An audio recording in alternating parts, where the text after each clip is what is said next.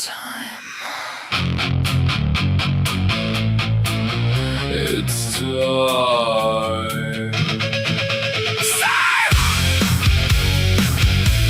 Movie moves, moo moo moo, moo moves, movie moves, boobs, booby booby boobs, boob boobs. It's movie moves On Thursday afternoon.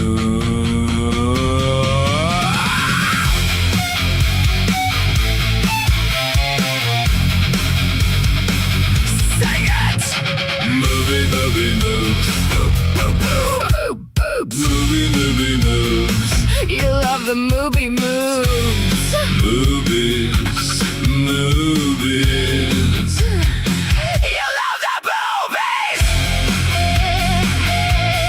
Don't you?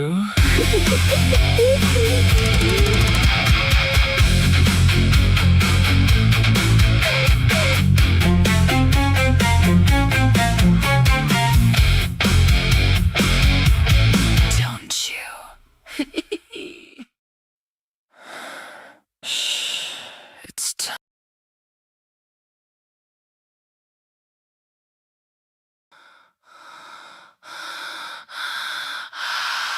Yes.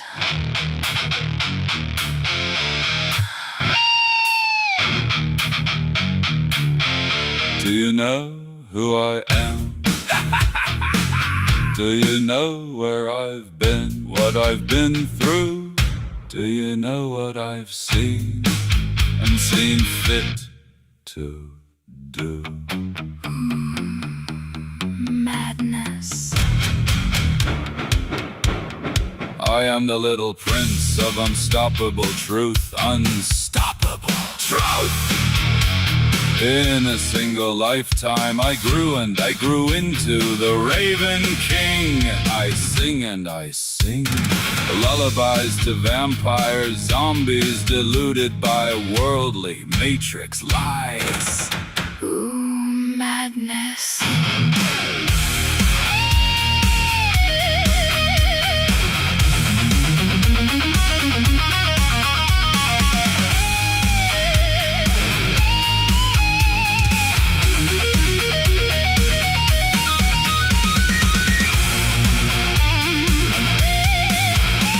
You can't harm me. My whole life is scarred. With truth as my sword, I'll cut you apart. Slice and dice, creepy demons, brutally not nice. It's a wicked world. It's a witchy world. My ravens and crows stand watchful, loyal, beauteous beings, humorous, wise and noble. My beautiful ravens and crows. My familiars. I was a little prince as a boy. Psychic and spiritual weapons I will deploy against you and your sick world of wretched evil demons. Your abysmal and rancid smelly hell realm, sewer matrix of recycled shit. You live in filth like cockroaches, and you love it. Most of you love the lies, sanity and conformity that I can only despise. You swim in disease, smiling slaves. Betrayals bring you glee.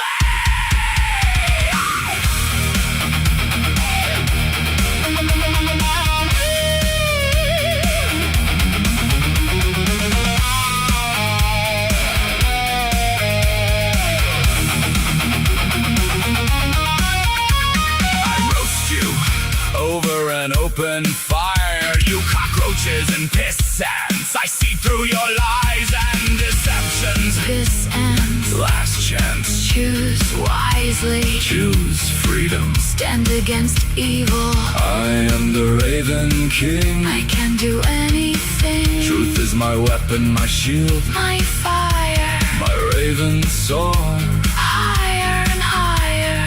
Justice will be done. Demons will pay for spiritual crime.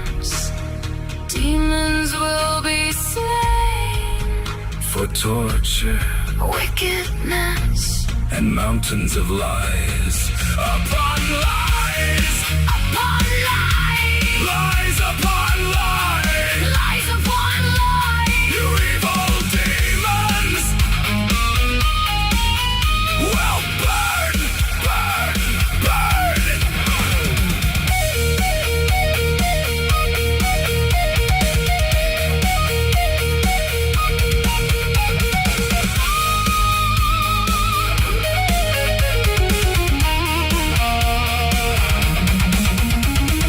Ravens and crows, ravens and crows.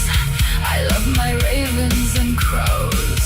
I have my own kingdom. I am my own being. Demons will ride and scream As they burn, burn, burn. here in hell forever and ever and ever.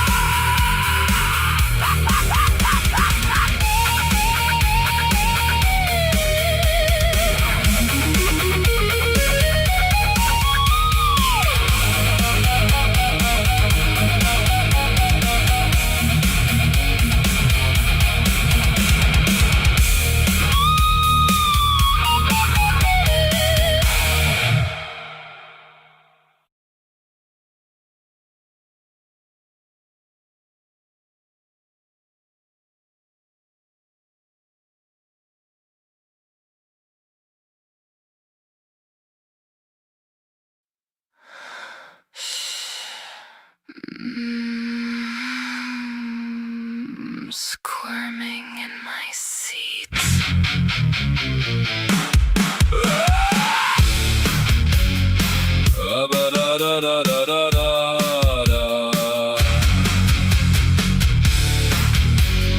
I put you on the spot and make your Gucci hot. Your Gucci Gucci Cuckoo, chakra.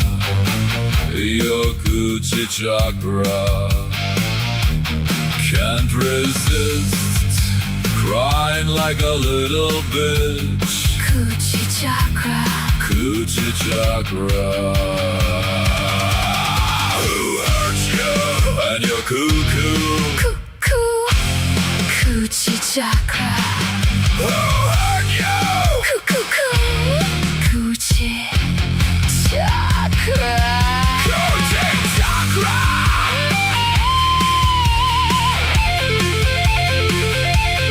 Coochie chakra.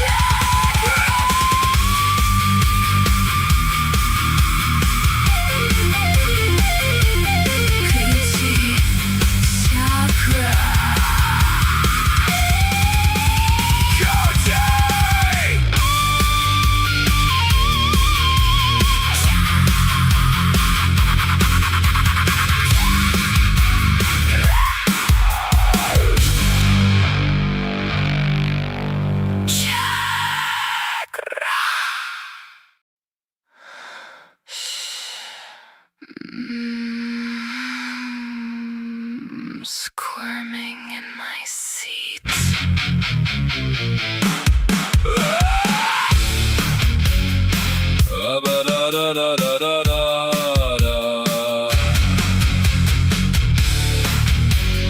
I put you on the spot and make your Gucci hot.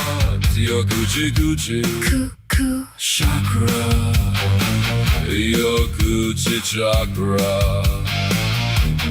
Can't resist crying like a little bitch. coochie chakra. Gucci chakra. Who hurt you and your cuckoo? Cuckoo, coochie chakra. Who hurt you? Coochie chakra. Coochie chakra.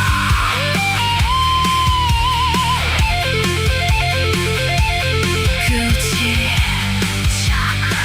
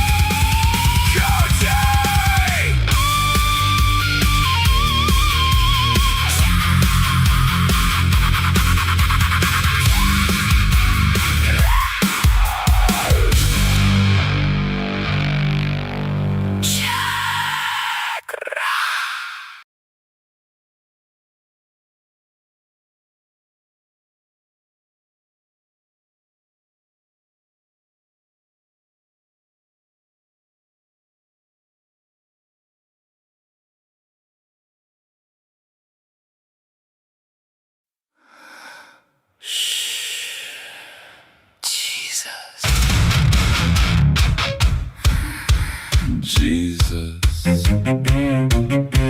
Jesus, Jesus loves me, yes I know, and the devil tells me so. Jesus loves me, yes I know, the Freemasonic Bible tells me so. Yay! Jesus! UFO Jesus, Cowboy Jesus, Chinese Jesus! Black Jesus, Dolphin Jesus!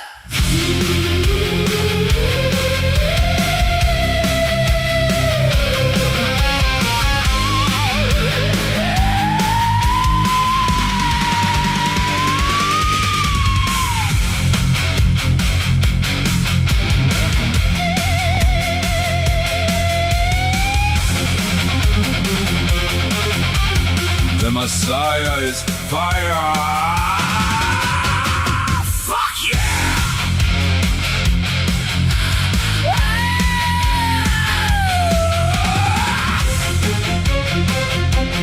Viking Jesus, Gangsta Jesus, homeless Jesus in a broken wheelchair. Jesus loves me, yes I know. And the devil tells me so, He assures me that Jesus loves me! Jesus! fuck you heretics. Thank Jesus! Praise Jesus. Glorious Jesus! Amen, Jesus. Hallelujah, Jesus! Yeah, Jesus. Yeah, boy! Jesus. Jesus! Surfer Jesus. UFO Jesus! Mexican Jesus. Yeah, homeless!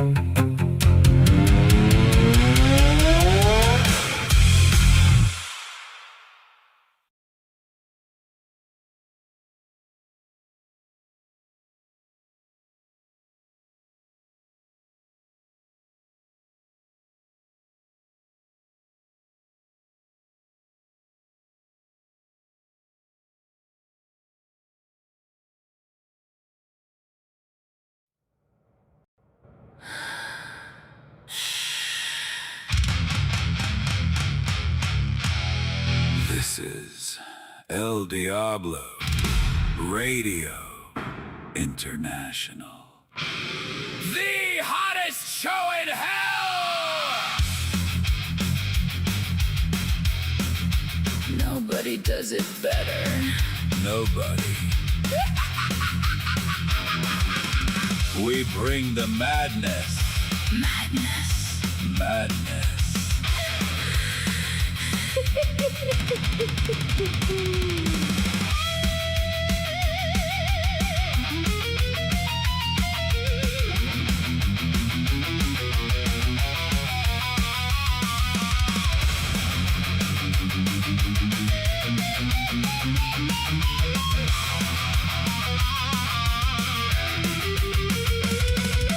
Ladies love El Diablo. That handsome, cheeky little devil. Ladies love El Diablo. Hot, hot, hot. El Diablo. El Diablo. El Diablo. El Diablo. You. Do you love demons? Do you love degenerates? Do you love losers? Maybe this is your home. Cockroaches. Maybe you belong here, forever here. To burn and scream, cry and sear in the fire. Filthy, Liars burning. in the fire. Burning in the fire.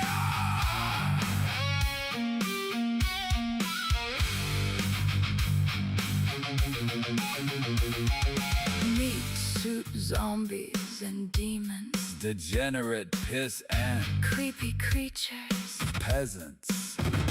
Piss ants.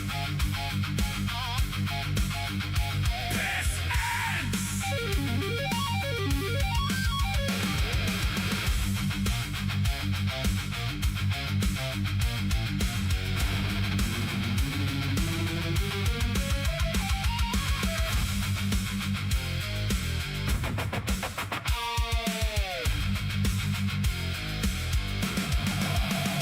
I'm the king of the castle. You demons are dirty. Dirty rascals. Dirty rascals. I'm the king of the castle. You demons. Are filthy rascals. Filthy Filthy. rascal demons.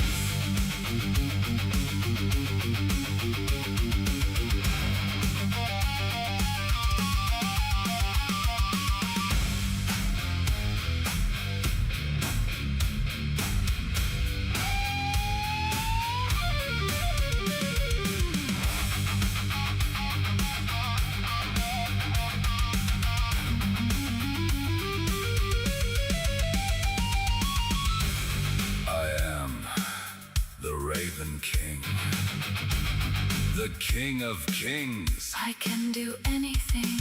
Anything. Anything. You peasants and piss ants You demon tarts. can't understand. You lie and gaslight. Extra hard. Extra insecure demons. You can only insult, mock, bash, and envy. You live in envy and fear. You belong Here, here, forever. sealed in here, Stay here. and burn.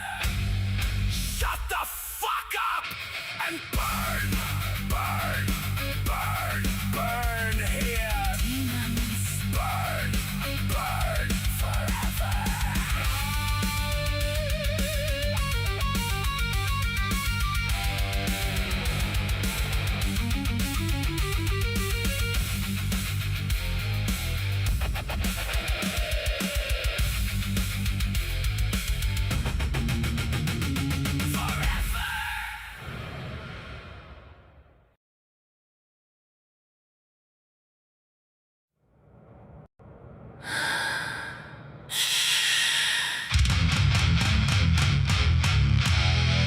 This is El Diablo Radio International. The hottest show in hell! Nobody does it better. Nobody. We bring the madness. Madness. Madness.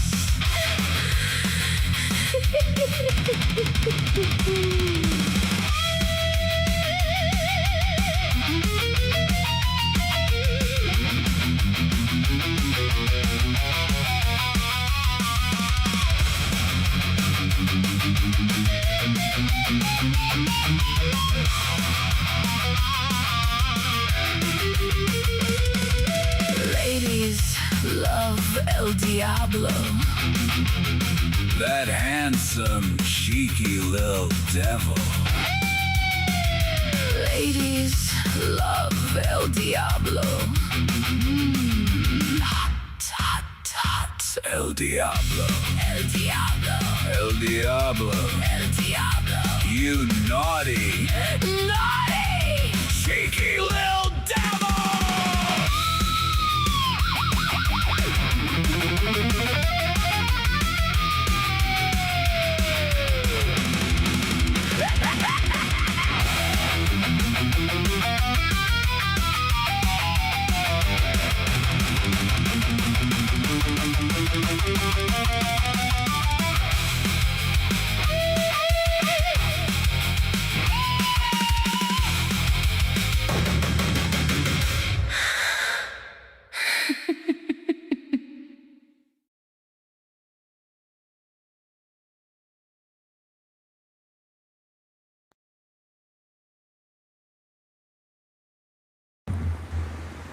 Hello.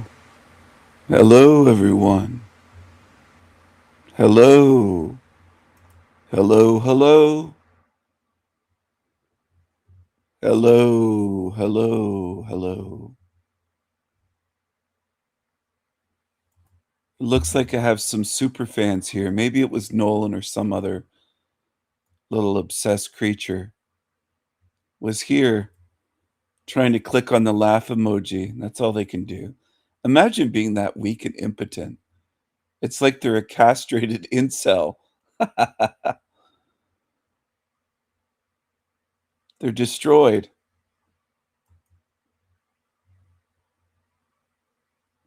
Creepy little creatures that belong here in Hell Realm. That's where they'll stay.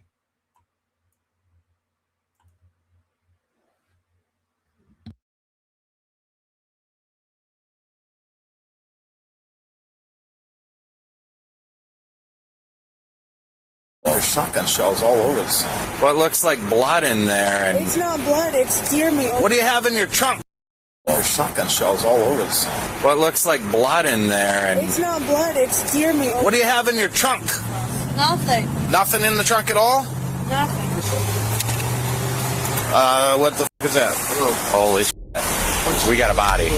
When Wisconsin officers pull over a car driving without a front tire, things quickly take a disturbing turn when they notice blood on the driver's hands and shotgun shells scattered across the vehicle. They would let the driver leave the scene, not realizing she had left behind one of the most vile secrets that state has ever seen. What follows would leave the entire police department visibly shaken, utterly speechless, and filled with rage. Yeah, we gotta go grab her.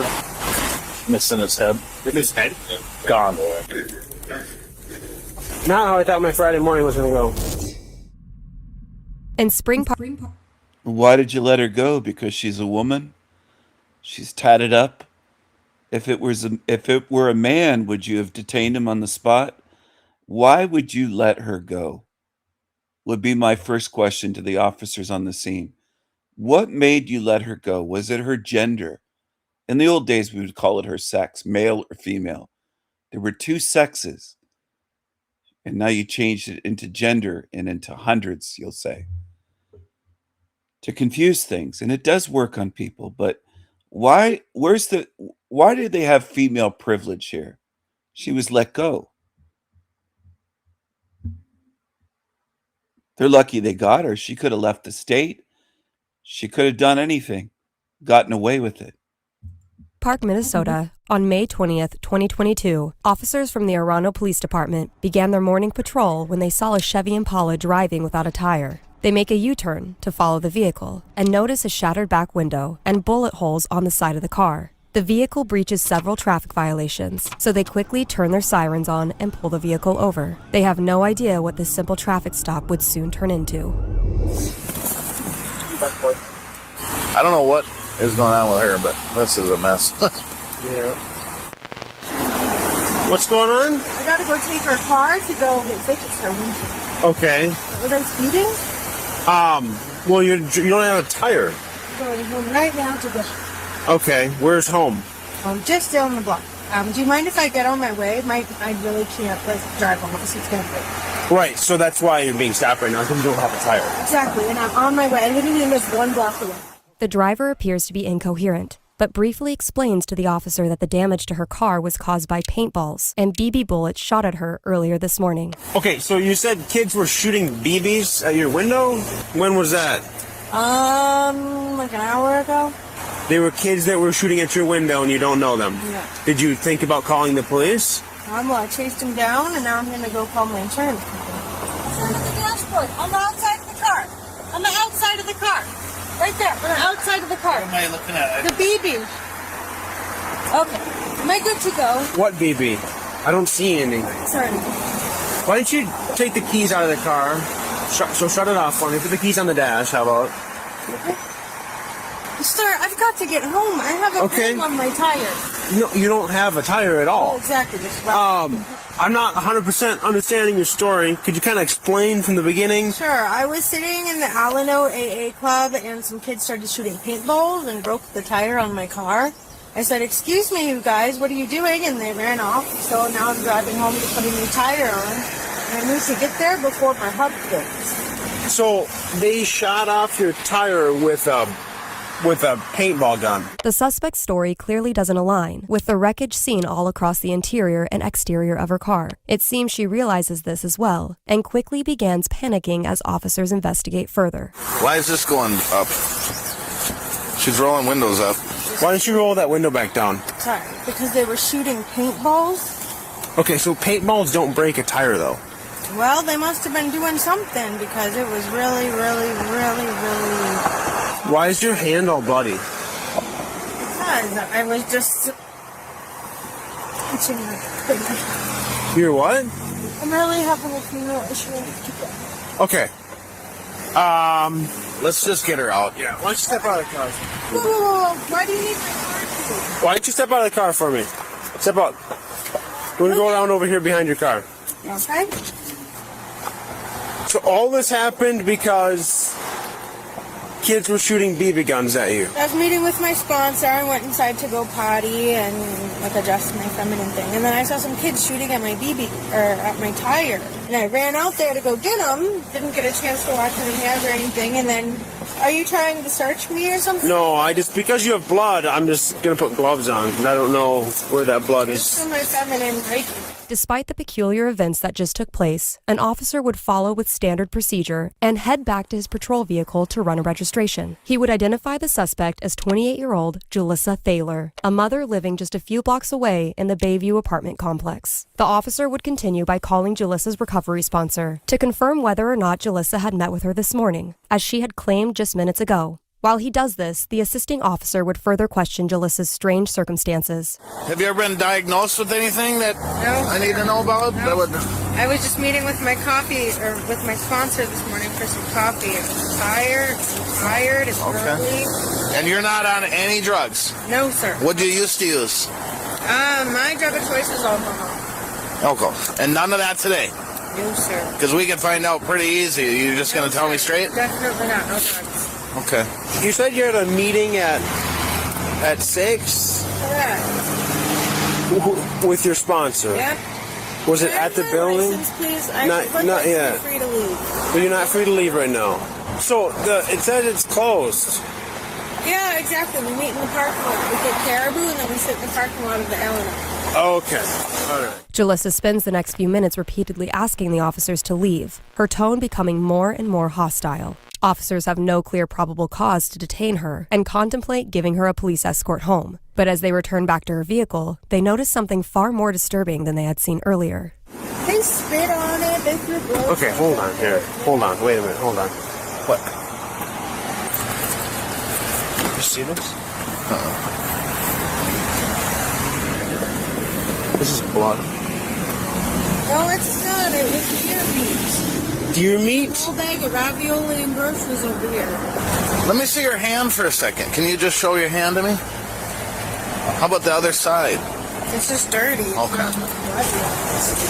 It smells like death in there. Deer meat. Doesn't it? It smells like death. I mean, Inside my car is a mess, but well, you can't really be mad. why didn't you get off the roadway? Because, You guys are being built.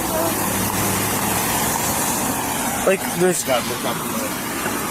Okay, this is clean. Can you look up?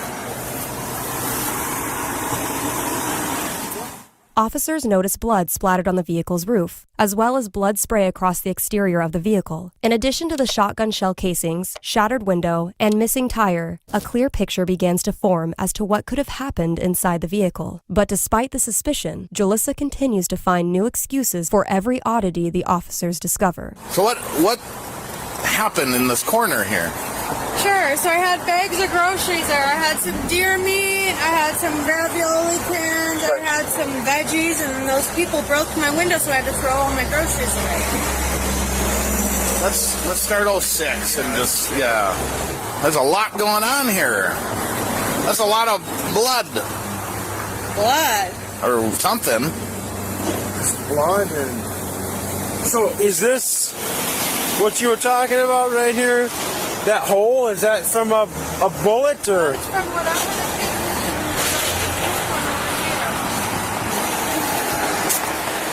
They had some BBs or something. Do we want to just put her in the back of one of our cars? Probably not a bad idea, yeah. Okay, yeah. Let's do that. What's that? So, we're just gonna have you take a seat in one of our squads. You're not gonna go in handcuffs, anything, but given the totality of all this, we're gonna try to figure out and make sure I have that... a broken windshield? Well, did you look up how much blood is in your car? It was deer meat. I had like a half-pound of deer meat. Where's the deer now? I threw it out. Why would you want it if it was all full of glass? Where did you throw it out? Oh God. Somebody's dumpster in the front yard. Investigators would soon find this dumpster and recover a bloody trash bag just like Jalissa had claimed. However, the bag would not contain the remains of a deer, but rather something far more terrifying. Back at the crime scene, the Orano County Deputy Chief would arrive to make a decision on how the investigation should proceed. But before he could even make it to the vehicle, Jalissa would waste no time in explaining her side of the story. So they just pulled it over for a traffic violation. I have a broken windshield and I'm missing a tire because the kids were shooting at my car. I had some groceries, some deer meat, some lettuce. So I had to remove all those groceries from the car. The deer meat kind of got a little spilled. The lettuce is spilled. There's a paintball in the front of my car. So I just want my tickets and I want to go home. Are you totally missing a rim and tire? Or No, what's the rim deal? is actually about to fall off. The tire is off. If I don't get home now, the rim could snap and I need to put my tire on. Okay, can it be changed here? No, the tire's in my garage and it's literally... Do you know where the Bayview apartments are? It's like 1 block away. Did this just happen? About like 6:30-ish or so. This morning? Yeah. Naughty kids shooting paintballs. Will you stay here? I'm just going to look at your tire just to see how it is, okay? The tire is fine. There's just no rim on it. There's no rim on it. Yeah.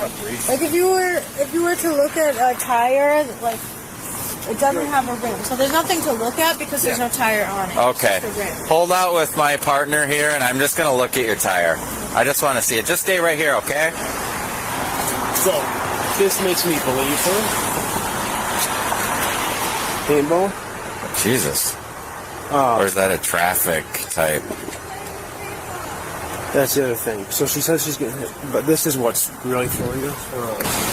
You can see there's a crap ton of blood. There's blood all over the car. See there? There's spray. And that. Is that yeah. Smell it. So what is all the blood in there? I'm from deer meat. Deer meat? Deer meat. Here, I don't want to stand in the traffic here. What looks like blood in there, and It's not blood, it's deer meat. I have a big bag. There's a farm around here that does deer meat and hamburgers, so I get fresh bags from them. where are the keys? I have them because I thought she was going to drive away from us. Okay. To me, I mean, it looks almost like a bullet went through hit a head, because it almost looks like there's some sort of matter on the back of that seat. Right. That's something bigger is going on for sure. Talk to me about the shotgun shells. Why is one spent, one's not spent? One's for target practice. I don't know, my boyfriend drives the car, but not there. Your boyfriend drives the car? Yeah. When was the last time he drove the car? 3 weeks ago. 3 weeks ago, and those have been in there since then? Yeah. Where's the actual shotgun? My boyfriend keeps it, I think, at his house. Who's your boyfriend? He definitely does not have a paintball like Who's your boyfriend? Julissa would proceed to identify her boyfriend as 27-year-old Robert Pickerainen. Officers quickly discovered that Robert has an extensive criminal history, including domestic violence, mental instability, and more. Officers would discuss their opinions on what could have happened, and quickly make it clear that they believe Robert may be the culprit behind whatever happened inside that vehicle. Any more about when the car was used by her boyfriend last, or her boyfriend's friends, any of that stuff? She's said nothing as far as that she was aware of. I asked her something, and it seemed to really shake her. I said, I'm worried about you, and she said, why? And I said, I feel like you might have seen something you didn't need to see. And she started rocking back and forth, and she wouldn't look at me for about a minute. So, and then I said, well, I'm really here to help, and I want to, make sure you're okay with whatever happened. And then she got really shaky, like rocky. And then I asked her, if anyone got hurt, and she just was rocking away. Given the whole vat of blood around, just the totality, we're going to impound the car. Yep. For a search warrant. She can talk, but we're going to try to get as much information from her on her boyfriend and his friends. Since you say his friends were into stuff that she didn't like. Yes. Yep, and she just said that. I do feel like we could get a really good statement from her if we sat down in a better spot. Yeah. A long one. A real one.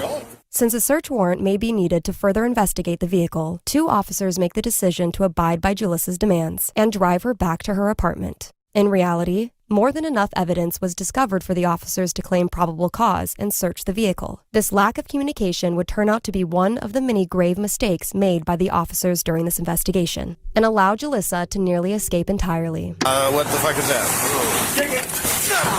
Hands up! Get on the ground! Get on the ground! But for now, an officer would calmly take Julissa back to her apartment.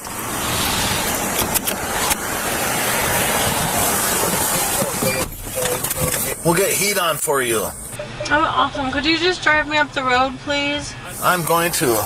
I certainly am. You guys take your time around here. I have things to do, and you pull people over for having cracked windshield. It's so horrible. I'm not even trying to be rude. It's just like I have personal, like a cell phone. No, you're not being rude. You have every right to ask these questions, and I'm glad you are.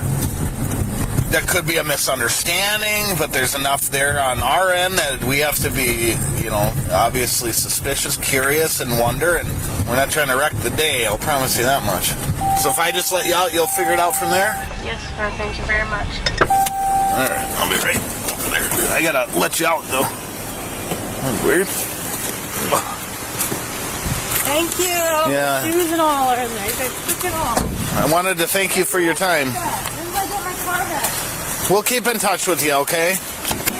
Thank you.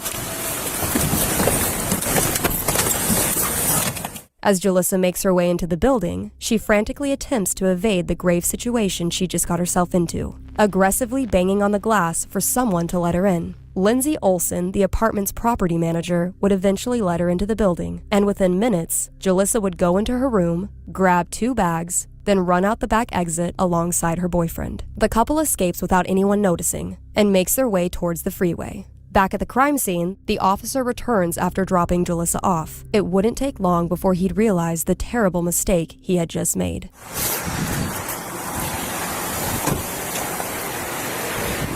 Just curious your thoughts on one thing.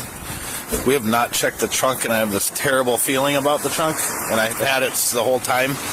I don't know if we can peek or if we want to leave it alone or knock and say, hey, anyone in there? But I think, in my mind, we have enough probable cause. I mean, there's this here, the safety measure. We are impounding. that's what I'm kind of Bring thinking. something back to our PD that has this. Yeah, We're all cambered up. I say we go for it. Pop it. At least be. How do you get this guy open on this thing? You'll have to pop it from the door, but I took him because I got him in the underwear. we had her. I thought she was going to leave on us. I don't have gloves. I degloved already. Whoa. What the fuck is that? Whoa.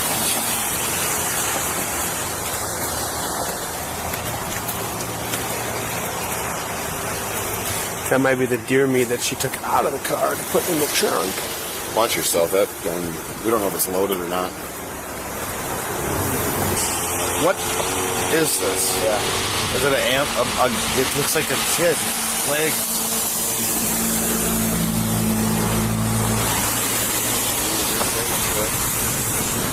Okay. Oh shit. Hey. There's many. That might be the deer meat that she took out of the car to put in the trunk. Watch yourself. That gun, we don't know if it's loaded or not. What is this? Yeah. Is it an amp? It looks like a kid leg.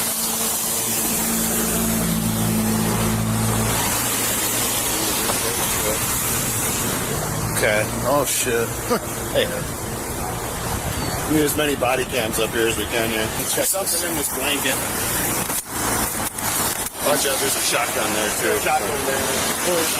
But there's weight to this blanket.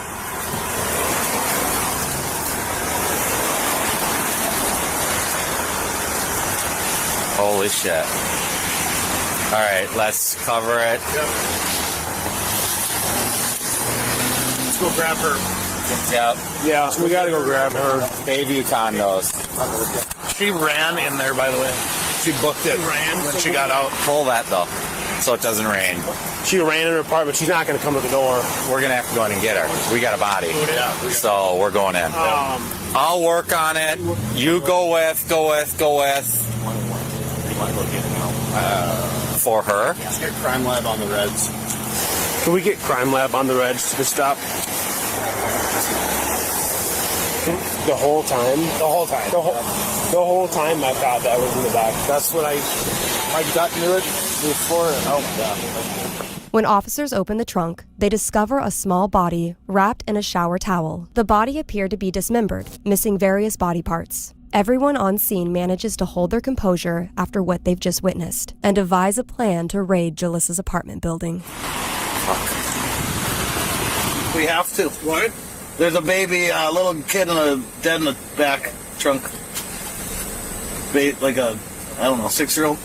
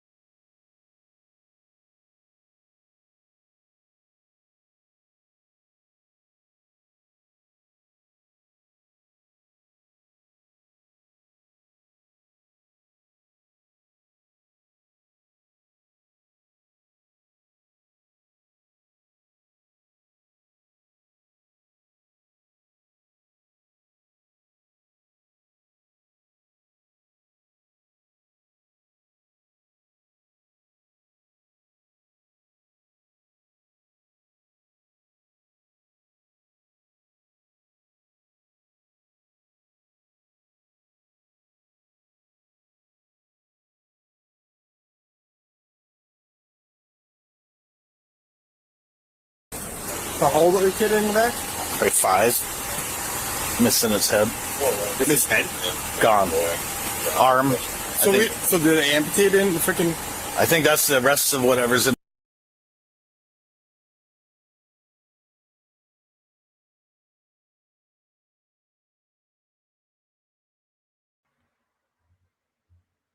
Is this a hell realm?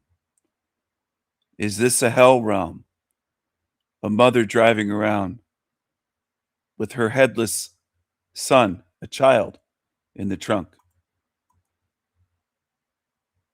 There could be 8 billion in this realm. There could be 10 billion. There could be 5 billion. However many there are, there's only a handful. It seems like a few handfuls. A few handfuls. That's what I meant to say. In this realm that can see where they are, what this place is. Are you going to keep defending it? No matter what happens here, are you going to keep fucking defending this realm and saying it's created by a good God? Well, then why does this happen? How's this possible? How do you explain this away with your mental gymnastics? You mental humans. They've just witnessed and devise a plan to raid Jalissa's apartment building. We have to. What? There's a baby, a little kid dead in the back trunk. Like a, I don't know, 6-year-old. How old are the kid in the back? Like 5. Missing his head. His head? Gone. Arm. So did they amputate in the freaking? I think that's the rest of whatever's in the bag. No, but where did they kill him at? Probably at Shell. What Shell? Shell gas station lot. I'm guessing. I don't know. I mean, You think it's the? I have a 40. I got a bunker and a 40. I can take this. Okay. I got a bunker. I don't have my body camera with me at all, so. So 2 people with body cameras up front. Up front. Her boyfriend may be at the apartment, may not be. What's her boyfriend's name? You want to work up on him? No. So her boyfriend and his friends are shady, according to her. The other people. So we don't have any workups on the people inside. No. I think we need it. Personally, I think we don't know if there's any weapons inside. I don't know if there's any other people inside. Or guns or anything. She said nobody. She said nobody's in the apartment, right? That's what she said. Yeah. She said nobody's in the apartment. Do not first give it time, and then well, see if she comes to the door. So she was driving. She's got blood splatter on her face and hands. There's a bullet hole in the back seat. Was there anyone? Did she say that anyone was with her though? She was avoidant of everything. So it could have been a trigger person. She could be the trigger person, or she? There was a shotgun in the back, in the trunk. There was a spent shotgun shell in the vehicle, and there was a non-spent shell in the driver's side compartment, and then there was a body in the back. oh goodness. What do you think? You've been like. This is not coming out. I don't mind doing it. This could be easily a standoff situation. Why are we going in? We should flow search. We should breach the door, go in, hold it, call her out. We just can't. You know what I mean? Like if we go in, well, we do have a murder suspect. Man. Within 15 minutes, patrol vehicles arrive at the building, carrying nearly a dozen officers and multiple bulletproof shields. Julissa is no longer a strange, discombobulated woman. She's the primary suspect in a gruesome homicide. Did you want this bunker, Kyle, or? Stepping out with the range, sure enough. 3550, copy, thank you. Can I mean 903? Where's the last way to go? Where's the quickest way for us to get there? Stairs right there? Right here. Actual ramp? Are we in your leg? No. Cameras on? Yep. Steve was on. Oh, 6 to 41, if you get a minute, call me.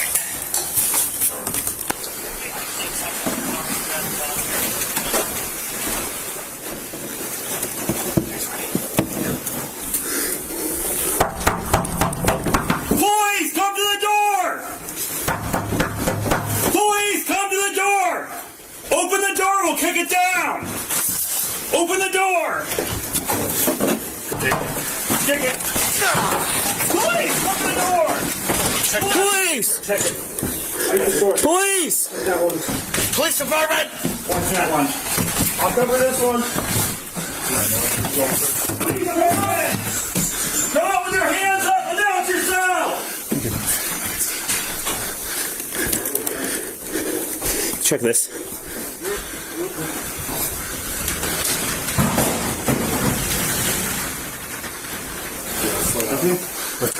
Good secondary search. Yep. As officers continue clearing the apartment, they realize both Jalissa and her boyfriend are nowhere to be found. Knowing she had completely tricked them, officers rush over to the building's property manager to check their cameras. 5681, 1700.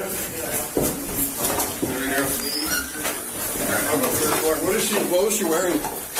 Really loose, flowery pants, but I think she's changed.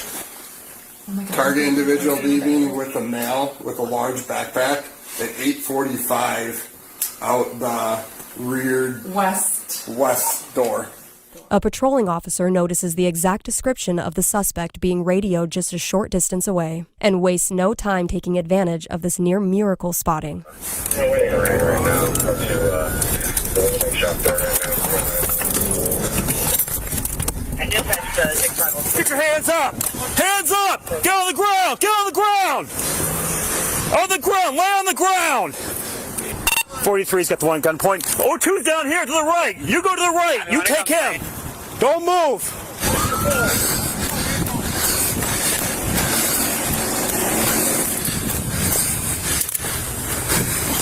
You want to double that? I haven't started the search yet. What's going on? You're being detained for an investigation. For what? Do you have anything on you that will hurt me? Guns, knives, needles? No. Okay, we're over here. My way here. Start setting up. Thank you. What? Why'd you arrest my boyfriend? We'll talk here in 2 minutes, okay? Okay. Yeah, let's do that. Let's go. We're going to go into water patrols and we'll bring it over to yours. Okay. What the fuck is going on? Seriously, what the fuck is going on? 940. Well, no, what the fuck is going on? Seriously. You'll be explained to it at the police department. You're being detained right now. For what? Put him in there for now. For what? They ain't doing this. Walking down the streets, all the fucking doing. Okay, yeah, if you want to throw him, you can throw him back to see my squad. Okay, all that change is going on. Yeah. Is he in that one? Sit back. Scoot my way. Scoot my way more. You gotta talk with him. Yeah. What'd you learn? I learned that he's not in the... That's not what? I learned that he's not in the... Okay. Even she smells like the dead body that we found. She smells? Yeah. Not how I thought my Friday morning was going to go. I was trying to work on a PI report. Jalissa calmly watches officers detain her boyfriend, and while Robert may appear suspicious, his remarks about knowing what was going on would turn out to be completely true. While both suspects sit inside the patrol vehicles, officers briefly discuss the chaos that had just erupted. Canaan's canceled, helicopters canceled, South Lake, Minnetrista, they should all be canceled. So we have hounds of her every single day getting her kid out of the car. Is that who you think the body is? Yeah, I think it's a 5-year-old Mrs. Shirley. Yeah, that's her only kid, Ethan, I think, Eli. And he's all over the fridge. I noted that. That's weird. When she was in the back of his car, I could smell it on her. Smell what? The dead body smell. Oh, really? Right now, he's a suspect for... Yep, he's a suspect. Yep. I'm assuming this is a first-degree homicide. If you chop someone up, that's a first degree. It's got to be. Who does that? Is it chopped up? Well, if they're missing an arm? Well, a shotgun could do that too. For like a second. Okay, but yeah. And you think it's the kid? Yeah. Holy shit. The officers are shaken by the vile details of the case, which would only worsen as they locate the dumpster Jalissa had claimed to throw her deer meat into. Were you able to see exactly what she threw in? I have no idea. I Okay. mean, that looks, those 220s look like somebody changed out a bunch of 220s and... Okay.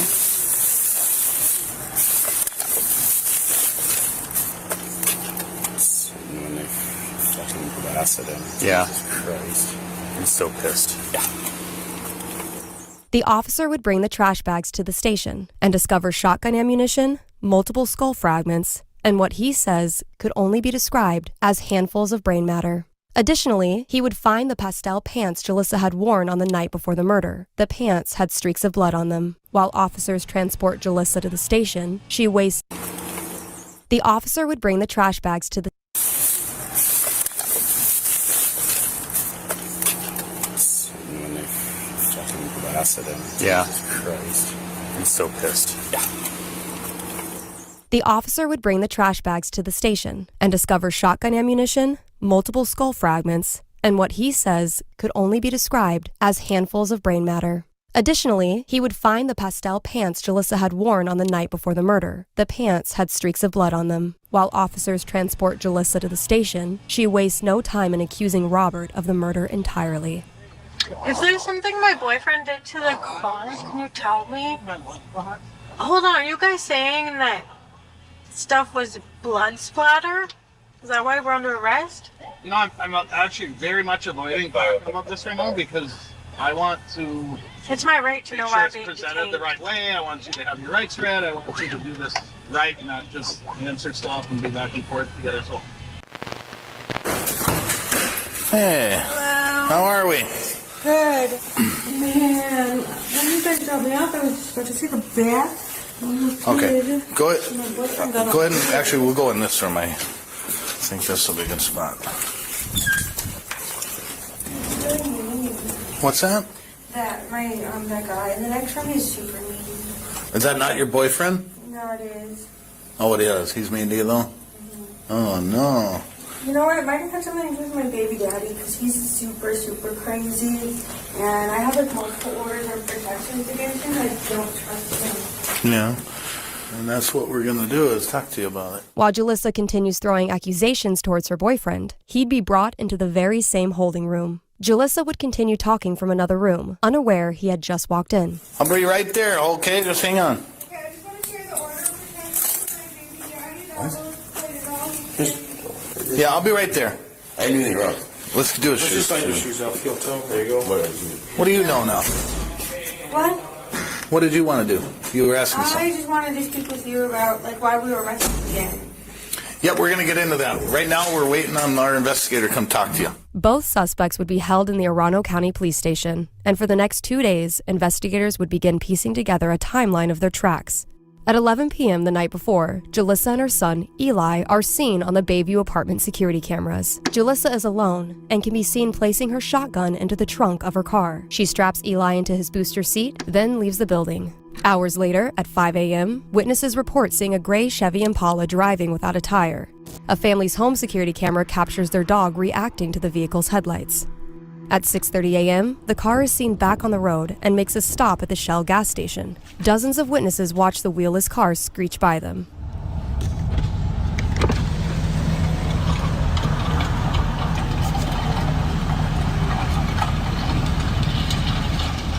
Witnesses would watch as Jalissa grabs bloody trash bags from the inside of her car and throws them into the gas station's dumpster. This dumpster contained the trash bags full of brain matter, which the officers had confiscated earlier.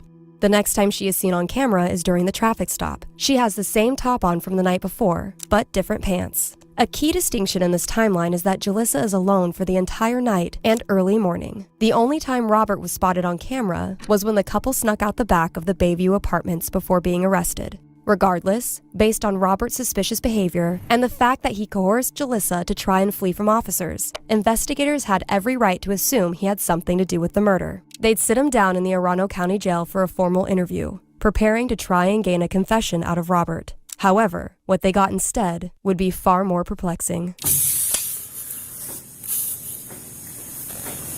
That's why we're here. Yeah. Now little boys Can't believe it. It can't be happening. all wrapped up in the same blanket in the trunk of that Impala. I didn't do it. So we're here for Eli. I did not do that. No way. No way. Is that the shotgun you guys would shoot? Can't tell. Well, just look at it. Yeah, he's on. That's it. Why do you think so? Same color as the barrel. How can you tell? I don't know. Can't tell. About a month before Eli's death, Jalissa applied for a permit to purchase a firearm. A week later, she went to Shakopee Fish and Firearms, but didn't buy anything. On May 19th, one day before the traffic stop, Jalissa and Robert would go to the All Seasons Sport and purchase a shotgun. Alongside 40 rounds of ammunition, they'd quickly go to a gun range to test out their new weapon before heading home for the night. Is this the blanket that she would use? Yeah. What's this cardboard? Is that the... What you makeshift route. Eli, did you ever see him? Did he have like a school backpack? I don't know. Like you ever see him going to school? You guys dropped him off the one day. Does he have a backpack that he goes to school with? Does he have a lunchbox? I don't know. So that. I see him wrapped up. Dead. So what do you think? I think they killed him. Why do you think that? I don't know. But I know it wasn't me. I was sleeping all night. I put everything in a lot of ice slept all night. You just said you think she killed him. But I don't know why. I don't know what for. What was the motive? What's this? What's that? What's it going to cause? What's it going to prove? What? I don't know. Can't think of it in my head. Unless there was insurance policy money, I guarantee there was. You guarantee there was? There could have been, yeah. I didn't think that. No, it wasn't me. I was sleeping all night that night. What are you going to say when we tell you that, we already told you that she said you got the shotgun, you bought it? No, I didn't. No, I didn't. No, I didn't. I did not. I did not get the Rob, shotgun. She got it. We're just talking now, okay? She got the shotgun, not me. I know, but we kind of already said she's kind of pointing the fingers at other people. What? How can you help yourself? How can you help yourself? How can you prove? I see my phone, I can do something. How can you prove when she says, we planned this, he knows all about it? I don't know what you're talking about. What is plan what? How can you help yourself get out of that? I'm confused, man. I don't get this shit. In anything that we deal with, when somebody tells us one thing, what do? We investigate it. What plan? What are you talking about? So what Brad is saying is, what proves to us that you didn't do this? Robert seems to be genuinely shocked that detectives assume he was responsible for Eli's murder. He has little to prove his innocence. Robert's best plan of action would be to ask for a lawyer and let the forensic evidence prove his alibi. However, he decides to continue talking, only making the situation worse for himself. Is there anything that you can... But I know it wasn't me. It doesn't make sense. I was in bed all night, sleeping in her bed all night. We know that. That door would have let off. The door would have set an alarm off to her phone, let her phone know that so on and so forth that I can't. Hey, Rob, we know that. We know that. Get this. She did something. I don't know what she did. She did something. She killed him. I know she did. How do you know it? I just know she did. I know for a fact she did. How? I know for a fact she did. How? Because I just do. Because what? I just do. I just know. You can't, that's not She's the only person that had to have done it. You can't say I know for a fact. She's the only one that had access to that gun, not me. I didn't know where it was. She put it away in storage or something, she said she did. And she pulled it out the same night that he dies. That's pretty fucked up. When you guys would get done shooting, she would put the gun away somewhere that you didn't know? Yeah. It wouldn't stay in the car? No. It would come into the apartment? Yeah. And then she put it somewhere in the apartment? I don't know where. She was not talking to me for days. She just... When she says he knew that this was going to happen, he knew this was the plan. No, I didn't. How do we prove that, though? What plan? What plan? I didn't know nothing. The plan to kill Eli. I didn't know that was the plan. Because she's pointing a lot of fingers at other people. There's 2 people in custody. What? And there's, you and Jalissa. Yeah. And let's just say that we were getting 2 completely different stories. So we want to help you if we can. But you gotta work with us. You gotta help us. Why am I in this? It's my brain problem. Okay. We have a problem. Just hold tight for a second. Why am I in this? Robert makes it clear he had no involvement in Eli's death whatsoever. Robert can't be seen on any camera alongside Jalissa the night of Eli's death, and detectives have nothing to accuse him of other than Jalissa's scrambled accusations. Following this, detectives would send Robert's phone off to be analyzed for movement patterns to determine whether or not Robert was in fact sleeping the entire night of the murder. Meanwhile, just 30 minutes later, detectives would sit down with Jalissa for a formal interrogation. They planned to catch Jalissa in a web of lies. However, one crucial mistake would leave everything said in the interrogation fully exempt from her trial. Hi guys. Hey, Jalissa. What did you find out? Well, I don't enjoy being in jail when I'm innocent. You are in custody, just like I did a couple days ago. Anytime I'm talking to somebody who's in custody, I have to read them their Miranda rights. Okay, so I'll do that now. Detectives begin by reading Jalissa her Miranda rights. She's familiar with these rights and knows she can end the interview immediately if she requests a lawyer. Having each of those rights in mind, do you wish to speak with me right now?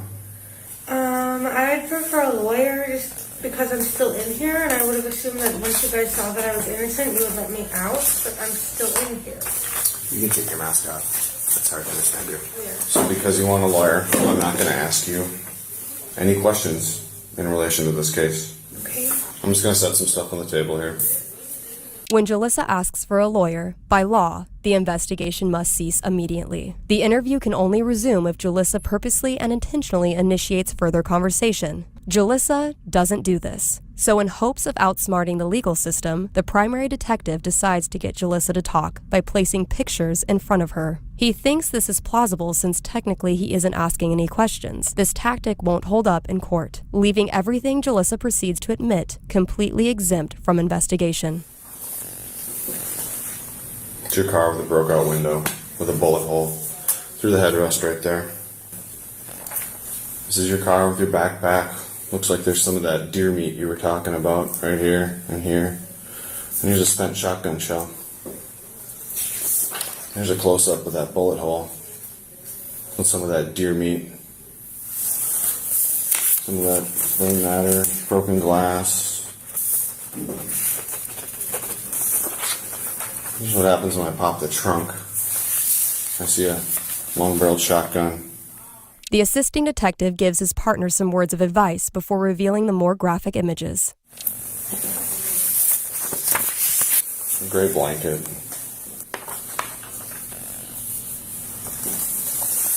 That little boyfriend? Yep. That's Eli. It's Eli. Confirmed? Did you confirm it?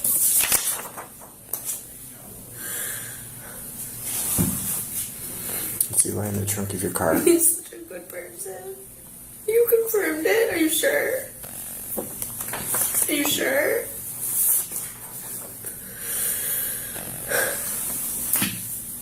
That's a dumpster. That's a dumpster. You know exactly what that is. I don't. And you know exactly what that is. So you confirmed it's my baby boy. I don't want him to be involved at all in whatever they're doing, but you confirmed it's 100% my baby boy? I'm not getting an answer from you, yes or no. That's kind of important. Yeah, that's Eli. So yes?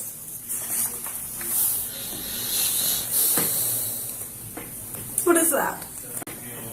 You tell me. I don't know. You tell me. That's Eli's booster seat.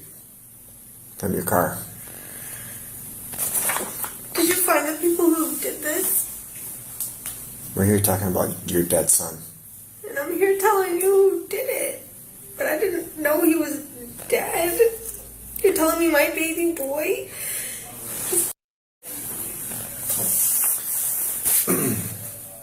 This dumpster is where we recovered a lot of his head, brain, tissue. This is the same dumpster that we have witnesses. That's this car with no tire and a broken up window, describing you dumping all this stuff in.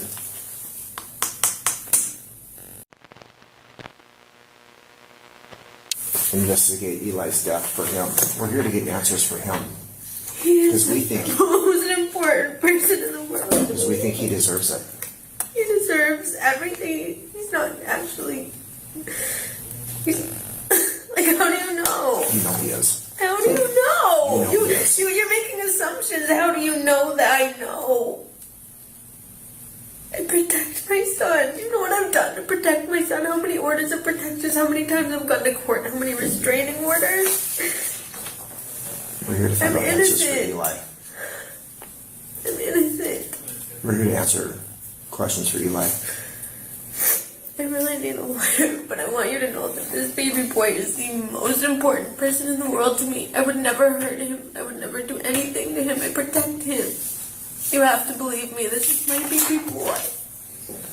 So we have scenes all around town where you were seen dumping parts of Eli in garbage What do cans. you mean? In garbage cans. I would never do that. Dumpsters. Witnesses saw you take this and throw it into a dumpster. I would never do that. What I would do is be pulled over by the police, scared as heck that they're gonna come after my life. Do you want to answer the questions about this? About this Eli death investigation? Do you think I'm innocent? Do you want to answer any questions, or do you want a lawyer? I want a lawyer. Okay. I'm innocent.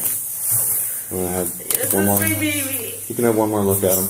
This is my baby boy. He's the most important person in the world to me. He is my world. He is so kind. He deserves really good things. He's not a bad person. He doesn't deserve bad things. He deserves people to give him hugs and snuggles and people to protect him. He doesn't deserve this.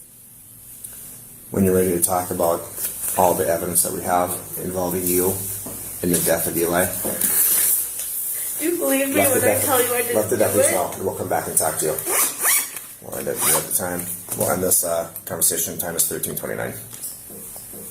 Following the interrogation, both Jalissa and Robert would stay in the county prison awaiting trial. Robert wouldn't stay long, as detectives saw no movement on his phone the night of Eli's death, alongside CCTV showing Jalissa left with Eli alone at 11 p.m. He was quickly ruled out of the investigation. The same can't be said for Jalissa, who would be charged with first and second degree murder for the death of her son, Eli. She was held on a $2 million bond and would sit in jail for nearly 6 months before the start of her trial. Jalissa pleaded not guilty, continuing with her alibi that both Robert and her ex-boyfriend forced her at gunpoint and eventually killed Eli. Robert would take the stand, testifying that he and Eli were playing with their kittens when Jalissa began hitting them. She grabbed her shotgun, as well as Eli, and went downstairs. He'd fall asleep and wake up to Jalissa insisting they need to leave, and that the police were after them. Assuming they were wanted for drugs, he obliged. Official reports claim Robert held back tears while describing the story.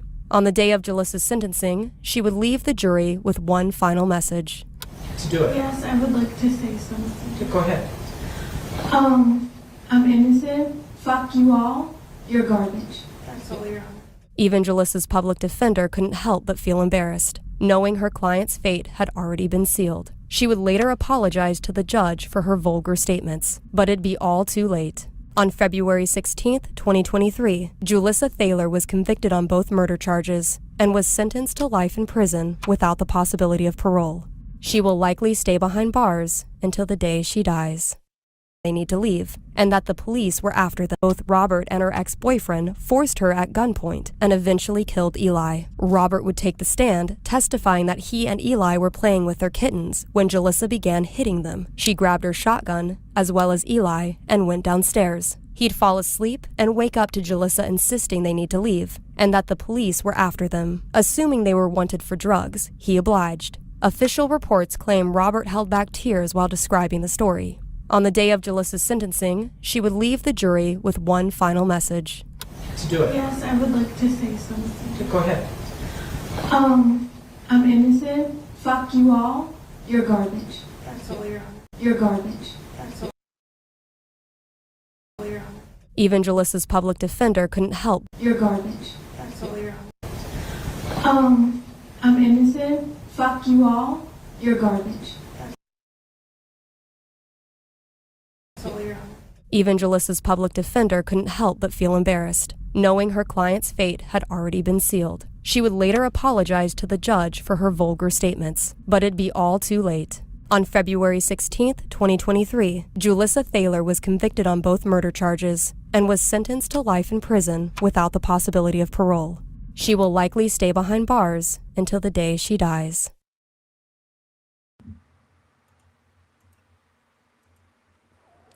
Hello. Do you understand that this is a hell realm? Are you starting to catch on? Because there aren't that many in this realm that do. I haven't been able to find many my whole life that understand what this place is, no matter how much evidence is shown to you. It's like you don't care about evidence as humans. You don't care about facts and evidence. You prefer lies. And most humans are liars. And they play little demon games. They think it's all a big joke. But it isn't. It isn't a joke. And you're going to pay. You're going to pay for the evil you've done here, the evil you've defended, the evil you've supported. You're going to pay. Just like that bitch that killed her little son and splattered his brains all over the car, in the trunk, the dumpster at the gas station. You're going to pay.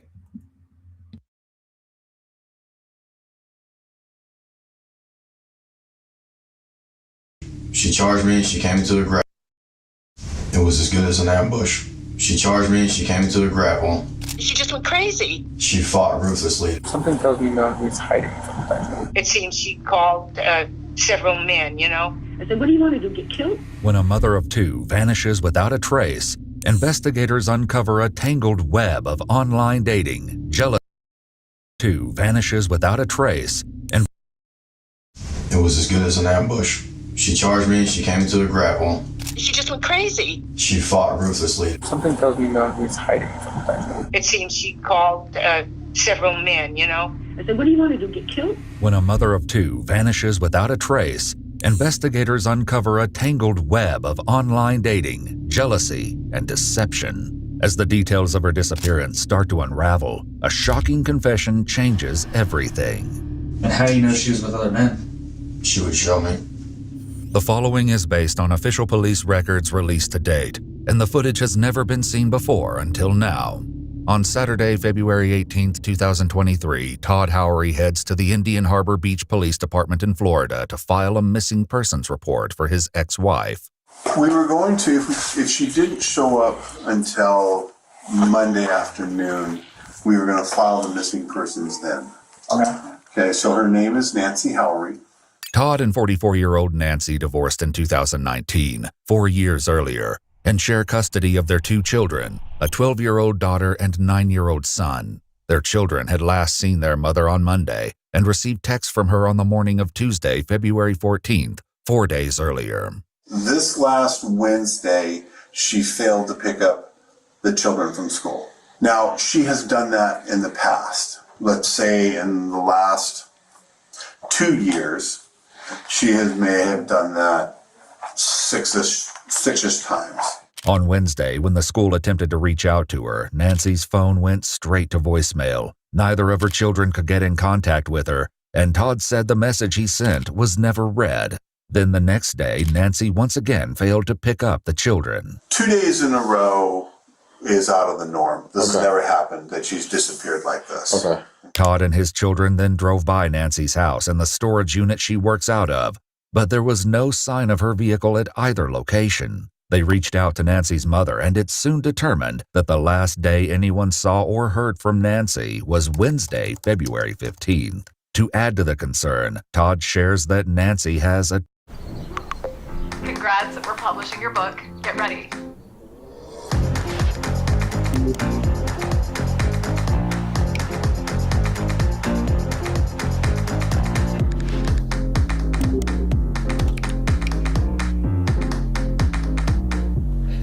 Yeah, I didn't expect the book to get this much attention.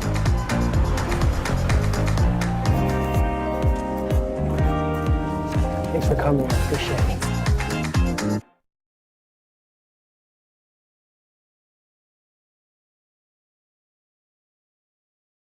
What if you could make a song using only your voice?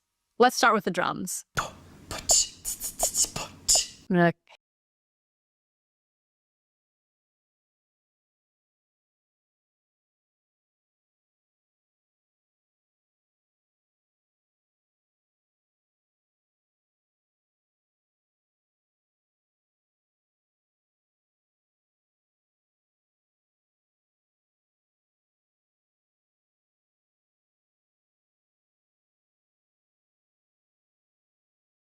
Fallen world. Where's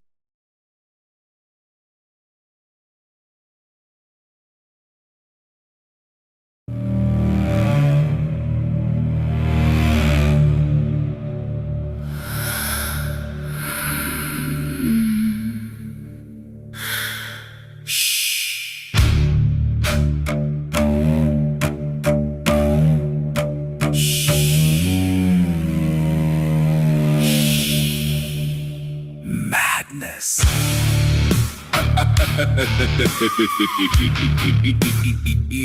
Madness.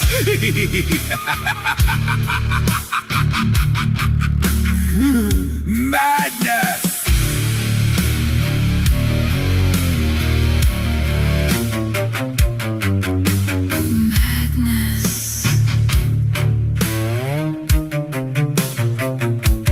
If you are mad, you are mine, part of my crazy tribe.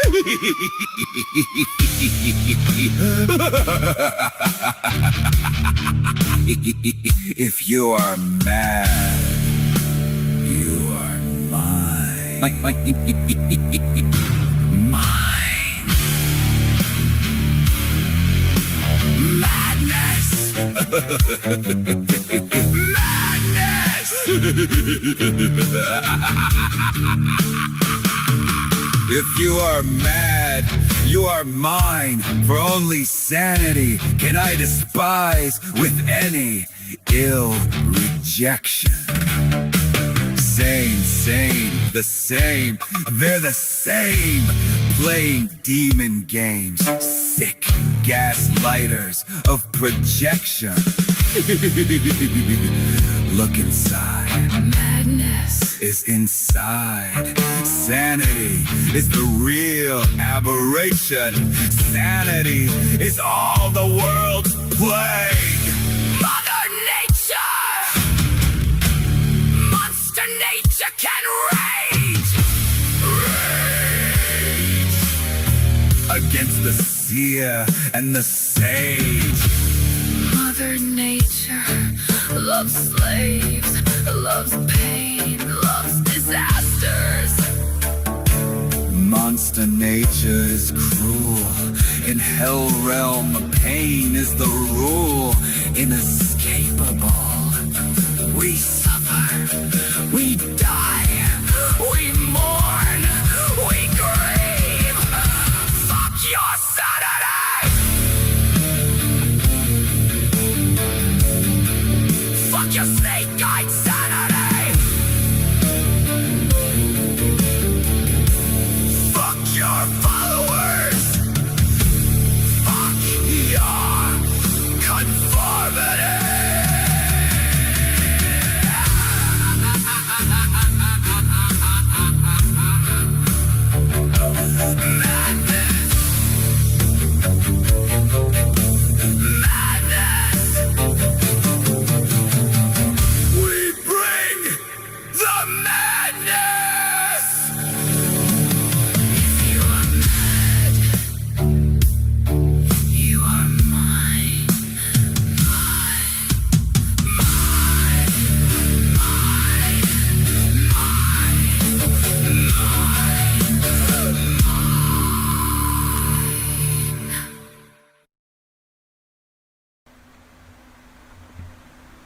Hello, everyone.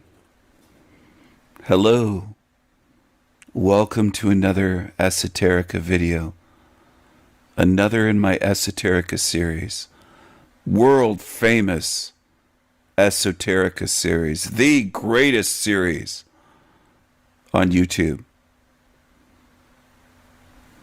Let's explore this topic together. Do you want to explore with me? Let's explore this together.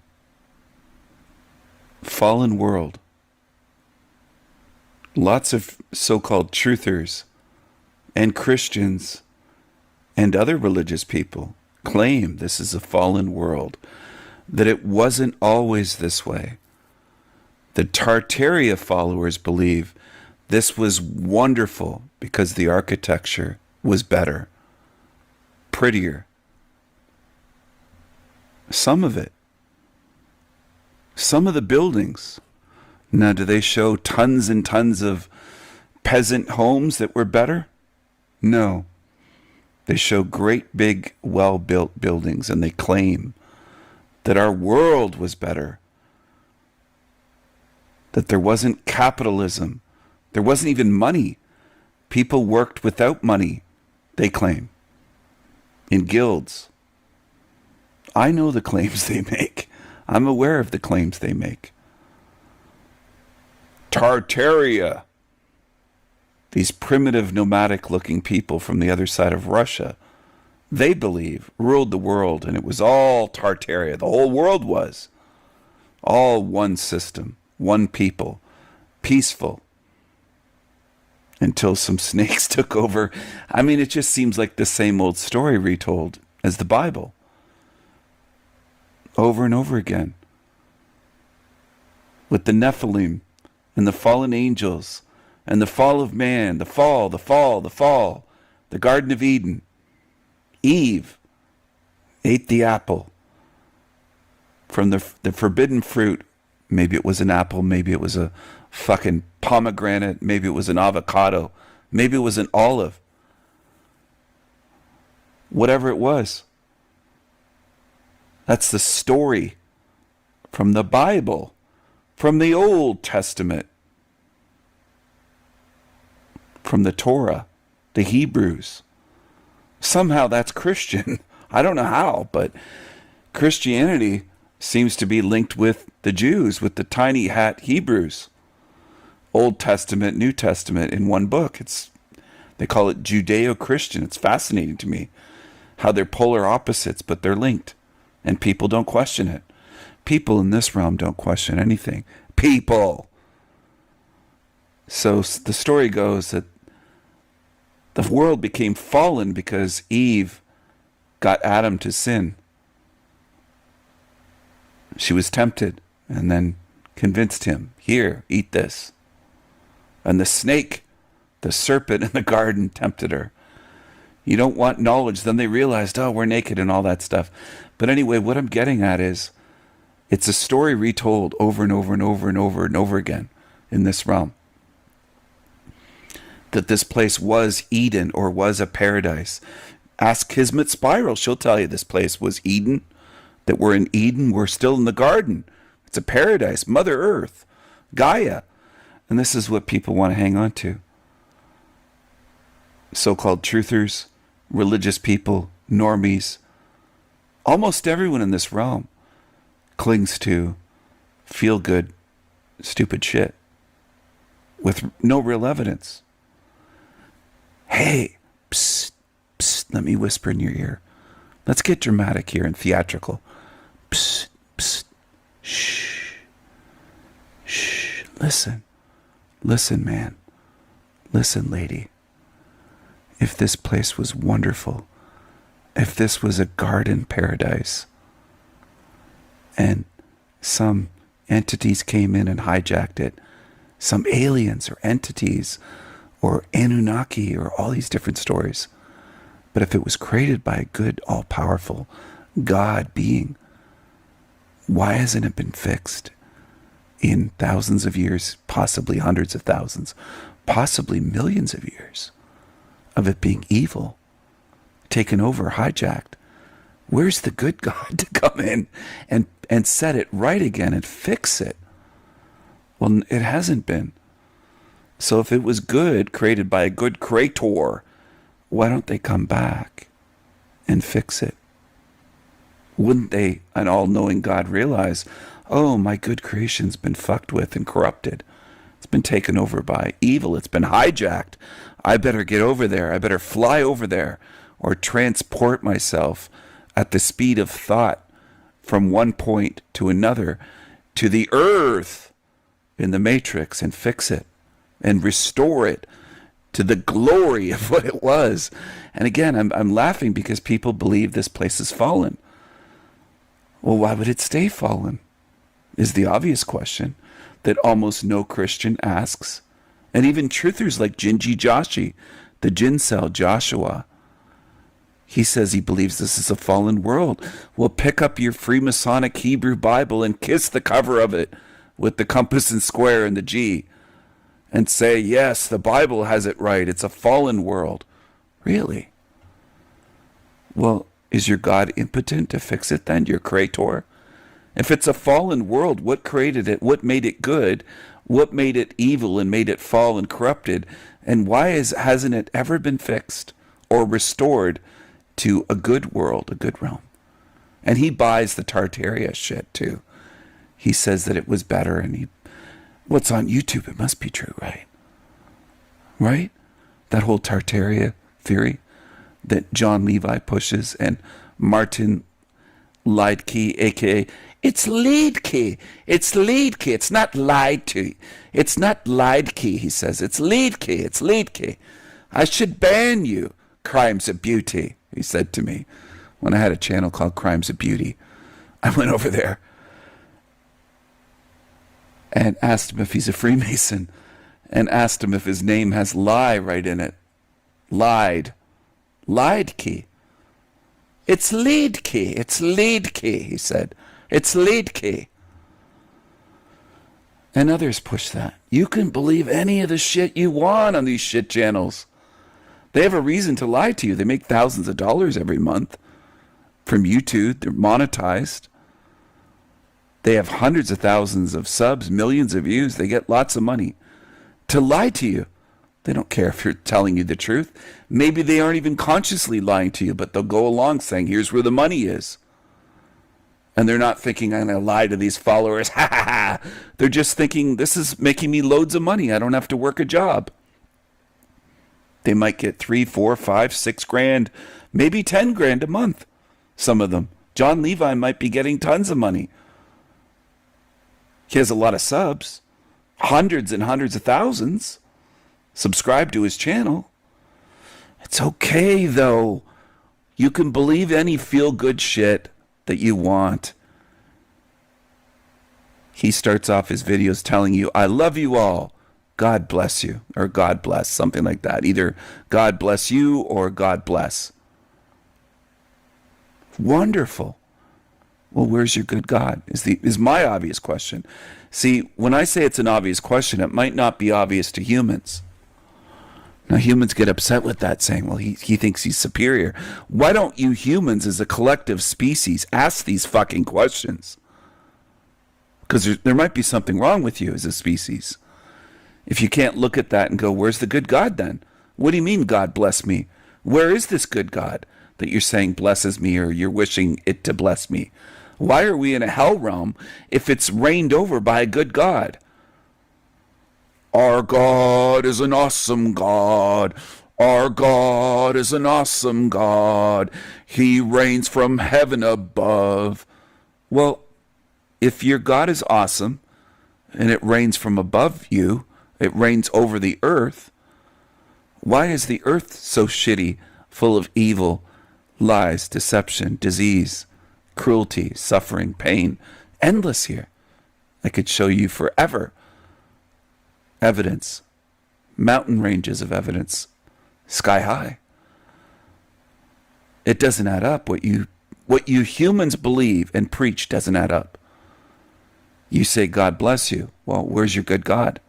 Because I'm in a hell realm and I see suffering and evil and deceptions and pain and zombies all around. I see what I see. I see what's there. I don't do mental gymnastics and mind fuck myself and lie to myself and deceive myself or self-deceive. I don't do that. I look at reality as it is. I see truly with spiritual eyes as it is. I don't look at an ant and call it an eagle or a falcon or an elephant. I look at an ant and it's an ant. I don't try to make it something else. I don't look at hell realm and pretend it's paradise, or that it could be, or that, oh, it must have been. It must have been paradise and it just fell. It's a fallen world. Where's your evidence for that, please? I should pause here for minutes and just let people ponder that. Where's your evidence, religious people and truthers, YouTube truthers as they love to call themselves, Kismet, Spiral, Joshua, and others, keep saying, well, this is a fallen world. Where's your evidence, please? Do you have any? Or is it just you're making it up, or you're just repeating what you read in the Bible? Are you going back to the Bible again? A lot of truthers do that. They circle back. They regress back to the Bible. They think that has the answers. Is there evidence beyond that book to support that book? Or are you saying it's true because it's in the Bible? How do you know the Bible's true? Well, it's in the Bible, they say. How do you know the Bible's true? Well, it's in the Bible. It's that circular reasoning that's ridiculous. And that's the state of the religious mind of this realm. The followers. The culted. The cultees. The cult followers. Not just the Bible. Not just the Torah. And not just the Talmud, which is evil, in my view. Not just the followers of the Quran. Not just Buddhists, Taoists, Hindus.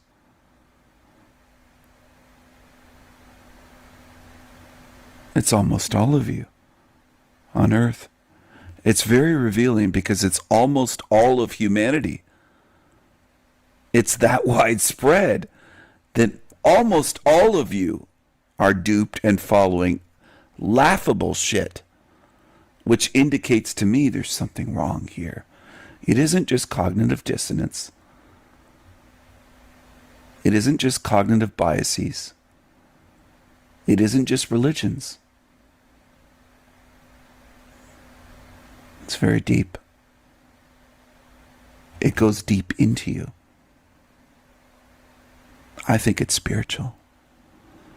Because you could say religion's mind control, this is mind control, people are taught this, they're raised this way. I'm familiar with all that, the programming. I think it's deeper. I think it's spiritual differences. And I might be the only one to delve this deeply into that. That viewpoint is very different from all the other stuff. I think there are spiritual differences that explain a lot of this realm. And why so many of you are willing to kill. You're willing to fight, kill, and die for what's invisible to you. You have no evidence of a God or a loving God, but you're willing to do that. It is interesting. And you won't just call it a God and it's invisible, you can't see it, but you'll call it good. You'll insist it's good. Well, is it? This doesn't look like a good creation. This doesn't look like a good place. And then they'll circle back to, it was, but we caused it. We ruined it. Adam and Eve, or these evil snake beings that came down, or the mantis beings, or the Anunnaki, Enki and Enlil came with their crew, or something came in and fucked it up. And it's never been fixed since. No entity, no God has come along and said, hey, we got to restore that place. It's fucked up. People are being tortured and babies are slaughtered, and there's millions and millions of abortions every year, and there's millions of deaths. It's a horrific place with deformed children and disabled children and over 10,000 named, documented, diagnosable diseases for humans, and there's diseases for animals. It's a fucking hell. It's a cesspit. It's a hellhole. It's a sewer matrix. It's hideous and dark and disgusting. We have to correct this. We can't leave it like that. That would be horrendously immoral to trillions of creatures.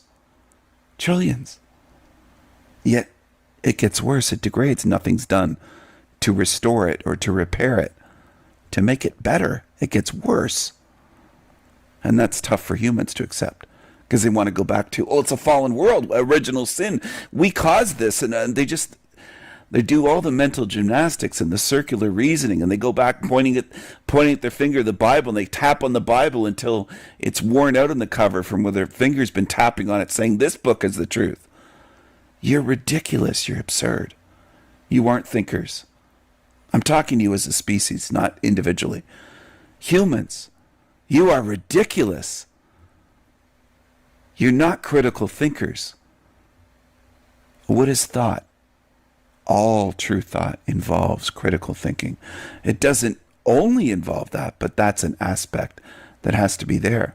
Because without critical thinking, you're not thinking, you're just believing, repeating, following, thoughtlessly, mindlessly.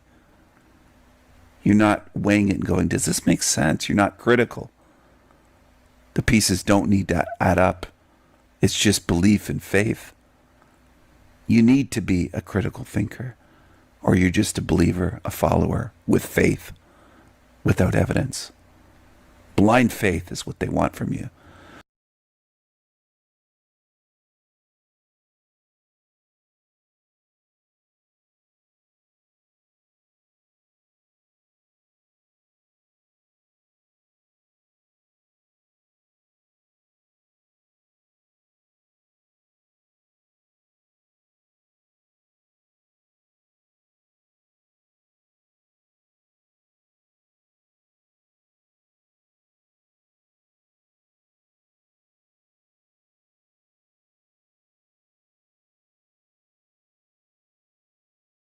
Eli Hart was born on December 15, 2015 to parents Tori Hart and Julissa Angelica Genrich Thaler.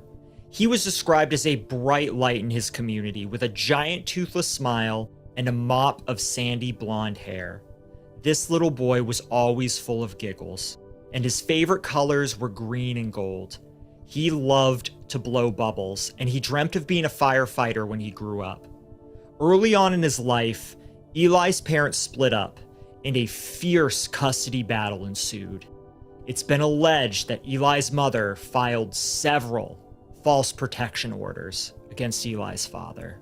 Eli also suffered from a condition known as Townes-Brock syndrome, which is a genetic disorder that affects several parts of the body. In Eli's case, he suffered from kidney issues. He also used hearing aids to assist him with hearing loss caused by his condition. Ongoing concerns about Julissa's mental health resulted in the little boy being placed in foster care in January of 2021. Julissa had been presenting with psychosis, and she heard voices that told her to take her own life. Eli would go on to live in foster care for the next 11 months. He was placed in the Randolph, Minnesota home of Stephen and Nikita Kronberg. Now, Stephen was Julissa's cousin, but the couple served more as aunt and uncle figures to young Eli. Nikita had nothing but wonderful things to say about the little boy. She described him as an amazing kid that was full of energy and was always smiling. The type of kid who wanted to befriend everyone. During this time, Nikita allowed Eli to work on building a relationship with his father, Tori, and his fiancée, Josephine Josephson. From the very beginning, Eli had a magnetic bond with his father. Tori was excited to make up for all of the lost years with Eli. He was thrilled to start teaching his son how to ride a bike without training wheels. According to Josephine, quote, they loved each other immensely. Tori's days and weeks revolved around when he would get to see his son next and when the next sleepover would be. He was missing a piece of himself when his son was not around, end quote. The pair enjoyed playing with Matchbox cars, building things, creating art, reading books, and watching movies, and exploring the outdoors. Tori owned a bait shop in Chautauqua, Wisconsin, and was a lifelong angler. He was also very excited to share this pastime with his son. Eli picked up on fishing quickly and had such a talent for it that he caught more fish than his father did on his first day with a pole. Like many boys his age, Eli loved going to the playground and playing in the park. The little boy loved to swing as high as he could, trying to touch his toes to the treetops. He loved to swing on the monkey bars, and he was quick to make new friends. With the help of the Kronberg family, Tori was able to walk Eli to school on his very first day of kindergarten at Shirley Hills Primary School and got to take him trick-or-treating in the fall. Eli had some challenges for sure, but he certainly made the best of it with the help of his father and the Kronberg family. However, Eli was returned to Julissa for a home trial at the end of December of 2021. Tori fought hard to get custody of his son, but unfortunately, Julissa was up to her old tricks again. More false protection orders were filed, which postponed custody hearings. According to Eli's foster mother, Nikita, quote, "I feared if she got custody back, that she would harm Eli, if not worse. I instantly responded with, this is a dangerous situation for Eli. I fear for his safety if he's returned to her. There's numerous things I had brought up that were concerning that I had noticed," end quote. Prior to losing custody of Eli, Julissa had quite the rocky past that stemmed as far back as her teenage years. The mother was in and out of mental institutions from the ages of 13 to 18. She was repeatedly treated for drug and alcohol use and ran away from home her senior year of high school, living on the streets for 45 days. Police had responded to Julissa's home 21 times in 10 months for various offenses. She had been arrested for stealing drugs from a health clinic. Additionally, she had to find a new drug testing facility because she was exhibiting bizarre behavior, and the workers didn't want anything to do with her. However, this January 2021 incident was not the first time that Julissa had lost custody of Eli. In October of 2020, authorities temporarily placed Eli in foster care after social workers visited Julissa's home and found her son unclothed with nothing to wear in the house but pajamas. The house was completely filthy. The upstairs bathroom was flooded, and someone had broken eggs and smeared them throughout the main level of the home. Eli remained in foster care through December 2021, when a judge let Julissa take him home on a trial basis. Court-appointed guardian and county social worker Sherry Larson also expressed concern for Eli's well-being due to Julissa's mental health issues. She noted that Julissa was trying to limit contact between the boy and his father, even though Tori appeared to be a stabilizing force in Eli's life. However, there were differences of opinion within CPS despite major red flags. County social worker Beth Denner recommended that Julissa be awarded full custody of her son despite her misgivings. Interestingly, it was Denner that reported that Julissa failed to attend weekly therapy sessions for months and claimed that the mother lacked insight into her own mental health and behavior. She also failed to complete a parenting education program for missing too many classes. Denner also reported that she had been neglecting Eli's medical needs and would not sign releases allowing CPS access to his medical records. Denner claimed that Julissa failed to make sure her son's hearing aids were in working order, and that she often brought him to school late. The mother repeatedly had unstable housing, including being forced to move for violating multiple leases. Despite this, Beth Denner concluded that there was no indication that Eli was physically unsafe in his mother's care. Despite clear evidence of neglect and numerous parties making statements to CPS fearing that Julissa would harm Eli, Dakota County District Judge Tim Wormager still awarded the mother full custody of her son on May 10, 2022. Officers with the Orono Police Department conducted a routine traffic stop of a silver Chevy Impala that was traveling near Shoreline Drive and Bartlett Boulevard. The reason? Police received a call that the motorist was driving without one of their front tires and was riding on the rim. Now, driving without a tire generally ends in a mess of sparks flying about, so obviously this was a little suspicious and, at the very least, unsafe. Upon stopping the car, officers identified the driver as Julissa Thaler. However, the missing tire wasn't the only cause for concern. The officers observed that the back window of the vehicle had been broken out, and shotgun shells and spent casings littered the interior. There was also what appeared to be a bullet hole in the back seat. Julissa's hands were bloody, and so was some of the upholstery of her car.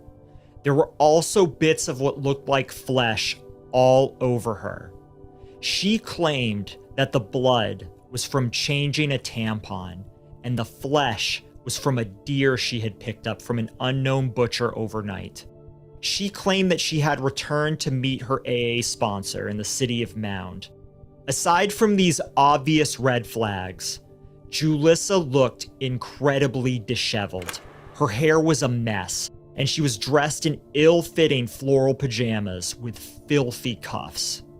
Even though this was clearly suspicious, the officers allowed Julissa to leave the scene and shuttled her to her home located at 2400 Interlochen Road in Spring Park, about a 10-minute drive south along the northern shore of Lake Minnetonka. This would soon prove to be a terrible decision by the police. Based on its condition, the officers felt as if there was probable cause for a search. In addition, as the vehicle could not be operated safely, it needed to be towed away. Prior to this tow, the officers conducted a cursory search of the car, which included taking a peek at the contents of the trunk. What they found next would make them all wish that they had never allowed Julissa out of their sights. Inside of the trunk of the Impala was a gray blanket, a shotgun, and the badly damaged body of a 6-year-old little boy. It was Julissa's son, Eli Hart, who had just been returned to her custody 10 days prior.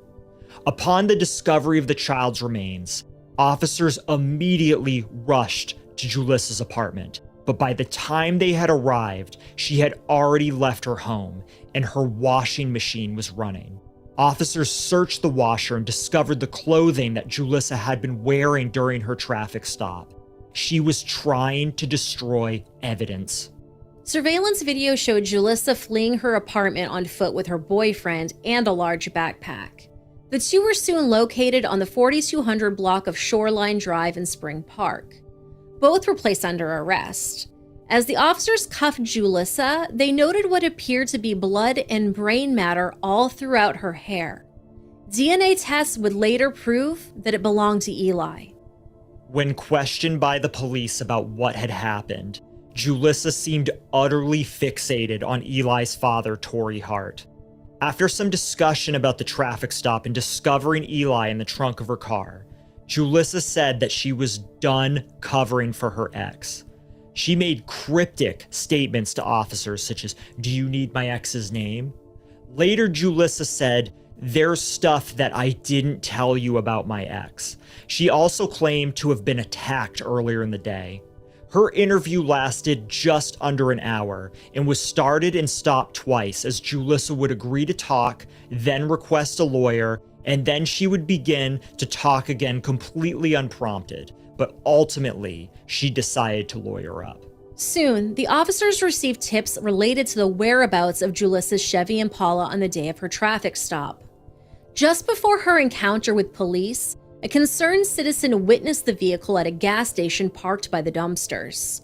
Officers subsequently searched the dumpsters and located a backpack containing worksheets and kindergarten assignments with Eli written in the top right-hand corner, along with blood, bone, and what appeared to be more brain matter.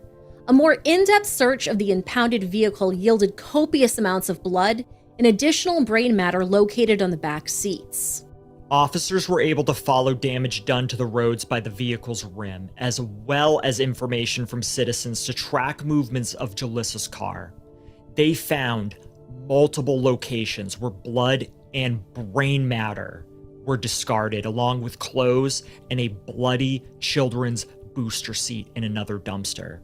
The seat of the car had sustained damage that was consistent with that of a shotgun blast.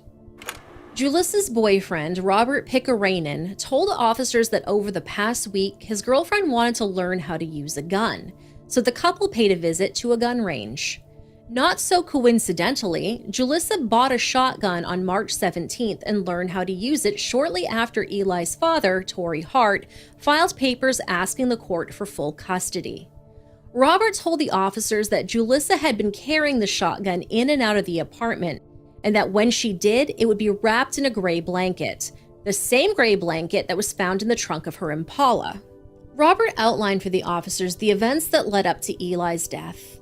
He told them that the previous day, they had spent the day shopping with Eli and then returned home for pizza and a movie. They capped the night off by playing with their kittens. This otherwise normal and enjoyable day took an abrupt turn when Eli refused to go to bed. Soon, the mother and son began fighting and hitting each other. Julissa then left the apartment with a little boy, taking the shotgun with her. Robert said that he fell asleep and asked where she had gone when he woke up the next morning. According to Robert, she was kind of like, I had to go do something. It should be noted that Robert was cleared of any wrongdoing and was not charged in connection with Eli's death. He was released shortly after questioning and cooperated fully with police in their investigation. If this wasn't damning enough, Julissa's internet search history included how to load a shotgun, the most powerful knockout drug, qualifying accidental deaths, payment from life insurance if a child dies, how to keep a child away from another parent with visitation, how to fake being home to the cops, how much blood a 6-year-old can lose. And that is just a sampling of some of her searches. We'll have some of the other searches on screen for you to view, courtesy of KARE 11's Lou Ragoose. When questioned specifically with regards to her search of how much blood a 6-year-old can lose, Julissa claimed that it pertained to donating blood to the Red Cross. Now, according to the Red Cross, in order to donate blood, you have to be at least 17 years old in most states, although some states do allow donations from 16-year-olds with parental consent. Additionally, you have to weigh at least 110 pounds. Additional height and weight requirements apply for donors 18 years old and younger, and all high school student donors. There are many other requirements, but these ones best fit why Julissa's excuse was completely nonsensical and why young Eli could never have qualified to give blood. Preliminary autopsy findings reveal that Eli was shot multiple times with a shotgun at close range as he sat in his booster seat in the back of his mother's Impala. It was estimated that the little boy was shot up to 9 times, including shots to his torso and his head. Phone records showed that Julissa shot her son in a secluded parking lot at Lake Minnetonka Regional Park. Then she drove around the region, abandoning his belongings. Let that sink in for a second. The average 6-year-old boy is 3.5 to 4 feet tall and weighs between 39 and 60 pounds. Eli looked to be somewhere in the middle. Now think for a moment of the impact that up to 9 shotgun blasts at close range would have on someone of that size. It should be also noted that when purchasing ammunition for her shotgun, she allegedly asked the store clerk for shotgun shells that would blow the biggest hole. This is how much of a disgusting person Julissa Thaler is. A judge determined that Julissa was mentally competent to stand trial. She was offered a plea deal soon after, but rejected the offer to plead guilty to the charge of second-degree homicide, which carries a sentence of 40 years in prison. At trial, Julissa did not testify, and her defense called no witnesses. Her lawyer, Brian Leary, stated that she participated in Eli's death, but was not the one who shot him. He argued that there were no eyewitnesses, no photos, no videos connecting her to the killing. He went on to state, quote, "She's not charged with the crime they have proved. She destroyed evidence, lied to police, ran away, but they have not proved beyond a reasonable doubt that the gun was in her hands when it was fired 9 times into her son," end quote. Assistant Hennepin County Attorney Dan Allard argued that overwhelming evidence, including cell phone data linking her to all of the sites involved in the death, proved that Julissa killed her son either for life insurance money, because of her mental health, or due to the stress of a custody battle with the boy's father. He also noted that Eli's DNA was found in Julissa's hair and on her skin and clothes. According to Allard, quote, "If she didn't shoot him, why didn't she tell police when pulled over, 'Oh my God, someone shot my son, he's in the trunk,'" end quote. Jurors in Hennepin County District Court deliberated for less than 2 hours before finding 29-year-old Julissa Thaler guilty of first-degree homicide in the death of her son Eli Hart. Hennepin County Attorney Mary Moriarty released a statement soon after the verdict was announced, saying in part, quote, "Eli's brutal murder is one of the most horrific cases I have ever encountered in 30 years working in the criminal legal system. Nothing will ever fill the emptiness Eli's father and other loved ones now live with every day, but I'm hopeful this verdict will make it just a bit easier to remember Eli as the toothless, happy, smiling little boy we have seen in photos," end quote. Julissa was sentenced Thursday, February 16th, 2023 to life in prison without the possibility of parole after being convicted of first-degree homicide. Before the judge handed down her sentence, she had this riveting comment for the courtroom. Yes, I would like to say something. Go ahead. I'm innocent. Fuck you all. You're garbage. That's all you're on. Miss Thaler, I don't know that that's appropriate here. Prior to her sentencing, Eli's dad, Tory Hart, and his fiancée, Josephine Josephson, both spoke, at points wiping away tears from their eyes. Your Honor, everyone knows Eli Hart as the victim of this senseless and horrific crime. But Eli was so much more. Eli was an amazing 6-year-old boy who always woke up full of energy and laughter. He was kind, made friends easily, loved reading books. Eli had a love for animals that was very special. Eli explored, played outside, fished with his dad. Eli was an innocent, loving 6-year-old boy. He did not deserve this. Eli deserved to grow up and have a safe and happy life. We know these things about Eli because he was our little boy, our son, the center of our world.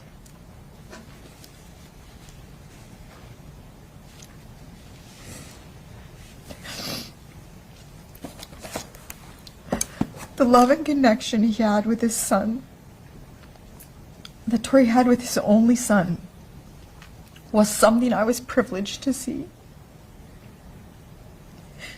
You could see the love and bond they shared every second they were together. They had this extra spark between them that everyone could see.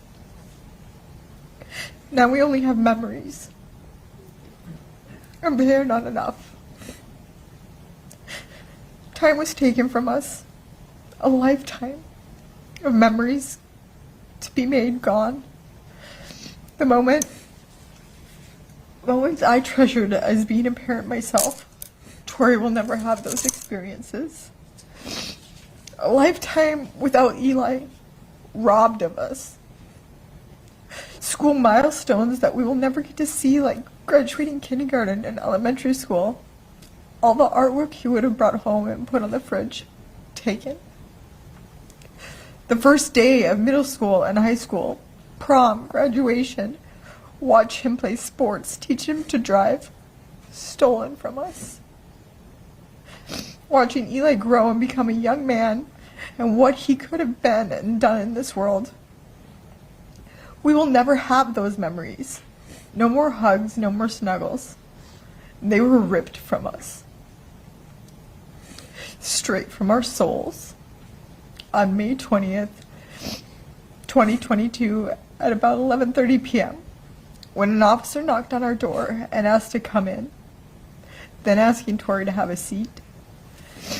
The cries from my husband broke my heart in a million pieces, and then listening to the officer tell me what happened broke it into a million more. Watching my husband sob as his brother tried to comfort him, watching the officer's hands shake while he tried to write down his number on a small piece of paper was the moment I knew our lives had shifted forever, that nothing would ever be the same. The pain will never go away. This will forever affect our day-to-day lives. You can't explain the loss of your only son. You can't explain what that does to you or anyone. Then, having lost him in such a horrific way, you just can't explain how that changes your life. How the pain is so deep you can't breathe. How nothing in your life looks or feels the same. And no one understands.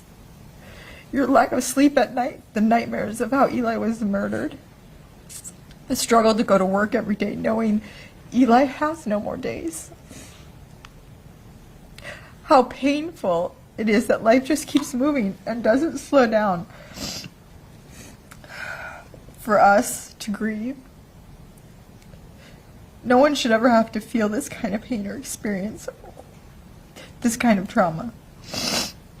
But we have been sentenced to a lifetime of this pain, confusion, grief, sorrow, and trauma. A lifetime without Eli. The little boy who would laugh and giggle and squeal so hard when he and his dad would play at the park. It's a sound I hope never fades from our memory. The little boy who rescued a panfish that was stuck on shore when he was fishing with his dad.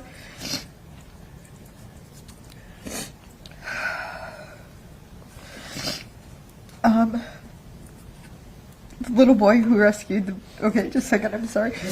The little boy who rescued a baby panfish who was stuck in the shore when he was fishing with his dad.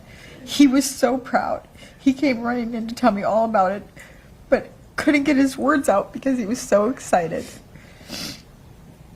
He was so proud.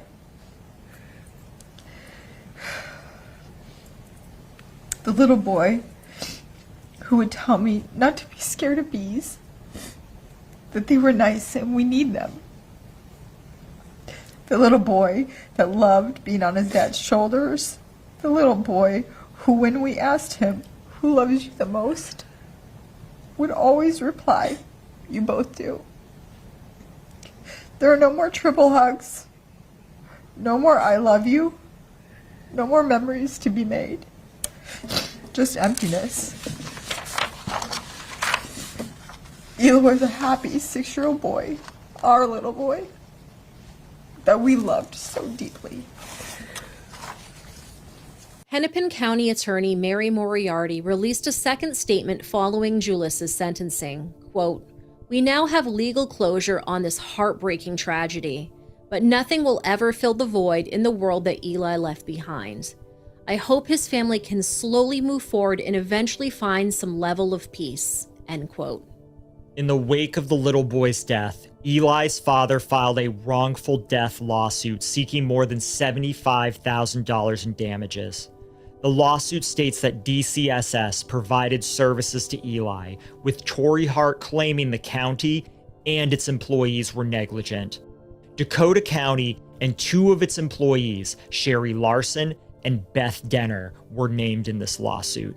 Eli's former foster mother, Nikita Kronberg, started a GoFundMe in order to purchase a headstone and to cover the little boy's final expenses. As of the date of this recording, it has raised over $45,000 of its $25,000 goal. A second GoFundMe was started by community members, including Eli's family, to build a permanent memorial for Eli Hart in the city of Mound so he could be remembered, and to raise awareness for children in the foster care system. In addition, funds raised would also benefit a new playground located in Surfside Beach in honor of Eli. The project has currently been put on hold, and as of the date of this recording, has raised just over $32,000 of its $200,000 goal. If you'd like to know more about how you can help, we'll have all of the links below in the description. In addition, the Mound City Council unanimously passed a resolution to rename a portion of a bridge to memorialize Eli. The city said that it would work with Hennepin County to rename a portion of Shoreline Drive that goes over Seton Channel to the Eli Hart Memorial Bridge. Although Eli's community has banded together to flood him and his family with love in his death, why couldn't this have been done when the little boy was still alive? Eli was thriving in foster care and had built a stable relationship with his father and his fiancée. Julissa's failure as a mother was documented, and her misdeeds were well known to Dakota County Social Services and its employees. So we ask you, the listener, what should be done in cases where those who are mandated to protect our most vulnerable blatantly abandon their post? Let us know your thoughts in the comment section down below.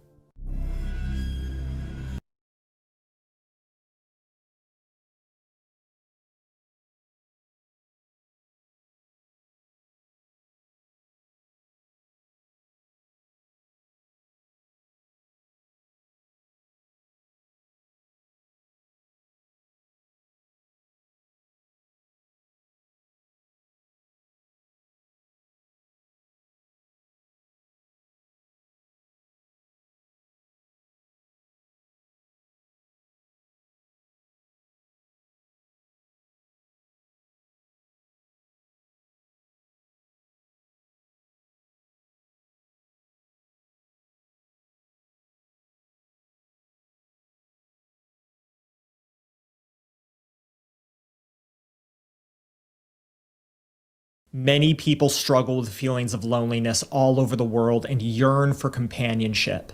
But what if that companionship turned into something sinister? What if the person that you cared so much about methodically took over your home and started to move in complete strangers that made every waking hour of your life absolutely miserable? This is exactly what happened in today's story. We would quickly like to give a special shout out to Terrence Scott, who provided the research for this case. His background in law enforcement proved to be an invaluable resource for us. And if you do find yourself in the situation we just mentioned, there is help available to you.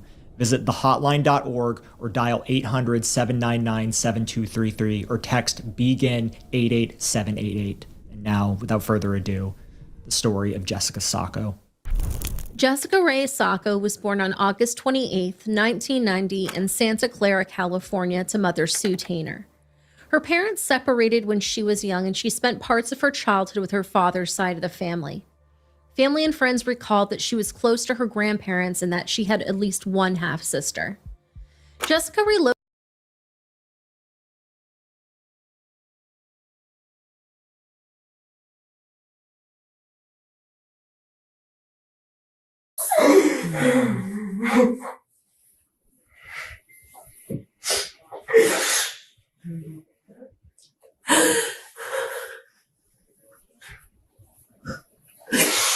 sexually abusing your daughter, or that they were having sex with Cindy? Probably both. Friends, today's skid marks include Cindy Greenan and Mark Wilson. You see, in 2020, Tayton and Robert, two boys, they were found unalived in their home. Their necks were slashed and a hammer was used. So police brought in the aunt of the boys, Cindy, to question her. They also questioned her boyfriend, Mark. His interview is to come later in this video. Now, I do have the interviews of Sarah, she's the mother of the boys, and Chad, the father, but that's all coming tomorrow. Today we're going to focus on Cindy and Mark. Crime scene photos will be displayed. Let's see what Cindy has to say. This guy obviously he murdered your nephews. I am not defending him in any way, shape, or form. If I use something Cindy, that would help put him down or bring him in, like if there's anything that I could even give you, show you or anything, I would. There is. But you're sitting here telling me that he said that I had a role in this. You did. Okay, but I didn't. It doesn't make any sense, and he's crazy as fuck. Where would that come from? I don't know. He's crazy as fuck. I never had no part of this. I didn't know anything about this. And the only way that I even had the slightest clue about this was when I asked his mother to talk to him. And when I seen her crying hysterical and she said, I think I'm going to have to call the cops on my own son. I think that he did it. So out of left field, he just randomly says with a lot of emotion that you had a part in it. Wow. Now, Chris Atkins is Mark's mother. Let me quickly show you a snippet of her interview because she discovered Mark is involved. So police gave her a wire to wear. Check this out. I can do that, but I think the phone call is a big mistake because he already knows I'm here. Okay. So you feel safer speaking to him in person, wired, than over the phone? Okay. Wow, you see how the plot thickens? I think it's insane they gave her a wire. But let's continue with Cindy. So one of our diggings is we found the hammer, we found the knife. I didn't even know. We found it. I We didn't found even his tennis want to shoes. know what was even involved. I really don't even want to know what was involved. So when you walked out of your room and started hollering for him and said, "Let's go," and he says, "Give me just a minute," did you look at him? No, I got in the car. I got my baby in the car seat and got in the Okay. car and was sitting in there. How long Then were I you- seen the lady. No, the lady was walking up. So she's a liar because she started walking up, and at that same time, Mark started walking to the truck because I seen her to the right of me. Okay. And at that same time, Mark was walking up and he was about to get in the truck. I said, "Mark, she's talking to you." Okay. How long were you and the baby in the truck before Mark started walking up to the truck? I got her in the car seat and I was sitting in the, just got in the car and I seen the lady walking up and he was walking up. Okay, so less than a minute? I'd say probably, yeah, about a minute or two. Not Not a even minute that. or two? Yeah. Okay. So that gives him time to hide the hammer and the knife and the shoes. I don't even want to. What is it that he holds over you that you want to defend and protect? He doesn't hold anything Is it that over me. You're scared to lose your baby? No, he does not hold anything over me, and I will not stick up for him. I want whatever, like, and if he did this, no, he deserves. Want to solve this. I murder, do and want they would to solve do this. Anything they can. I do. To help their nephew. I do want to solve this, but you're not listening to me. No, and you are correct. I did say he was already out there. I never said he was already at the truck. I never did say that. You said he was Because when already I out there. walked, yes, you are correct. So that means when you walked out, you had to have passed him if he was Yeah. already out there. No, he yelled. I said, "Mark." And he said, "Yeah, I'll be there in a minute." Like with what kind of drugs?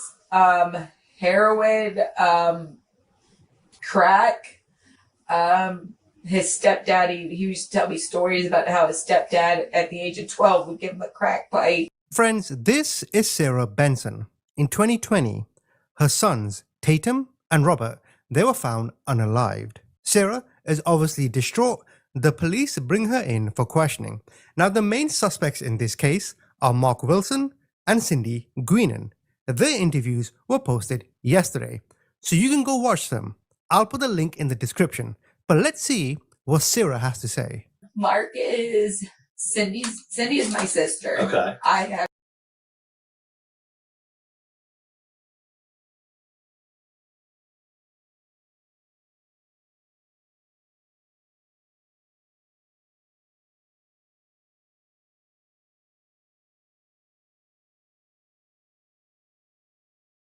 The mother, who's a flamboyant California biker with an affinity for who bravely raises her little son Rocky, a little boy with a rare disease that eventually distorts his face into a cruel mask of deformity.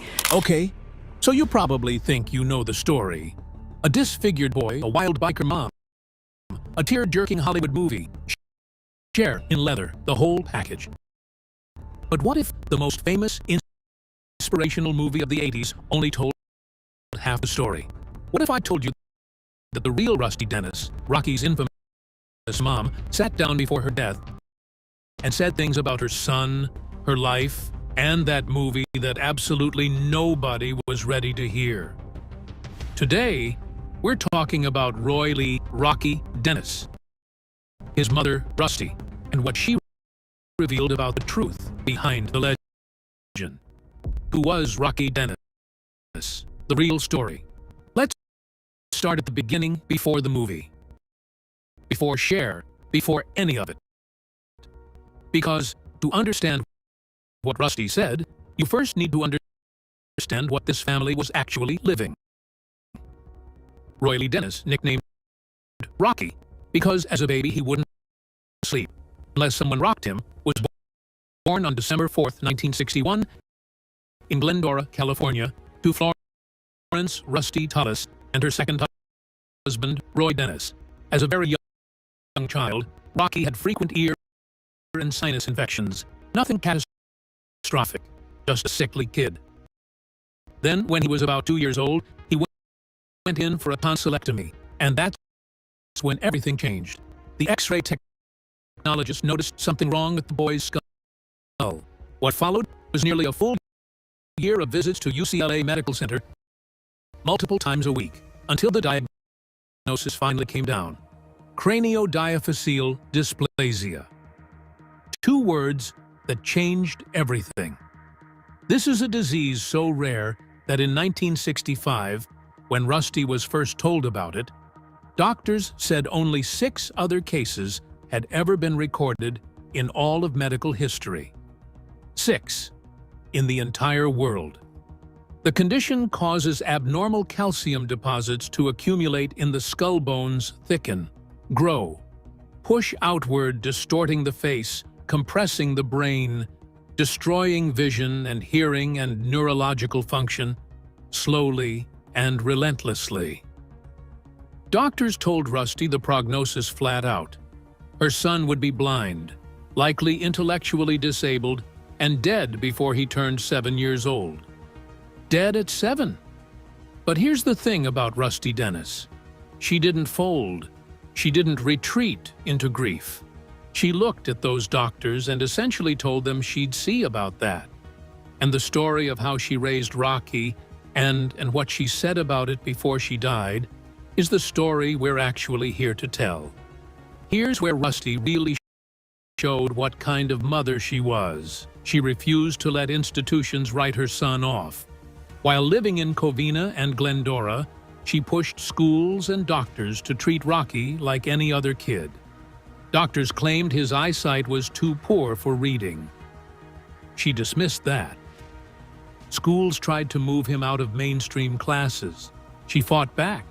She later told people she believed the resistance wasn't about Rocky's intelligence, which she insisted was intact, but about other parents' discomfort. And Rocky proved her right. His warmth and humor struck screenwriter Anna Hamilton Phelan during a visit to UCLA's Center for Genetic Research. Phelan later said, Rusty wasn't conventional, but she was exactly the mother Rocky needed.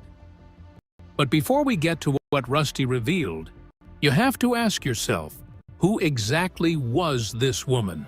Because the version Cher played on screen, that was the polished version. The real Rusty? She was something else entirely. The woman behind the leather jacket. Let me paint you a portrait of Florence Rusty Tullis, née Steinberg, because the real woman was far more complicated and far more fascinating than anything a Hollywood script could fully contain. Rusty was born in Brooklyn, New York, on May 29, 1936. Her father was a truck driver. She was Jewish, Brooklyn-raised, sharp-tongued from birth. At 13, she was kicked out of junior high school for truancy. At 14, she was using cannabis and running with motorcycle gangs. At 15, she dropped out of school entirely and took a job as a hoochie-coochie dancer at Coney Island. She was not old enough to have a learner's permit for a car. At 17, she married her first husband, truck driver Tommy Mason.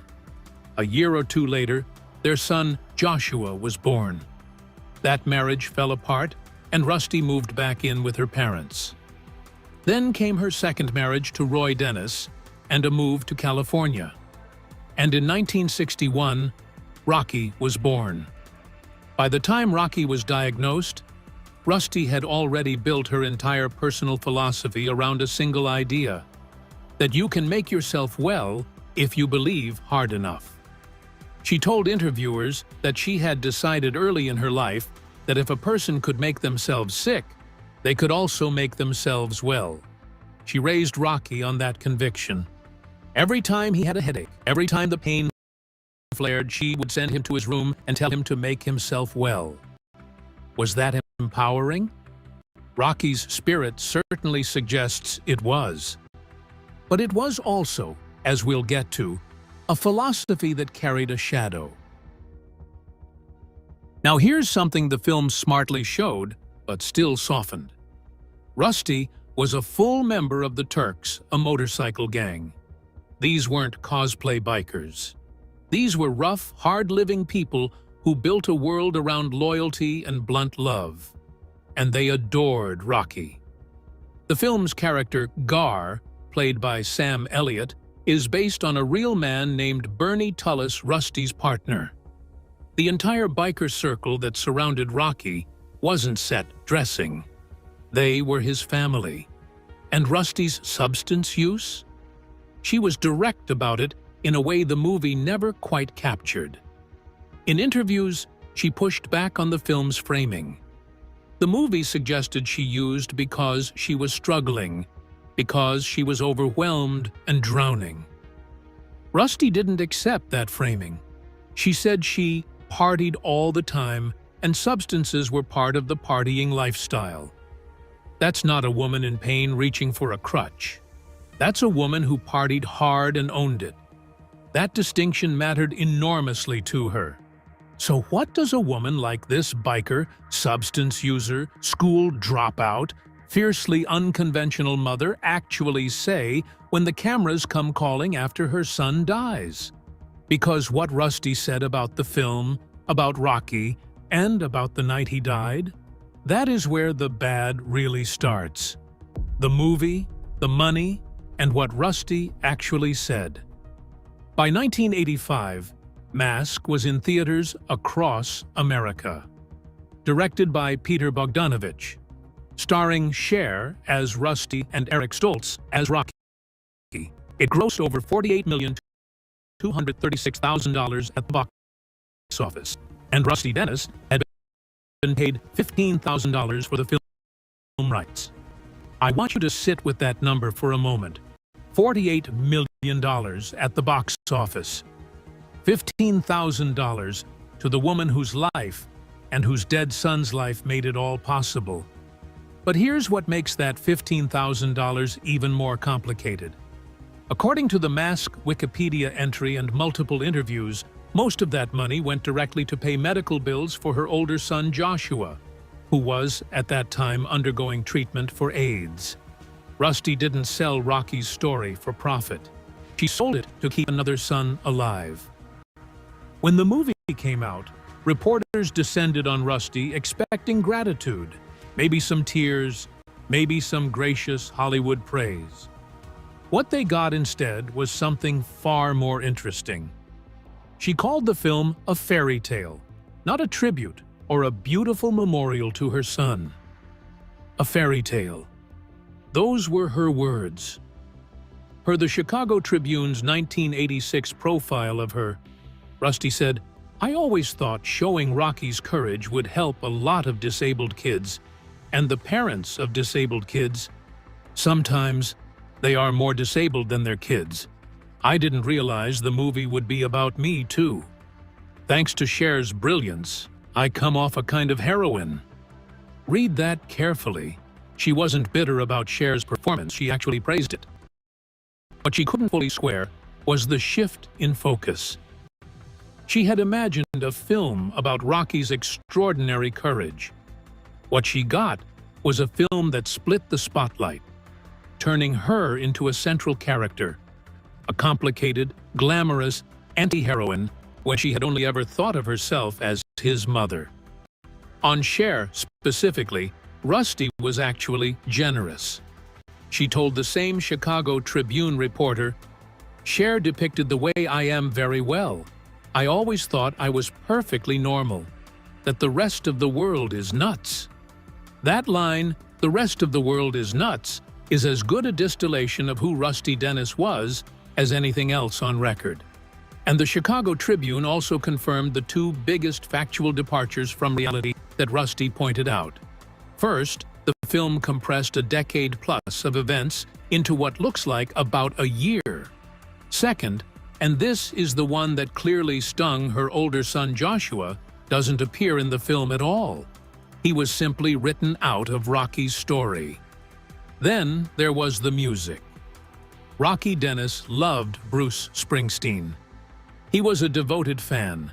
Director Peter Bogdanovich built the entire original soundtrack around Springsteen's songs. But Universal Pictures couldn't reach a deal with Springsteen's label, Columbia Records, and quietly swapped the music for Bob Seger tracks without telling Bogdanovich. Rusty was not pleased. In a 1985 appearance on the San Francisco talk show People Are Talking, she said flatly, "I don't think Rocky even knew who Bob Seger was." That's a precise, devastating quote. And it was all she needed to say. Bogdanovich was so enraged he sued Universal for $19 million, claiming the music was swapped in violation of his final cut privilege. The Springsteen songs were eventually restored for the 2004 Director's Cut DVD 20 years after Rocky's story first reached theaters. But here's what really nobody talks about. Because all of that, the money, the music, the fairy tale, that's complicated. What Rusty said about the night Rocky actually died, that hits different entirely. The night Rocky died, and the truth in it. By September 1978, Rocky's health had declined sharply. He was 16 years old, and the disease that should have killed him before age 7 had finally begun to win. He was in a wheelchair in the final weeks. The headaches that had been his constant companion his entire life had escalated to a level that nothing could touch. On October 3, 1978, the family, Rocky, Rusty, and the biker circle around them, went out to a restaurant for dinner. Everyone could see how weak he had become. That evening, Rocky came home with a headache. Rusty did what she had always done throughout his entire life. She sent him to his room and told him to make himself well. He never woke up. Rocky Dennis died the following morning, October 4th, 1978, at home in his sleep. He was 16 years old, nearly 17. He had outlived his death sentence by nearly a decade. Now, the movie shows Rusty discovering his body herself, a raw and devastating scene. In reality, at the time of Rocky's death, Rusty was not at home. She was at her lawyer's office dealing with a substance possession charge. Her partner Bernie, the real-life Gar, called to tell her. That gap between movie and reality matters, not because it makes Rusty a bad mother, but because it reveals how much Hollywood smoothed the edges of an already jagged story. And there's something Rusty said about her parenting philosophy, the make-yourself-well approach she had applied to Rocky from infancy that deserves to be examined without editorial spin. She never publicly described it as a failure or framed it as guilt. That characterization would be putting words in her mouth. What she did say, plainly and repeatedly, was that she believed in it completely. Whether that philosophy also meant Rocky's pain was sometimes minimized, that is something only Rocky and Rusty knew. What the record confirms is that she never backed away from it, never apologized for it, and believed to the end that it had given Rocky something invaluable. The refusal to see himself as dying. But to fully understand Rusty Dennis, you have to understand Joshua. Because the brother the movie erased is the key to understanding almost everything else, including why she sold Rocky's story in the first place. Joshua, the son Hollywood left out. Joshua Mason was Rusty's first son, and Hollywood erased him from Mask. That omission reportedly bothered her. In 1985, Joshua was a writer in San Francisco.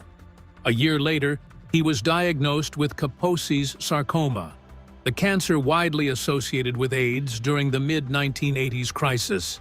He was openly gay and described his mother as supportive, though she hoped for grandchildren and once suggested a sperm bank. Joshua died in 1987 at 32. Rusty had now lost both sons. According to Mask Records, most of the film rights money she received went toward Joshua's medical bills. She sold one son's story to try to save the other. In a Chicago Tribune interview, she once said, "Joshua doesn't believe in dying, and neither do I." And so, by the time it was Rusty's turn to face the end, what did she leave behind? What did this defiant, complicated, impossible woman say when the clock was running out? Rusty's final chapter. After Rocky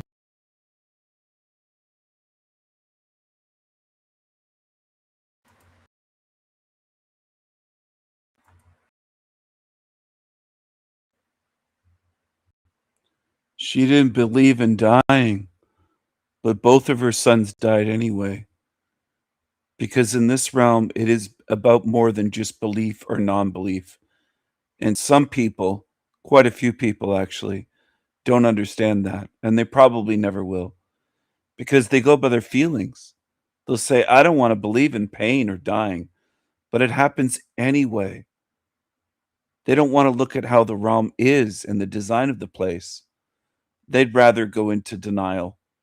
Denial is easier for many humans, but it makes nothing better. Nothing. It doesn't stop death. It doesn't stop pain, suffering. It doesn't change things. And a lot of humans are very confused and very weak, and they don't want to face reality. Well, so be it, says reality. The Matrix says, so be it. You want to pretend that pain and suffering and death don't happen, or if you don't believe in it, they do it anyways. Happens anyways. That's not a solution.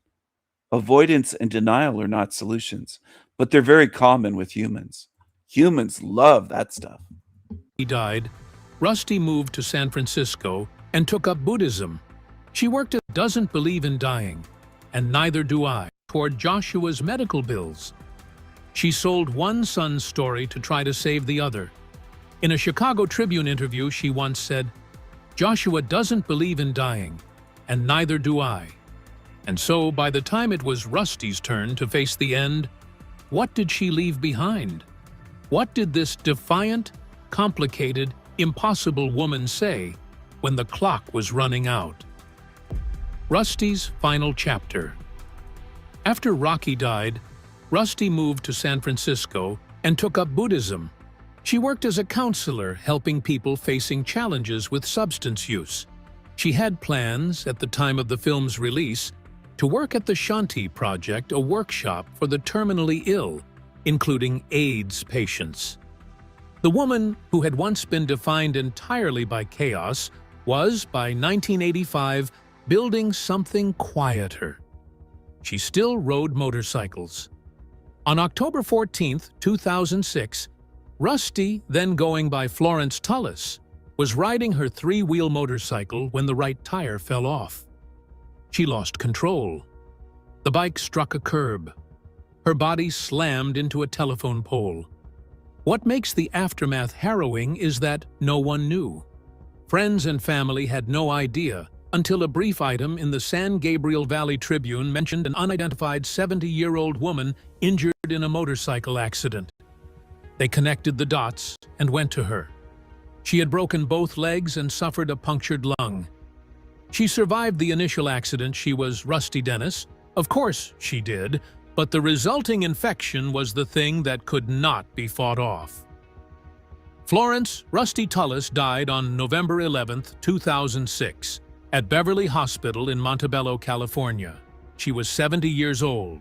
Before she died, she never stopped being exactly who she had always been. She said Rocky's death was just another place to go, and he loved going places.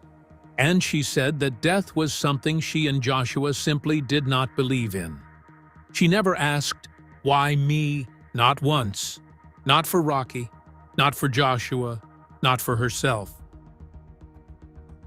The Chicago Tribune profile described her in 1986 As a 49-year-old Jewish mother who had overcome substance use, go-go girl, and Shakely products distributor, living in a good housekeeping neat biker crash pad in San Francisco's ethnic Mission District, with one nephew and 3 bikers named Pelican, Lenny, and Steve.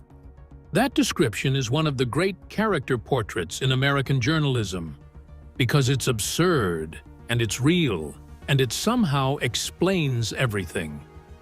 And so, with all of that on the table, all the mess, the truth, the gaps between the movie and reality, what does it actually mean? The legacy, and what it all really means. Here is what the verified record shows us when we strip away the Hollywood gloss. Rocky Dennis lived 16 years, nearly 17, with a disease that should have taken him before he could read. He did it with wit, warmth, and a complete refusal to define himself by how he looked. He graduated Sandberg Junior High as an honor student after starting academically behind. He was elected best buddy, most good-natured, and friendliest camper. He tutored classmates for $3 an hour and negotiated the rate himself. He memorized the night sky. He fell in love at summer camp with a blind girl who could not see his face and saw everything else. He asked his doctor, when offered surgery to correct his features, "Who will I see in the mirror if I change my face?" He chose his face. His mother, meanwhile, was a Brooklyn-born biker with a substance habit, a truancy record, and a conviction that the world was more broken than her son. And she was right. She fought school principals who tried to shunt Rocky into special education. She berated doctors who tried to box him in with timelines. She surrounded him with a family of rough, loyal people who loved him without conditions. She told him every day that he was not a victim. And yes, she told Rocky, on the last night of his life, to go to his room and make himself well. She had told him that his whole life, he had tried. The screenwriter Anna Hamilton Phelan, who wrote Mask, put it simply, this was not the PTA Mother of the Year, but she was the perfect mother for Rocky. Whether you read that as a compliment, a complication, or both is up to you. The facts are what they are.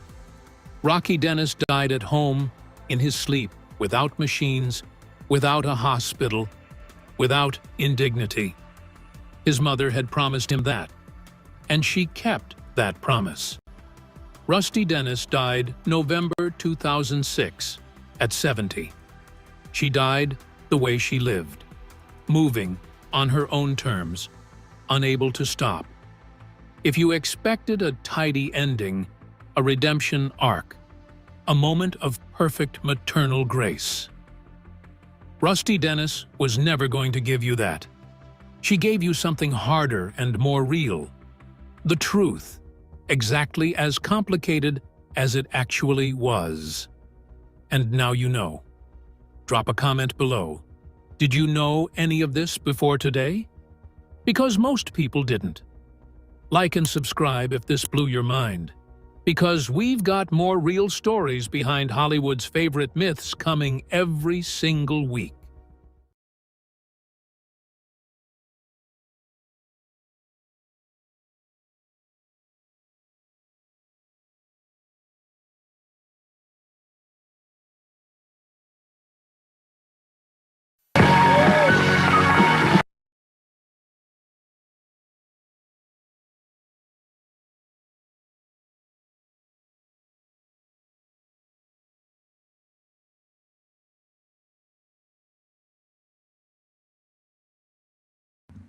Hello.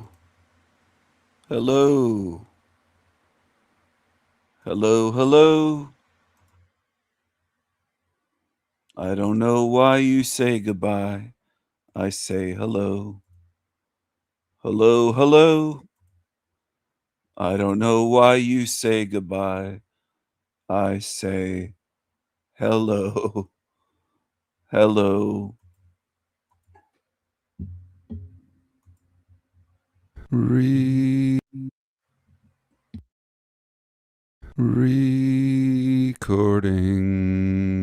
Okay, just hanging out. Day 32. I think I'll stop counting. What happened to Tartaria? That's stupid.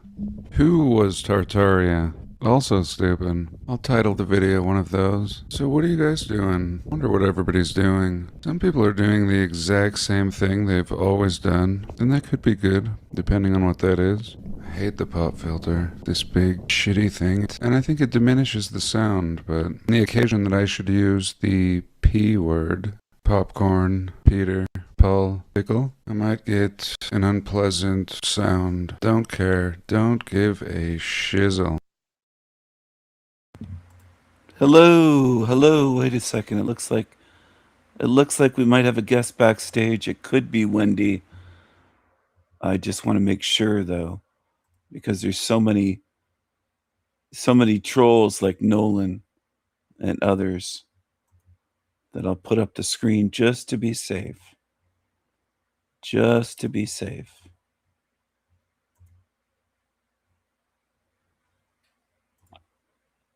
Hello, hello, Wendy. Hello, Stephen. Good morning. Good morning. It is you. Excellent. Oh, I couldn't sleep. I was listening to some of your videos and I saw your lovely knife ones, and everyone's asleep, and I woke up early and I thought, well, why not come back and say hello again? So, Oh, it's good morning. fantastic to hear your voice again. Oh, good. I'm glad you're here. You watched some of my the little knife fit short videos that I made? I did. The background of your wolf, not wolf, the tiger is lovely with your Marshall speaker. It's a great visual to show off the shininess and sharpness. Thank you. Yeah, I decided to do it there, and part of the reason for that was also to rub it in the faces of Team Evil, because I know they love to watch my knife videos and comment all over YouTube. Don't judge me, and some of these little creatures like to comment on the knives that I have. Callie, I think the old Callie that used to come here, has commented on my knives, saying that I have a lot of little knives or something, and then I showed the new Work Tough Gear Primal Bowie that I have, and I think the blade is 10 inches. Overall, it's about a 15-inch knife. I don't think she could pick up a knife that size. I don't think that little stinky bum would be able to even grab that knife with one hand and lift it No, up. She's so no, tiny. But yeah. they make these stupid comments. That knife is somewhere around 38, 40 centimeters long, and it's a very thick blade stock. It's a very high quality knife. It's razor sharp. I think that might be my sharpest big, like large size knife. For knives that are large, it is super, super sharp. You can take I don't know if you've ever taken like printer paper or some kind of paper, but not like slicing it very thin, just touching it with the blade against the edge of the paper. It'll just slice off very thin slices. Paper, it's so sharp, it could shave the hair right off my arm with it. So, I've never had a they knife. like Sorry, go ahead. Sorry, I've never had a knife that sharp that could do that. I tried my kitchen cleaver on a piece of paper before I spoke to you, and the paper just bent. It was like Oh, really? Oh my goodness. it was like so. I've had some sharp knives, but those arrive that sharp. Like I didn't have to touch it with any sharpening stone. They just arrive super sharp. And I've had lots of knives, but I've never had large size knives that arrive that sharp. So I don't know if they make any meat cleavers or that type of. It's usually outdoor knives for work tough. I think they ship worldwide, but that they do a fantastic job of sharpening. and then the edges of their knives are mirror polished, where you look at it's a satin finish, but then the edge is so polished. They just do a fantastic job. I'm trying to remember what I spent on that knife. I can't remember exactly, but it's called a Work Tough Primal. It might have been, I don't know if it was $300 US. What would $300 be to British pounds? We have so many currencies in this realm. It would be about 220 pounds sterling it's showing on Wow, YouTube. that's, yeah, an investment knife, that.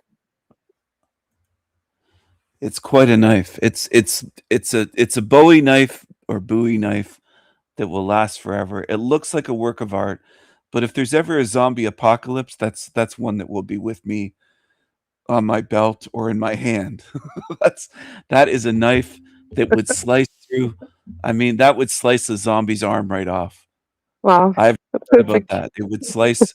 They could take that and take a pig's head, and a dead pig, not a live one, of course. And you could just, I could, with one swing, I'm sure it could sever the head of a pig. I would be surprised if it didn't. That's how sharp, and it's not only sharp, it's well balanced. It's got a good weight to it. It's not a light knife by any means, and it's just a beautifully made knife for out in the woods, for all sorts of things. I could use that easily for cutting up meat at home, though. It might be a little overkill, but I mean, you could slice right through a turkey with that, bone and all, not just the meat. You could chop right through whatever, right through the bone.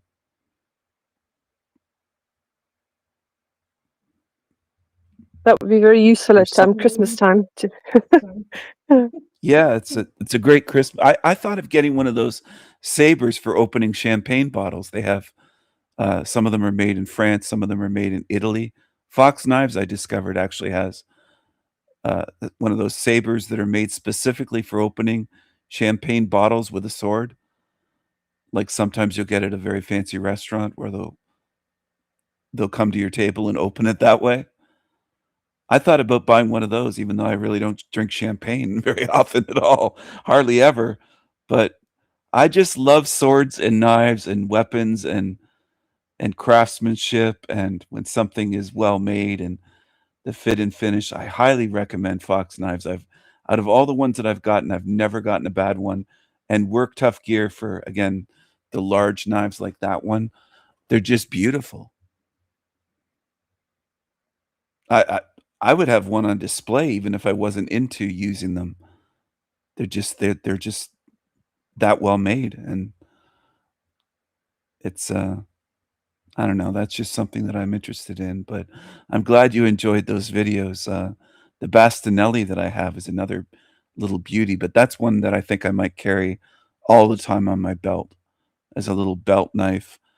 It's about 300, or not 300, 3.75 inches blade length, I believe, on that one. So it's not a huge knife. It's a nice size to carry all the time that I won't really notice having on me walking and things like that, out hiking and walking and things. And it has a carbon fiber handle. That little knife, I think, was 325 US plus international delivery taxes, customs duty, all that stuff. It probably added up to be, I don't know, maybe a $600 Canadian knife or something like that. But in person, it's like a work of art. Bastinelli is an independent knife maker, and I think he's out of France, but most of his knives are made by either Fox Knives in Italy, so there's that connection again. His name, Bastinelli's on one side, and the Fox name is on the other side. And it's Magna Cut steel, which is a super steel. It's a very high quality, expensive steel. So it doesn't get dull very easily. It'll take a long time before that ever needs to be sharpened, if ever. It might last a lifetime without me sharpening it, because just for the little task that knife will be used for, and to have on me in case, a wild animal or zombie attacks me or something, I won't be sharpening it very often because it's not going to be cutting all the time, if you see what I'm saying. But yeah, it's a good thing to have, and, anyway, I don't wanna ramble on too much about knives, but it is one of my hobbies. I'll have to show my collection sometime. I have just dozens and dozens of all types of knives.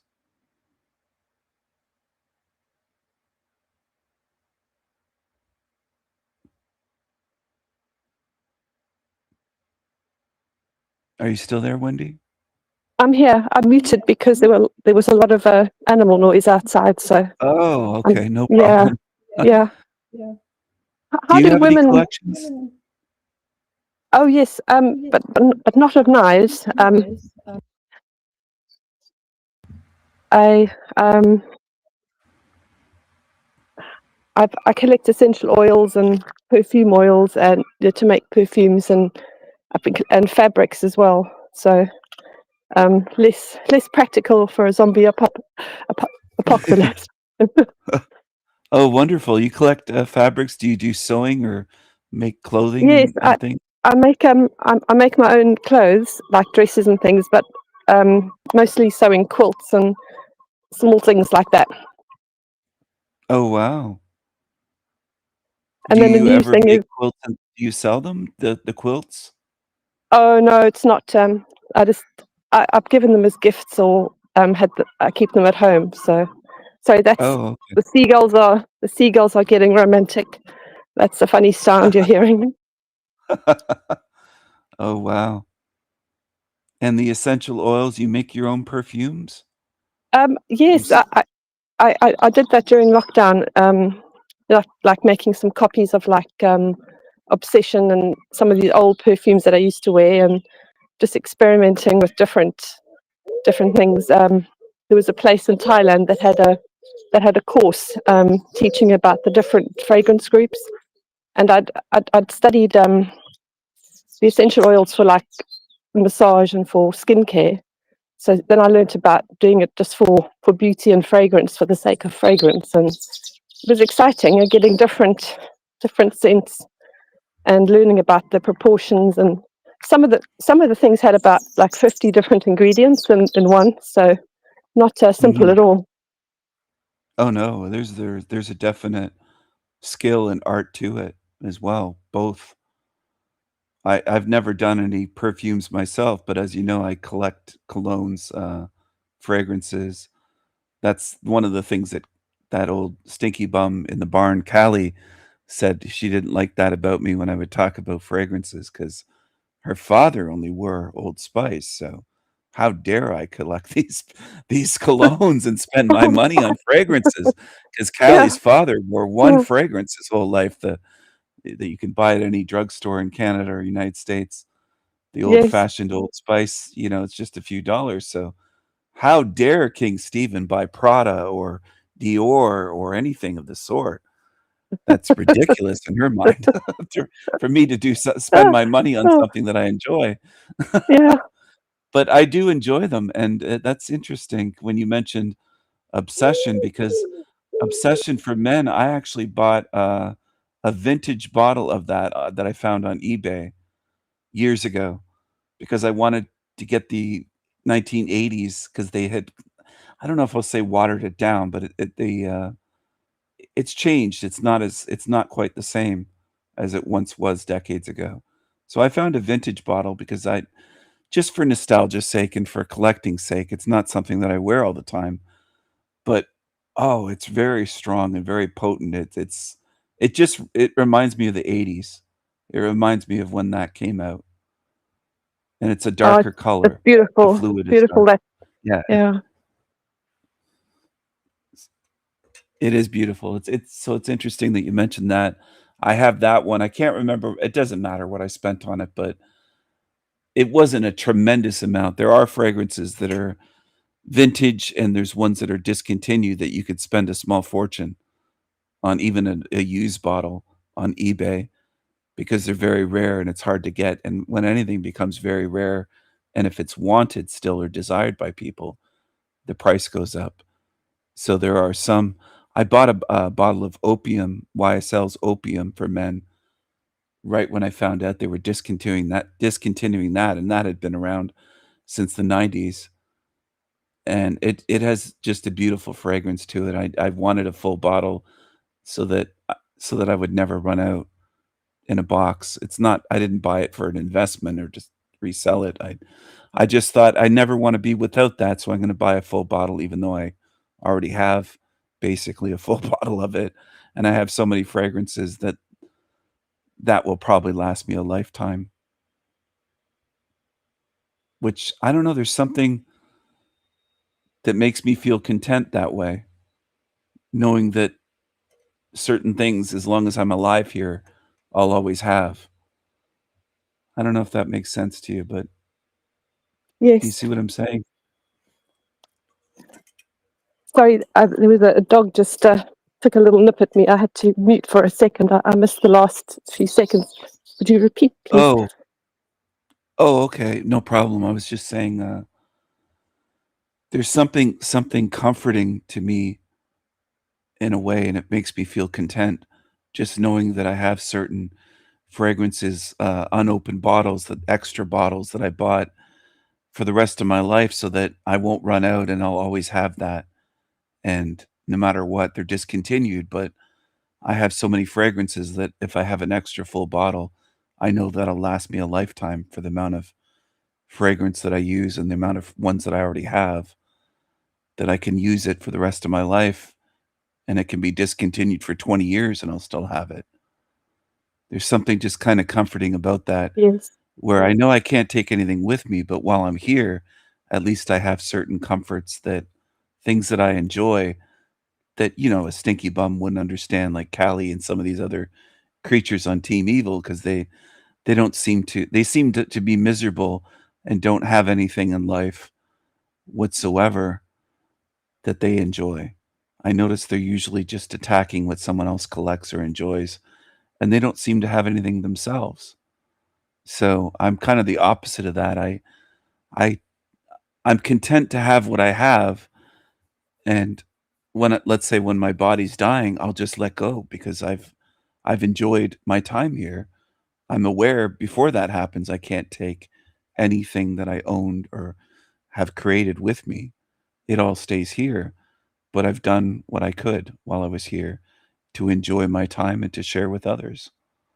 And I'll know I'll just be able to take my last breath and just let go and leave whenever that time comes. That's powerful to be able to do that, and keeping a supply of the one that you really love is a good idea. So I'm glad you've got a bottle of it. Thank you. Yeah, there's just a few that I have an extra bottle of. It's not all of the ones I have, but I have I have dozens of types of fragrances and ones that I rarely use or maybe just use for a special occasion, or some of them are kind of fancy where might put it on for a wedding, to go to a wedding, or just rare occasions, maybe a fancy restaurant or something like that. Or there's some that are powerful. You just use one or two sprays to go to maybe a fancy restaurant. There's a Dior parfum that I have that's very potent and powerful. It smells beautiful. It smells like $1,000,000, but it's not an everyday type of scent. It would smell kind of overdone if I was wearing that, just taking a walk, or in the summertime wearing shorts or a shirt or something. It's more of a Yeah. dressed up type of cologne, ones like that. I have quite a few Diors, Dior Homme Intense, Dior Parfum, various ones, Dior Cologne. I have a bunch of them, but I love variety, and that's another thing. I hate to keep mentioning Team Evil. I'm not gonna keep mentioning certain names, but they don't seem to enjoy variety. They're very I enjoy variety and we'll say diversity in music. I have diverse tastes, but not the diversity that they want for our countries to destroy us. I just like variety. I like variety in food, and I like variety in fragrances and in clothing and music and artwork and everything that I do. I'm not someone that is the same day after day. And I think that in this realm, there's a lot of sameness. There's a lot of push towards sameness, even in architecture and the way that everything looks kind of like the bland look of the modern McDonald's. And I shared a video of that recently where houses and whole subdivisions, it's just all being built that way. And there's a huge trend to make everything bland and look the same.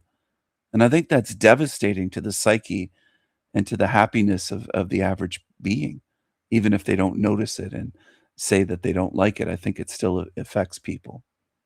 What are your thoughts on that? Do you see how there's an agenda to make us all the same and our surroundings all look the same and dull and just copycat and cookie cutter, and it's disturbing compared to what we used to have. Yes, like the houses would be something you could see straight away. Everything is looking more basic, like a Lego brick construction, and there's no decorative features. Even the kitchens are just like plain white surfaces, walls, floors. Everything is looking more and more like a laboratory, and furniture without wood, just sort of becoming more and more like a white box in a way inside. That's visually, and it's like they have the Pantone colors every year, and then people just wear whatever's come out in fashion instead of having their own preferences and what suits their skin tone. And there's so many ways to make people into obedient little robot, lookalikes. So, and it does. It's interesting what you say about it being done to depress the spirit, and I don't think many people would notice that and see the effect it's having. So, yeah. Yes, I think that's overlooked by many people. They would just they would do the mental gymnastics type thing to say there's no conspiracy. The average person would probably say there's no conspiracy. It's just done because it's cheaper. It's all about money. That's the level they're at, is seeing it's just about money. It's cheaper to build everything the same, to keep using the same supplies, to keep doing kitchens all the same, the boxes of homes, and build 500 in a subdivision and they all look identical with 2 or 3 colors of different paint, maybe for decoration or the whatever on the front of it. But the rest of it is this floor plan, that one, and that one, maybe 3 different floor plans for the whole subdivision, just rows of streets. And the average zombie excuse is, well, it's just cheaper that way. And everything's done cheaper these days. But I think it's much bigger than cheaper. I think it's an attack on us spiritually and psychically. It's meant to bring our psyche down, to depress us, to demoralize us, similar to bringing in all these so-called migrants into our countries. That's an attack. That's warfare. That's meant to bring us down spiritually, to demoralize us as a people. And it's designed to break us in ways that a typical war, a world war, doesn't quite do. It's a different type of attack. World wars, we would see, if that was going on, men coming back, soldiers coming back, missing limbs, blinded, devastated. And that does obviously have a huge impact, but mostly on families that are dealing with someone with PTSD, or a soldier that's paralyzed in a wheelchair, missing both of his legs, or traumatized and injured. But this type of attack is, in a way, it's more insidiously evil and clever in an evil, malicious way, where they devastate whole populations without people realizing we're at war. It's a psychological warfare where they're just making everything bland, dull, the same, colorless, like these kitchens where it's just all one color. And homes, there's no color in these homes. Living rooms, the walls of bedrooms, just everything, the flooring, it's just dull, dull, dull. As you said, like a laboratory or a hospital or something. It's terrible. And then all the sameness that we're subjected to walking around outdoors in a city, or a medium-sized city, or a large city. And the only color you really see, splashes of it, are usually ads, billboards, or great big signs or ads maybe on the side of a building. and it's like McDonald's or whatever, KFC or maybe a phone company or something has an ad on the side of a building, and that's the only time you get splashes of color or brightness or something, and it's advertising a product. So there it grabs attention because everything's bland, and then you notice this thing, you're walking towards it from hundreds of meters away, and you get up to it and close enough to really see what it is, and of course, it's advertising something. And that's another tactic, I think, by this realm that So we're in. true. They're drawing our attention to things that you have to pay lots of money for, whereas we should just be able to enjoy art and color and beauty without it advertising a product or service. Yes, that's a really good point. Like having the advertising pop out, so they're getting like an extra rush of attention by the world around them being drab. That's really sneaky. And you mentioned that yesterday, either in the live stream or a video of yours about the Oy Vey having a, what did you say? You said something about stealth. I don't have the words for it right now. About a war via stealthy means. You know, that's more sinister because you can't see it. And like you said, now if someone came home from war with the limb missing, everyone would notice it. It would be so obvious. It would be a reminder. But changing the surroundings and buildings is extra sly and devious and like really cunning. Yes, absolutely. You reminded me what I was speaking about when we last spoke was Mossad, the world's most efficient killing machine. Their motto, sorry, is by way of deception, thou shalt do war. Victory, Ostrovsky. So it's by way of deception that they wage war. And that is not just applies to Mossad. That is I think it's their official motto, though, by way of deception, they wage war. But war is being waged against us in this hell realm everywhere by way of deception, by entities, not just by Israel and Mossad, but by agencies, by entities, by marketing, advertisers, these huge corporations, governments, all of it. And absolutely, it's going to pop when you see that color of an ad, a great big billboard or something on the side of a building in a city or on the side of a highway. And it's just nothing there. And then all of a sudden there's a massive, like in America, these billboards on an interstate highway like I-75, driving from where I live to Florida, which I've done, huge billboards every once in a while, just a massive billboard. And some of them contain 6 or 8 different logos of places where you can pull off to get to eat. Where this is coming up at the next exit, and it shows you McDonald's and Denny's and this and that and IHOP for pancakes and they have all the logos that you recognize.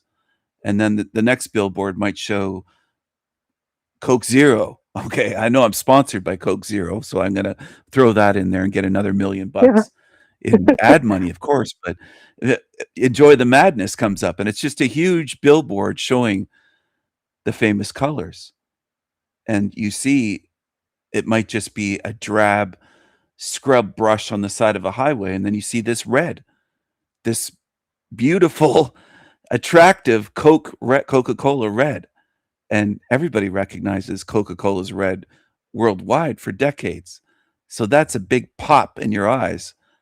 And it works like a charm because you're going to get endorphins. You're going to get that rush of seeing color when you've been driving for miles and miles and haven't seen any color. You're kind of just getting into the rhythm of driving. You're not quite in a trance. You're still paying attention, but you might say you're bored or kind of daydreaming a little bit, or you might be a passenger. You might not necessarily be driving. You could be a teenager and your parents are driving and you see that big billboard show up. And then maybe minutes later, you're like, I'd like a Coke Zero. Can we stop at the next gas station? And you go in and you buy what you just saw without really thinking about it, without really thinking, that's why I'm buying this. Because 5 miles ago or 10 miles or 20 miles back on the interstate highway I saw that big billboard. Most people are not going to relate that when they're buying stuff. They're not going to think, yeah, I'm buying it because of that ad. They might realize I just saw that ad 10 miles back or however many minutes ago. They might realize that, but they don't realize the power of the programming. And the war by deception is very stealthy, very sneaky, very tricky. And I've always said, though, I haven't spoken necessarily about this meticulously or honed in on this, but I've said we're in a very tricky realm many times about this hell realm. This place is very tricky. It's the opposite of a Matt McKinley Humpty Dumpty saying everything's so simple. And that's why I disagree with him completely, because this is a very tricky place. And he loves to say it's just a half page to sum up this whole place. I've never seen him show a half page summary on his screen. Conveniently, all the years that he said it's just a half page to sum up all this reality. He claims it's a half page. Well, where is his half page to show it? But he's tried to say it's so simple. I try to make things simple and understandable for people, but I do say that this is a very complex and tricky realm, because wherever you look, you're going to find trickery and deception and layers of it in this place. It's layered in such a way that it's a form of evil intelligence. I'll say the design of it is an evil intelligence design for it to be this many layers and this tricky and deceptive towards programming us and deceiving us and harming us. There's a real evil intelligence or evil intellect behind this hell realm system that we're in. And I think Matty is misleading people and doing harm to people, which is one of the reasons I don't like him, because he just wants to let on that as soon as your body dies, you're home free. And I don't see any indication of that at all. I think that's one of the most harmful things someone could put into a YouTube video, misleading them to believe that, well, once you die, it's over. But it doesn't seem to be. So I think he's wrong about that. What are your thoughts on the complexity and the layers of deception and evil here, and just the way that Matt tries to mislead people? He's definitely setting people up to walk straight into the bin,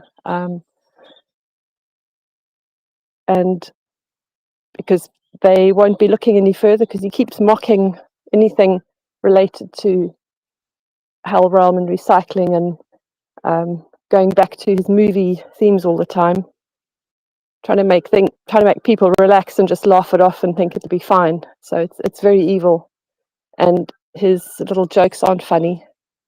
You can just see it in his eyes. He doesn't care about what happens to anyone. So, and there's something you were saying about the billboards popping, like the color popping, because it's just like a brown scrubland, and then tying that back to what you've shown with all the colors and the extra senses when you are out of body. So that kind of shock of being out of body, and then there's more colors and it's more vivid. It will have the same effect, won't it, as that billboard in the desert? And yes. Go ahead. Oh, when you were talking about the billboard, do you remember when you showed the Prague clock with the they had a holographic tumbling bricks and special effects coming out of it? Yes. So that tumbling bricks one, a friend of mine has just come back from Korea with her husband. They called it chasing the cherry blossoms. So there's a couple, they haven't got children, so they do a lot of traveling. But she took a video of, they've got this 3D billboard, and it had those tumbling bricks that they had on the Prague. That was absolutely identical to that. And I thought of you watching that as well. And there was a very plain, like a Lego building in the background, and then the billboard was in front of that, and there were just massive like trains going in front. So very interesting. Everything you've talked about is easy to find in the world if you just look widely enough, and often you don't have to look that widely. It's sort of on your doorstep. So Yeah. Yes, and then sometimes it will come into your life after I've mentioned certain things. People will be more aware. It's like an awareness level increase, Yeah. boosting up, where if I mention certain things, people will start seeing it, noticing it, Like and this they'll say, "Well, morning, go ahead." that this morning I was trying to get to the spot where I could talk to you. I had to walk past some dog walkers, and that little dog, he bit me. Well, he actually grabbed my dress. He didn't actually get my leg or anything, but he's bitten me before, that little rascal. And you showed a dog video recently, so everything happens after you show it. It's like a Oh my it's, goodness, he bit your dress? The little yeah. what kind of dog was this? It was just a small one. He's got one eye that's sort of blind. He's bitten me before years ago, and I told the owner, and the owner got upset for me mentioning that the dog bit me. She was like, "Did he really?" So this morning I showed them the saliva on the dress where the dog's mouth had been. But so Oh there were my goodness, that's a couple crazy. of real libtard ones. So Oh, wow. I don't know. It looked a bit like a spaniel, but did you get black spaniels with like curly Uh, fur? I know what They're you're not. I think I know what you're talking about, yeah. Yeah, like about knee high They can be on a woman. aggressive, some of those little dogs like Wow. that. Okay. Anyway. Oh, Sorry, I'm gonna mute this, I'm gonna show this in the background while we talk. I'm not okay. gonna focus on it, but it is the Prague clock, the astronomical clock, the 600th anniversary, and I'll fast forward a little bit, but it gets rolling here. And I'll just carry on with our conversation. When you mentioned, I thought you made an excellent point when you mentioned the colors out of body and how they're kind of similar, stunning, and I don't know if I'll say overpowering, but overwhelming, but it's almost like a love bomb of color to our senses, to our spirit. And a lot of people do mention things like that during near death experiences. The colors are different. They're so much more vivid, powerful. It's like they can feel them and hear the colors and everything else. And that would work to deceive us like, "Oh my god, this is so beautiful." They'll just pop out a body and be like, "Oh my god, this is heaven. This is paradise. Look at the colors. I can hear them singing. I can hear the grass singing, and and it's vibrant, and the grass is glowing. It's not just green, it's glowing, and it's a green we don't have on earth, and the sky is a different color that I've never seen or experienced, and you can feel the colors." And this is deception.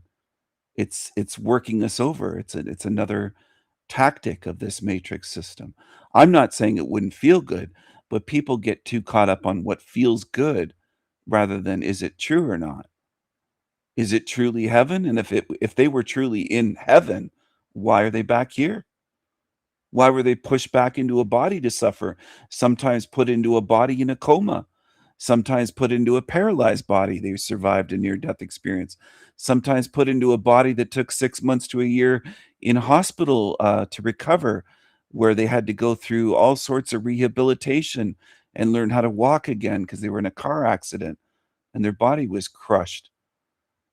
So if you're in heaven to these near death experiencers, why are they back here? That's the one thing they all have in common, and it's something that I mentioned years before I ran my channel. I would be on NDE channels and that Forever Con Man channel where all he really does is take shekels for doing the same analysis week after week of NDEs. That's all he seems to do is, "Are you gonna talk about me again and my shekels loving nasally voice?" that guy. He just wants the shekels and does exactly the same thing week after week for years, and people don't get tired of it. But that's the thing, like, I never even heard him say, "What's the one thing they all have in common?" And some people say they go here or go there. No, they go to different heavens. Some of them meet Jesus, some of them don't. Some of them are atheists, some of them are Christians, some of them are Muslim. There's lots of differences with NDEs, but the one thing they have in common is they're all back here to tell their story. And they're all back here to praise heaven, praise God, source, the matrix. They're all in favor of it. They're back here and they're almost, I'll say almost all, but if they're here to describe their NDE, then there you go. There's the one common thing they have, one common ground. They're back here. Now, if it was a good God, would you ever send somebody from heaven here and say you have to go back into that broken, filthy body that they don't want to go back into? That in itself is enough for me, not just to raise red flags or alarms. That shows me exactly what this place is. As I've said various times as well, there's so many people that experience an NDE and their grandmother, let's say, or grandfather says, it's not your time, dear. It's not you got to go back. I would know that's not my grandmother. I was close with one grandparent out of the 4 that I had. One of them had passed away by the time before I was 2 years old. So I never knew him. And 2 of the other ones I didn't know very well. And one grandmother died when I was in 3rd grade. So I was pretty young to even get to know her at all, 3rd grade. So I knew one grandmother that lived into her late 90s. If she showed up when I leave this body and said, oh, no, Stephen, you got to go back to that place that you were calling a hell realm, I'd know that's not my grandmother immediately, even if I didn't know all that I know about them using depictions, we'll say, of our loved ones, whether it's shapeshifters, illusions, holograms, some form of technology, mind control, whatever it is that they're using to portray our loved ones. I'm assuming that she was recycled, reincarnated. She's probably here on Earth in a body again, unfortunately. But I would know right away it's not my grandmother if I didn't know all that I know just based on her. If she came to me and tried to pressure me to come back here and suffer, well, I'd know that's not my grandma. That's not my grandmother. It can't be her. She wouldn't want to send me back to this hell realm to suffer. She wouldn't say, you can't stay here. You got to go back. I'd know right away it's an imposter. So there's something wrong with the discernment of a lot of these near-death experiencers because they never question these things. If their loved ones tell them you have to, you can't stay here, you have to, they just go along with it.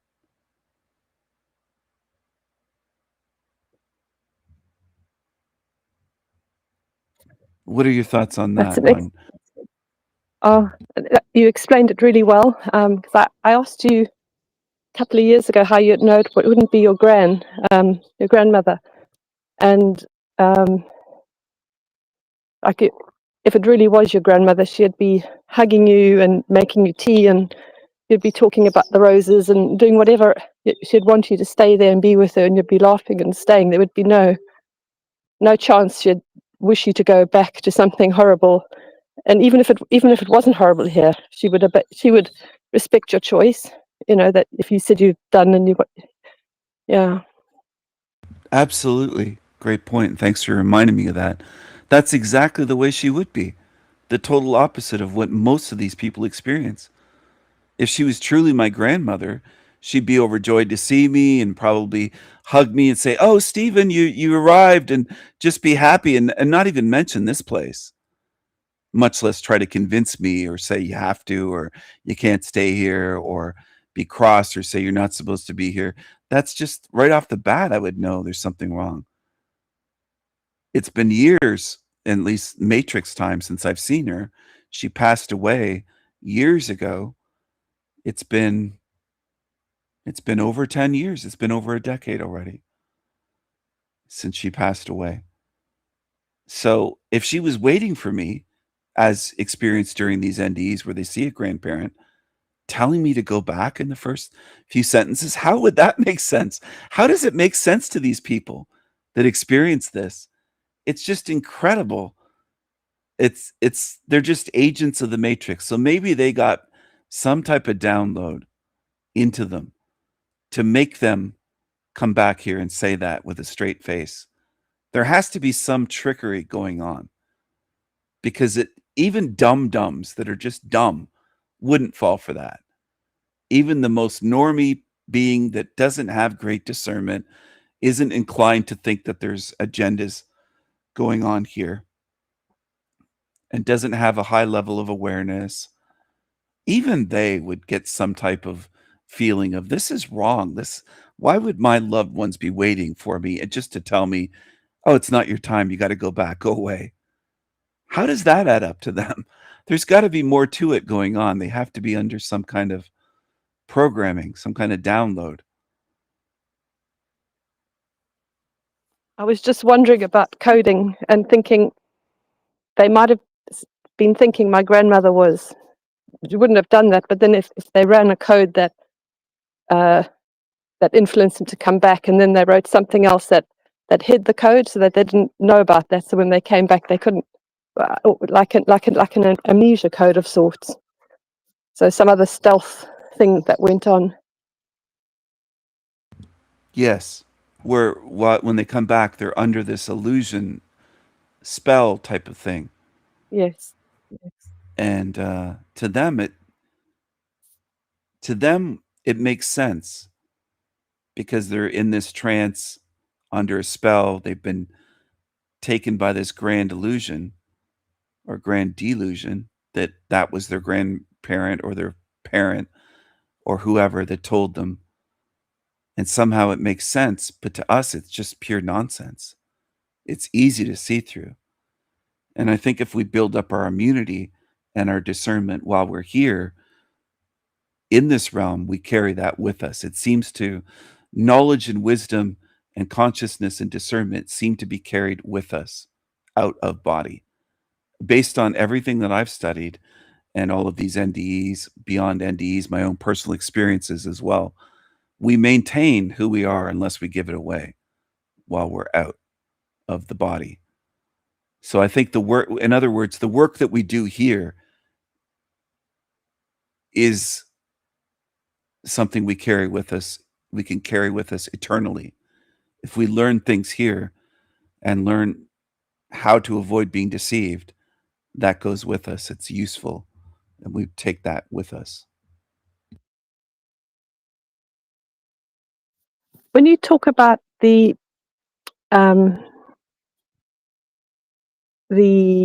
giving things away, and then you've also used the word agency, and I don't think I'm clear on that yet. Something you and Carl were talking about this years ago. And is it like, when you talk about it, what do you mean? Do you mean like the power, giving your will away and becoming a slave and obeying? Is that your definition?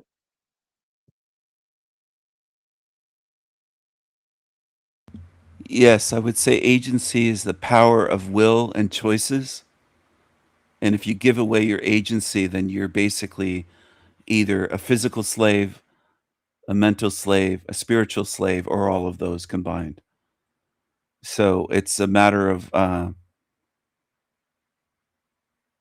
letting other entities or beings decide for you, either in this realm or spiritually, giving it away, saying, well, I'm gonna give it away and let God. I'm gonna let God decide. The religious people that do that, not me. I'm saying, as an example, the religious people that say, quote, I'm gonna let God take care of me. That's an example of giving away their agency, where they're giving away their independence, their ability to choose, their ability to say, no, I don't want to return there. No, I'm not doing that. No, I'm not going back there. No, I'm not, whatever the case may be, just putting their foot down. That would be an example of using their agency, putting one's foot down and saying, no, I'm leaving here. I don't belong in this matrix. I'm not doing this again. I'm not going to be reincarnated or go through other incarnations in that hell realm. And I'm not going back. I don't have a mission. And they never demonstrate, these people that go through NDs and give their stories on YouTube, never demonstrate that kind of agency. So that agency is ownership of yourself. It's saying, I am my own being. I'm my own spirit. I decide my fate, what I'm going to do for eternity. I'm not giving away that power to choose to other beings, other entities, human beings, so-called quote unquote gods, source, any of it. My agency, it's my choice, it's my will. What I'm going to do and where I'm going to go. I'm not putting that or giving it away to let others choose for me. Choice is part of agency, a big part of it. The freedom to choose. for oneself to be an individual and independent and have your own agency. Now, a child can't have full agency in this realm because they could do things that would threaten their life without even realizing it, like a baby. You would stop a baby from taking some poison or grabbing some steel fork or a knife and shoving it into an electrical socket or something. So we protect children, and we don't allow children to vote and vote for a war when they're 6 years old. We don't give them that agency to make decisions like that affecting our whole society. We, as a people, in a sense, in the West at least, try to go by ones that have developed into an adult with logic and reason. Hopefully, I mean, these days those are scarce to find. There's a lot of libtards around and Karens and ones that have no logic or reason. They don't demonstrate. It's all feelings. They don't go by that at all. But anyway, that's what I'm getting at, is agency is the ability to decide one's fate for oneself, ultimately, to make those decisions as an independent individual.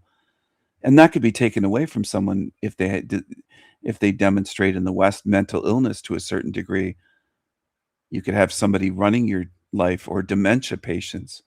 They could take away their credit cards and access to their bank account and remove a lot of their decision making for life, and have somebody, a family member, looking after them legally.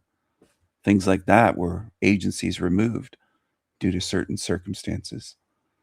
But yeah, that's what I was getting at. I was getting at that in terms of spiritual agency beyond the physical realm, beyond money, banking, credit cards, agency in terms of running one's physical life, agency in terms of spiritual life, everlasting, eternal life.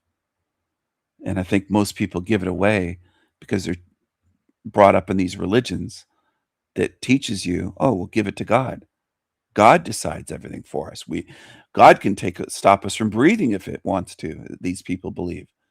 They believe that we shouldn't have any agency at all. They've given it away. So instead of being powerful spirits, they're powerless. They've handed their agency over to some invisible entities that they trust to be good, and they haven't demonstrated that they're good beings. Thank you. That was a really, really clear explanation. I'm going to have to re-listen to that later, and it might make a good clip as well, because sometimes a label, people don't understand the full part of it, or are shy to say they don't. So thank you. You tied in you explained it well with good examples, and also I think I understand it a lot clearer now. Thank you. You're welcome. I'm glad. If something happened to me physically and I was unable to make decisions, I would hope that I would have somebody making good choices for me, looking after me, and carrying through with my wishes. If I was in a coma in the hospital or something, or unable to choose. And I think that's also a factor, at least in this realm. But I think spiritually, we should be able to make our own decisions as spiritual beings, in body and out of body, for our spiritual health, well-being, our spiritual happiness, our spiritual life, our everlasting life. And I think that has been interfered with in this realm by entities, and it's interfered with by human beings as well. They step on us and tread on our agency and try to control us. And there's a lot of control mechanisms in this realm, but in one of my recent videos, I explored the idea, and I'd say it's more than an idea, it's an observable truth, where most people around us try to control us in life. And it's something that not many people want to think about because it's uncomfortable. But it's rare to find a being that lets you be yourself, that lets you be Wendy and all that encompasses Wendy, or lets me be Stephen and all that encompasses beyond my name, just the essence of my being and how I am, and doesn't try to control my likes, dislikes, what I'm going to do that day, how I view something. It's fine for people to disagree. It's not that, but trying to control, just like they do on YouTube. They want to call me racist to censor me and try to silence me. They report my channel, all these sorts of things. It's controlling beings all around us in this realm, including on YouTube, that would love to censor and silence and cancel people and try to stop them from expressing themselves and what they see and think. And a lot of these labels are weaponized words, control mechanisms. So that I would view as interference with someone else's agency, because it's my choice to see this realm as I see it. It's my choice to see races as I see them, species of spirits.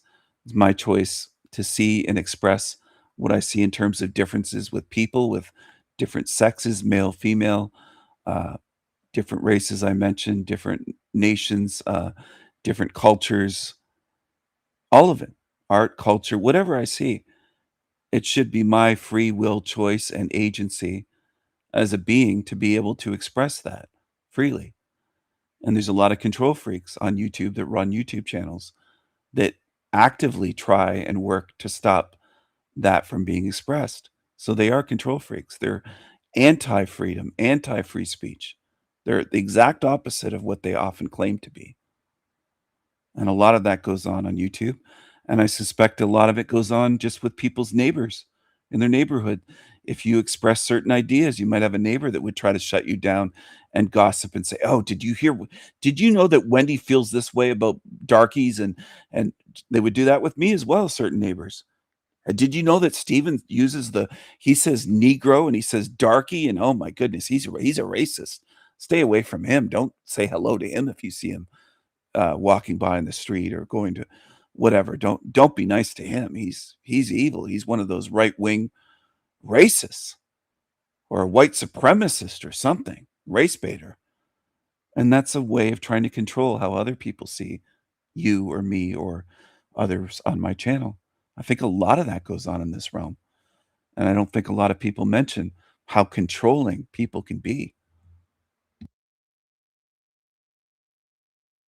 Excellent points. And that video you made, like don't think this, don't do that, right from when you're tiny at school. And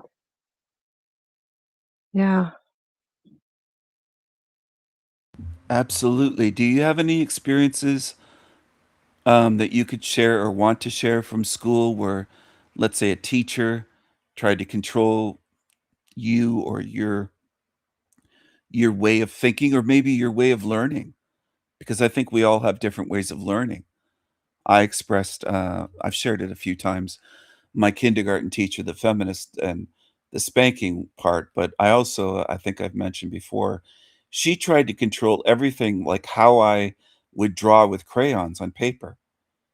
That was even mentioned on my very first report card that, quote, Stephen likes to draw one drawing and then layer on top another drawing and draw in layers. And that really bothered her to the point that she mentioned it in comments on my report card. And she also said that when I would try to print my name with pencil, I was too light with the pencil. She would like me to use more pressure and press. And she was critical of a 4-year-old with even crayon drawings and trying to control right down to not liking the way a 4-year-old uses crayons to draw. Now, I grew up as I'm an uncle because my siblings have children. I was never that critical as someone that wasn't trained as a teacher of my nieces and nephews in terms of them using crayons to draw. So for me, it's just when I look back at how very controlling that kindergarten teacher was and other teachers past her, the first grade teacher yelling at me in the first minute of first grade. And if these things didn't matter, I wouldn't remember them all these decades later. I still remember how it happened. So it's kind of imprinted on me. And I just wondered, Wendy, if you have similar things that you recall or where they tried to control you, the way that you are, the way that you think, the way that you try to learn or practice things. And did you have a lot of controlling teachers in your lifetime when you were growing up? The first example was in the second year of junior school. We had lined, like the really wide lined notebooks, and there was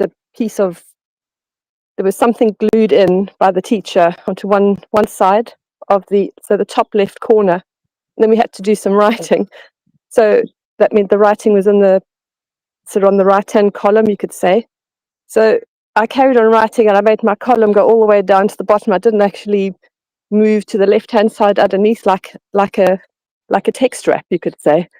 And so I got my hands smacked for that and called out for wasting paper, even though even had I done a text wrap, I wouldn't have used the last few lines. That was the first thing I got where I didn't ask for what I should do when I got to the next line. I just used my own decision just to carry on making a one straight column. So that's all I can think of right now. Oh, wow. So it's funny because when I think of think of that, and I think of how I would use the same sheet of paper to make a drawing on top of another drawing. I was saving trees in those early days. I was saving them paper, and they were still critical of me. Because I would make 2 or 3 drawings on one sheet and just layer them, like I might draw a house and then a tree or whatever, maybe my family or something, and it's funny because you can't win no matter what you do. Yes, you can't please them. It's like You can't Whitey's please being them no blamed. matter what you do. It's always wrong, and that's something that they try to hammer the most innocent, pure children, because this realm, even if you've experienced hardships or even childhood abuse, by the time of age 4 or so, you're still far more pure and not corrupted by this realm. 4, 5, 6, early on in school. I remember one of those evil Catholic teachers would make me write lines. I wasn't the only one that had to do lines in that class. Other children did as well. But if It's we bringing spoke back up in memories. class and just writing the pages of these Uh, lines, and you have to write it this many times, and just oh, punishments for children, for someone else's children, and most parents don't even think, a stranger is punishing my child, making them write out these lines until their hand is tired or their it's yeah. and it's just when it's not see, Team Evil would come and say, "Oh, he's just crying victim," but I'm talking about all children. I'm not just talking about what I experienced or endured. I'm speaking about the whole thing's wrong, not just what was done to me. It's wrong today as well. It's wrong. It was wrong then. It was wrong before I was born.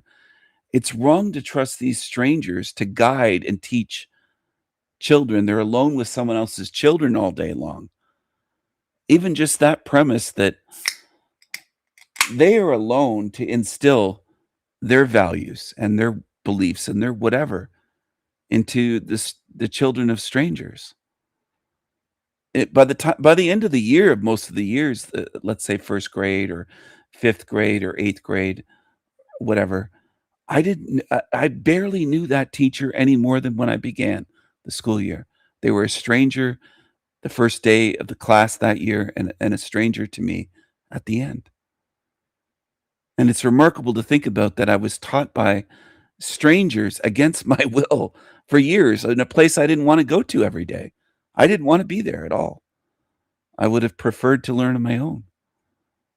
I would have preferred to learn how to read, write, everything on my own, but not allowed in this hell realm system of control. And I don't think most people, even to this day, view it that way. They might, on the surface, say that it's a control system or indoctrination. A lot of baby truthers will just use those terms and just kind of brush it off. But when you really examine the depth of the control, where it's psychological and spiritual control, it's not just physically controlling children, making them sit down in the classroom, making them answer and respond to a bell that rings, training them like Pavlov's dogs, essentially. But it's beyond that. It's spiritual control. It's trying to control spirits. That's how deep it goes. And I don't think most truthers will ever go that far and look at it that way. They just kind of skim the surface and say, yeah, well, schools are indoctrination centers, and then they move on to the next topic. But what they mean by that is indoctrinating your beliefs and teaching you stuff, but it's so much beyond that. It's spiritual control. It's a way of trying to break down spirits. That's what it is. Yes. And they used to keep children in the classroom at lunchtime to write out those lines. It was or stay late. So it was like a punishment that you couldn't go and play or eat or go to the bathroom until you'd done your lines as well. It was really Yes. cruel. Very Could you imagine if cruel. you I tried agree. that now to someone? You'd be wow, you'd be in so much trouble. Yeah, because these days I think most parents would sue the school board, the teacher. They would report it as holding them hostage, or there'd be something done. There would be lawsuits filed or something happening. Yeah. Yeah. And if And it was students just felt taken as normal. And Mm. you know what's interesting, and it's sad and sick, is that it's just brushed under the carpet that we went through all that. And it's not a big thing that, oh, that's terrible now, but they don't mention, well, that was done for decades, for generations, to children. Generations. And hardly anyone speaks about it. It's not like you're gonna see a documentary and say, "Oh, look how cruel it was. This never should have been done." I had to stay in at lunch various times. One of my teachers made me redo 2 whole subjects in elementary school. I think it was geography was one for sure, and I'm trying to remember if it was science, but 2 whole notebooks I had to stay in day after day after day after day for weeks at lunch to do that, and I couldn't go outside to play. I had to sit there, and he said, "Unless you redo these," and the only reason was he said it was too messy. It wasn't neat, but he was very biased against me because I kind of teased him, and I would have quips in response to his stupid shit where he would try to go after me, and I would respond. I was a kid that wouldn't just take it. I wouldn't just bow down and break and go along with it. And he tried and tried to get me in a sense. So he used that. He even made me miss the bus one time and drove. I started walking home, and another kid stopped me and said, "The teacher wants to drive you home." And I shook my head angrily, and they had to stop me from walking home. And I lived in the country. I was going to walk from the city out into the country. And I was pissed off at him for making me miss my school bus, saying that the inside of my desk was too messy. It's amazing how I was the only messy one out of a classroom with 30 desks. I remember thinking, it's just me every time. It's just me that has messy notebooks and messy desk, and he was just targeting me. He was harassing me, and he was allowed to get away with it. And he said, "If you don't redo these to get regraded on them, I'm going to fail you." And I was one of the brightest children at that school. And in 8th grade, he said, "You're not going to end up in high school." And then I redid geography. I had to, a lot of it was coloring, like just things I didn't care about. I didn't care about coloring maps and being neat. I just wasn't interested in any of the stuff he was teaching. So I did it though. I redid it and did it more neatly. And then he wrote a big fat 0 on the front of each notebook when they were redone in front of me. Wow. What a Yeah. predator. Yeah.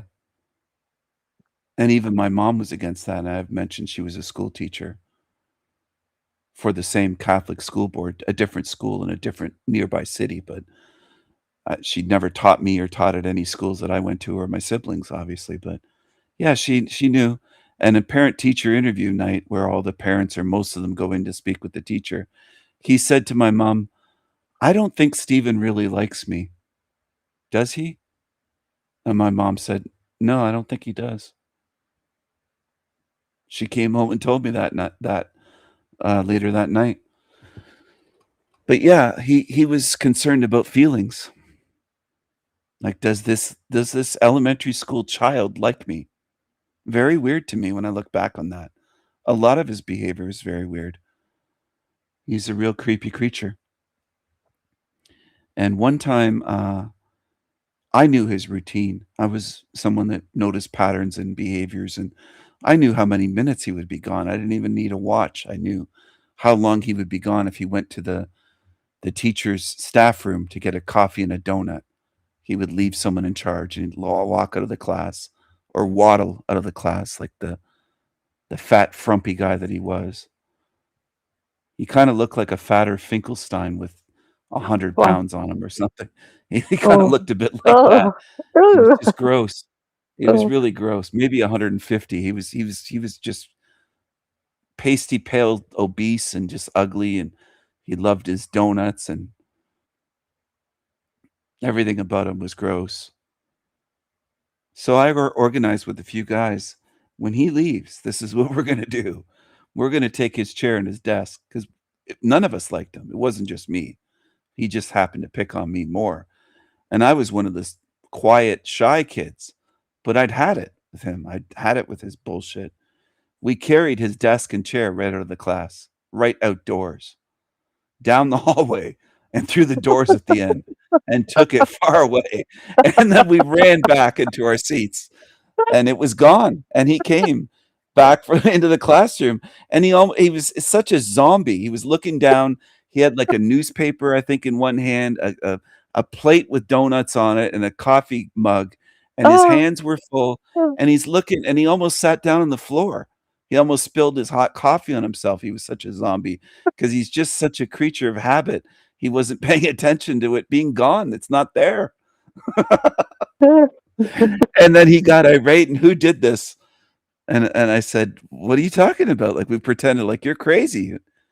Everything's fine." And he starts yelling, "Where's my seat? Where's my chair? What did you do with my desk?" I thought it was hilarious. I thought it was a great prank, but he didn't like it Oh. too much. I was always opposed to these fake authorities. So when people say, "How come you're against authority?" I think that's just wired into my spirit. That's just the way I Yes. am.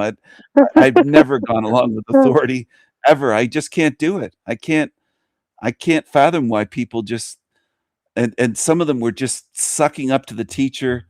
A lot of the girls were. It wasn't all the girls, and it wasn't only the girls. There were some guys that did that as well that made me even more sick.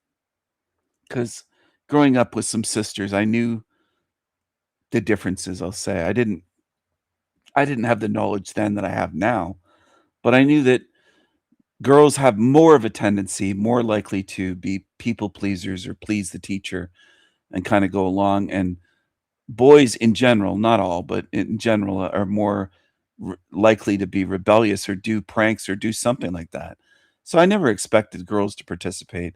But there was this one Asian girl, this Ching Chong, and she was the teacher's pet, not only in his class in that grade, but previous grades. And they had this stereotype idea that, okay, well, she's Asian, she's smart, and she must be. And it was just like, I knew she was playing them. I knew that it was fake. It wasn't real. She wasn't really that smart or smarter. And I knew she wasn't smarter than I was. And I wasn't braggadocious or arrogant about it. I just knew at a certain age, okay, I am fairly intelligent. And I could just tell that without grades, without having to rely on gold stars or a teacher's stamp of approval. I knew on my own within myself that I'm not a dummy. And I knew that certain ones would play to teachers to get better grades. And then I caught her in 8th grade with that Finkelstein type teacher. He was reading out her homework and saying how perfect it was and complimenting and just flattering and just it was like nauseating, like sickening. It was just over the top, like, oh, she's so wonderful and so well done, and calling her by name, he was, and just over and over. And I was going flipping through the textbook of the topic, and I found exactly that she plagiarized the whole thing word for Wow. word, right out of the textbook. And I started laughing and looking over to my friend Chris sitting beside me, and he goes, "What are you laughing at, Stephen?" I told him, "Turn to this page," and it's hilarious because it's she. This is how she does her work. She just copies it. That's why she gets perfect. They love it because it's exactly out of. And he goes word for word, and he turns and he starts giggling. We're both looking at each other, laughing, shaking our heads, going, "No wonder they love it because it's just right out of the textbook." Word for word, straight out of the textbook. And then that asshole teacher said to me, he didn't even bother with my friend Chris. We were both laughing when he saw us, but he targeted me, which is fine. I didn't want to get my friend in trouble anyways. But of course, he says to me, "What are you laughing at, Steven?" And I go, "Well, it's really not that funny. I don't want to say," because I didn't want to rat her out. I didn't like her. She wasn't my friend, and she was a cheat, and she was the teacher's pet and sucked up to the teacher. She was everything that I didn't like about other kids, but I still wasn't going to throw her under the bus and rat on her. I didn't want to. But then he just kept pressuring, saying, "Stand up and tell the class what's so funny." And he wouldn't let it go. And I said, "I don't want to talk about it. It's personal or private or something. It's just a silly joke or whatever that I shared with Chris." And I just made up like I didn't want to talk about it. I didn't want to say tattletale. Okay, well, this is what it is. And he goes, "No, what's so funny?" He starts getting really angry. His face is red because he goes, I'm not continuing the class until you tell us. Tell everyone what's so funny so we can all get a good laugh. And we really want to hear why you disrupted. And I was kind of holding my mouth and trying not to laugh. I didn't want to disrupt everyone, but it was hilarious to me that it was just so obvious. And finally I said, "Okay, well, turn to this page out of the textbook." And he goes, "Why?" And I said, "Well, just read it." And he goes, "Why though?" And I said, "'Cause it's word for word what you're reading. You're complimenting her so much, and it's just straight out of the textbook." And he said right away, he defended her without even turning and looking. He goes, "Not word for word." And I said, "Yes, it is." And everybody in the class started turning to that page, like whether it was page 77, I'll just take a number. Everyone turned, and paragraph 2 or paragraph 3, from there down, it was all word for word, paragraph after paragraph. Her work was just copied as plagiarism. And then he carried on. I said, and then I just started to get fed up, and I'm like, "No wonder she gets perfect grades." I said, Look how you treat me in my work. You grade me. Maybe I should just copy it to the textbook." He didn't like that. He had no response, actually shut his mouth with that one. He had no comeback, no defense, because everyone in the class could see it was word for word, just as I had said it was, that I wasn't making it up. And she kind of Cheap looked over at me, biker. but not angrily. She looked like sheepish, like she was caught. And I think she was did that all through school, grade school. Wow. And I As you think were, she did get preferential treatment being an immigrant, like an Asian, where they just say, well, they're very smart. And a lot of white people have that idea, preconceived idea that, well, Asians are smart, so they don't check their work and they just give them great grades. They just glide through. Meanwhile, I'm working my ass off lunch hour after lunch hour to redo these topics so that I don't fail. And if I would bet money on it, I was one of the smartest kids in that school, probably ever in that school in reality. And I'm working just to get into high school and being told, "Oh, you better not take advanced courses." And I did take all advanced courses in ninth grade against what the principal of that school said and the teacher. I went from that elementary Catholic to a public high school. I took all advanced grades, barely did any work, and didn't have to write any final exams in the most advanced classes they had, including math, science, geography, history, everything. And they were trying to paint me as some dummy that should take the general classes, the lower, easier classes. that's so evil. And to do that to you, you're obviously, gifted, and just to try and break you down and humiliate you and Yeah. and like the architecture, trying to weigh people down with constant niggling and degrading things.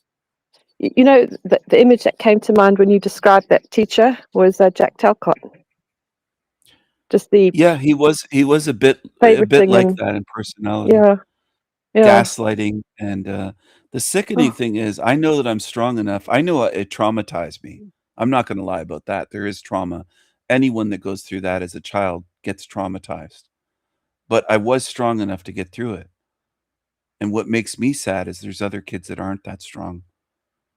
I could see that before I graduated, I distinctly remember looking around my classroom after all those experiences and the teacher's pet and being caught, I won't name her name, but she was Chinese, being caught plagiarizing. And I looked around and I just like, some of these kids are broken before they even enter high school. They've given in. They don't have a will of their own left. They'll do what the teacher says. They'll believe what the teacher says, even if it's wrong, even if it's ridiculous. I had a way of figuring out math. I think it was with division, long division. And I had a different way that was taught. And the teacher, again, he doubted me and said, that can't work. And then he started drawing on putting equations, problems on the blackboard, saying, will it work this way though? Well, and he was almost going out of his mind thinking, there's got to be a way that the way you do math doesn't work. And it was just obvious at a certain point what he was doing. He was hell-bent on trying to prove me wrong, saying it can't possibly work the way you do it. And the more he did it, it just kept working and working and working. And finally, he had to just kind of give up quietly and not mention it, that the way that I worked out problems actually does work. And it was just something that I discovered as a kid. And I had been in a gifted math class years before then and kicked out for putting a kid in a headlock, a kid that was threatening me. He started it with violent threats, and I grabbed him and put him in a headlock. I said, I don't think you're ever going to beat me up or punch me or do anything. I'll just put you in a headlock. And I tightened it on his head and he couldn't move. And I wasn't choking him, but I had my arm around his head, a little redheaded kid. But anyway, it's sad to me that this still goes on in this realm, and it is designed to break down children. Yes. And that French teacher was also in 8th grade, where she had the mental breakdown. I told that story the last live stream. So there were various things going on in 8th grade where they wanted to really punish me somehow. The principal was a gay principal and was married. He used his wife as a beard, but he was obviously gay. His voice was gay. Everyone in the school would call him gay. All the other kids. We figured he was gay. His mannerisms, his voice, all of it. He was against me. One kid tried to claim that I cut seats on the bus and it was him that did it. And I'd get hauled into the principal's office. There were so many things going on in 8th grade. The French teacher with the nervous breakdown after she tried to bully me. The Finkelstein teacher making me redo 2 topics that took many, many hours at lunch to redo them. And my grandfather died the morning of Christmas Eve, the 24th, right before Christmas that year. There were problems. There were all kinds of things going on that year. It was a very difficult year. My mom had a major surgery that year where she could have died when I was in 8th grade. And all sorts of things happened. And it was just so difficult to even just get out of there and get into high school and be away from that. And I never wanted to go to any Catholic school. I didn't want to go to any Catholic church after that. I wanted to stay the hell away from it. They would put us in classrooms and have us doing confession with priests face to face, like 2 feet away from us. It's evil to do that. It just shouldn't happen. It shouldn't happen. And that's a big part of my channel and my message, that I want people to look at their own lives and around them, remember their childhoods and heal from it, but also realize it shouldn't happen. It shouldn't be this way. It's wrong. And that's rarely said about this realm in general. See, some people will say it's wrong if they see a murder or something extreme like that. They're willing to do that. A normie will say, well, that's wrong. That's murder. But a lot is wrong in this place on every level. I told other children in that school when I was there, this is a prison for children. And 2 other kids looked at me and said, you're right, it is. They didn't argue. They didn't do mental gymnastics. They didn't try to gaslight me and say, no, it's okay. They said, yeah, it is. They agreed. They didn't even hesitate. So they could see it, obviously, before I said it. They could see it too. You know, that teacher in the 8th grade one, we were outside playing on the baseball diamond during phys ed class, and I hit the best, probably the best hit that I had in all of elementary school playing baseball, and it would have been a home run. And he called it a foul ball. I Oh, was running what to a first base, and I remember that distinctly because I was so happy for just a brief moment, like 3 to 5 seconds or so, and he just yelled out, "Foul!" oh, that's And it was the furthest hit I ever hit in elementary school. It would have been a home run for sure. I just cranked the ball, and it was hit over everybody's hits in the outfield. I would have easily run the bases and hit a home run. And he said it was a foul ball, and it wasn't fair. And it was on purpose. It was completely, I knew in the moment. That's why I still remember it. Because I yeah, don't just remember how far I hit the ball. I knew in the moment that's wrong. That was it is fair, and wrong. he did that on purpose. And Did then anyone the way stand we up were and Go ahead, sorry. did anyone stand up and contradict him, or did they No. just go with his? A couple kids that knew me they looked at me and shook their heads like, yeah, they didn't say anything, but they knew it wasn't foul. The other team didn't care because the thing is, that's the thing, not just with kids at my school or kids. There's a lot of people in this realm that if something is unfair, if it benefits them, they won't say anything.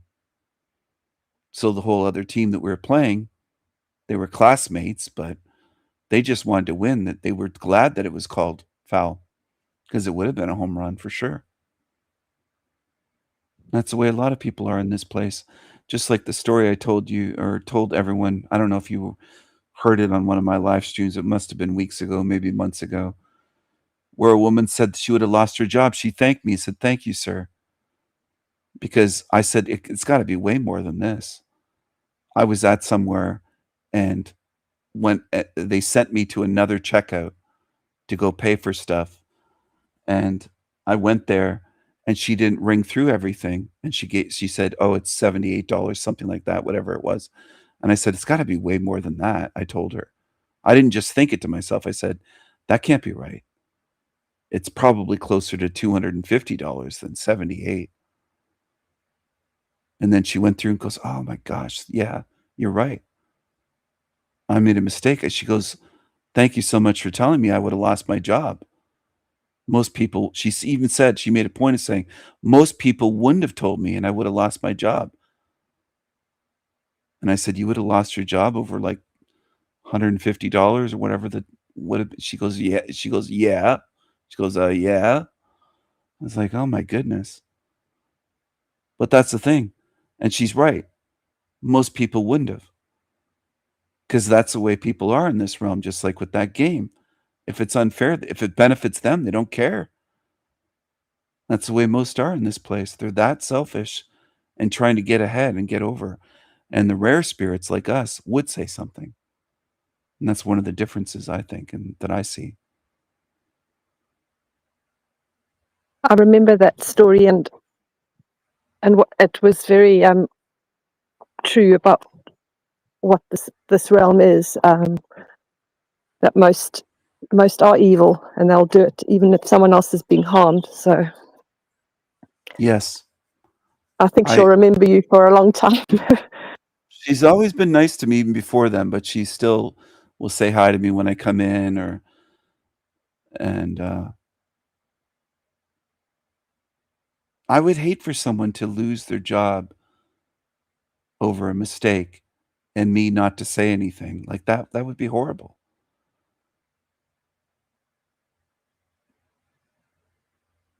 I remember growing up and they had this thing at McDonald's and I was a teenager, maybe 15 or 16 with a friend and his brother. And there was this whole thing that turns out it was kind of a scam anyways all along. But the McDonald's Monopoly thing, Monopoly game where you get the little stickers that are on your drink or your French fries or something, collecting those. And I remember I got one and the so-called friend that I had at that time showed his true colors in an instant, stealing it from me, saying that's the one I need, grabbed it right out of my hand. It's terrible. And he thought that was the one he needed to win some prize for McDonald's. And that was his instinct, to steal it, thinking that's what I need. And I just peeled Wow. it off and looked and go, I got this. And he took it right out of my fingers. He just snatched it out of my hand. And I was so pissed off about that. I started walking home, or I think I was walking to my car, or we had walked to that place. And I said, I'm not driving you home. Fuck you. You stole something from me. Go away from me. That's the way I am. People can say I'm harsh or that I'm too high of standards with morals, but I don't like that stuff. I never viewed him the same way. Shortly after that, I wasn't friends with him anymore. I realized enough that that's what he is. That's the way he's going to be.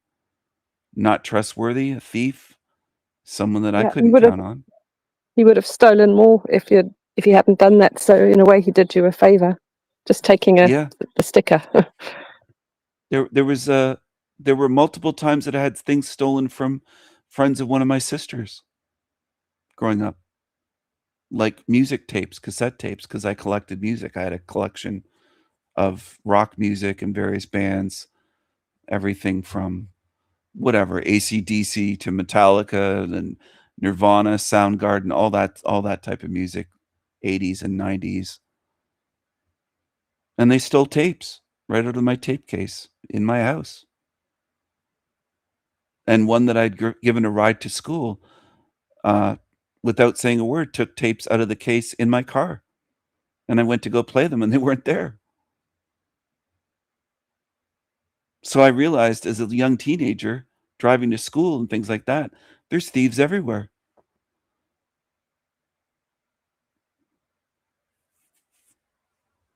Everywhere. I confronted the one kid at high school that stole them from a party that my sister had. I found out who did it and went right up to them and said, "You better give me those tapes back that you stole, or you're going to pay for it." And he did give them back. I got them back. And I also got them back from the girl that was a sister of my friend, or my sister's friend. She had taken them without saying a word. Not, can I borrow these? Can I take them home and play them? Nothing, just took them, put them in her pocket.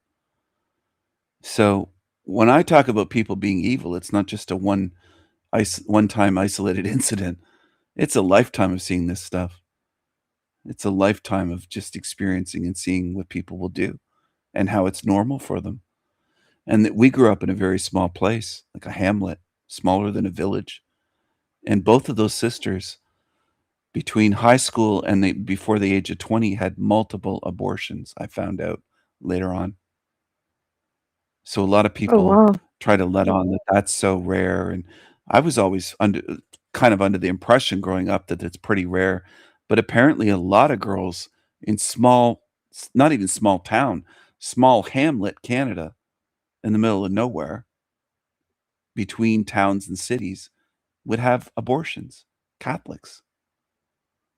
I don't think this is known to most people, but yeah, they were lucky to even be able to get pregnant and have children after the abortions they had. And I was told about it later. And both of them ended up having kids. And my sister said to the one of them when they finally had children, "Oh, you're going to keep these kids?" She knew that she had killed other kids. And they were looked upon as a good family that went to church every week, all that sort of thing. You're taught in Catholic elementary that abortion is a big sin. See, people are not what most people believe them to be.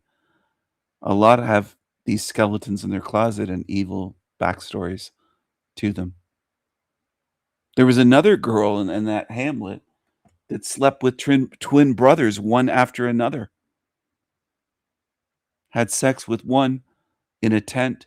He left the tent and his twin brother came in that looked different enough and sounded different enough. They were twins, but she could tell them apart. So it wasn't like she was tricked. And she thought that was great as a teenager. Total slut. Her nickname in high school was the Blow Queen. So it isn't just huge cities that breed degeneracy these days. This was going on way back then in one of the smallest places, no stoplights and no traffic, and just a small, tiny place. You would think that it might be wholesome, but I don't know if there are. When I think about it now, I don't even know if I've thought of this before, but I don't know if there's any wholesome place in this hell realm anywhere, maybe ever.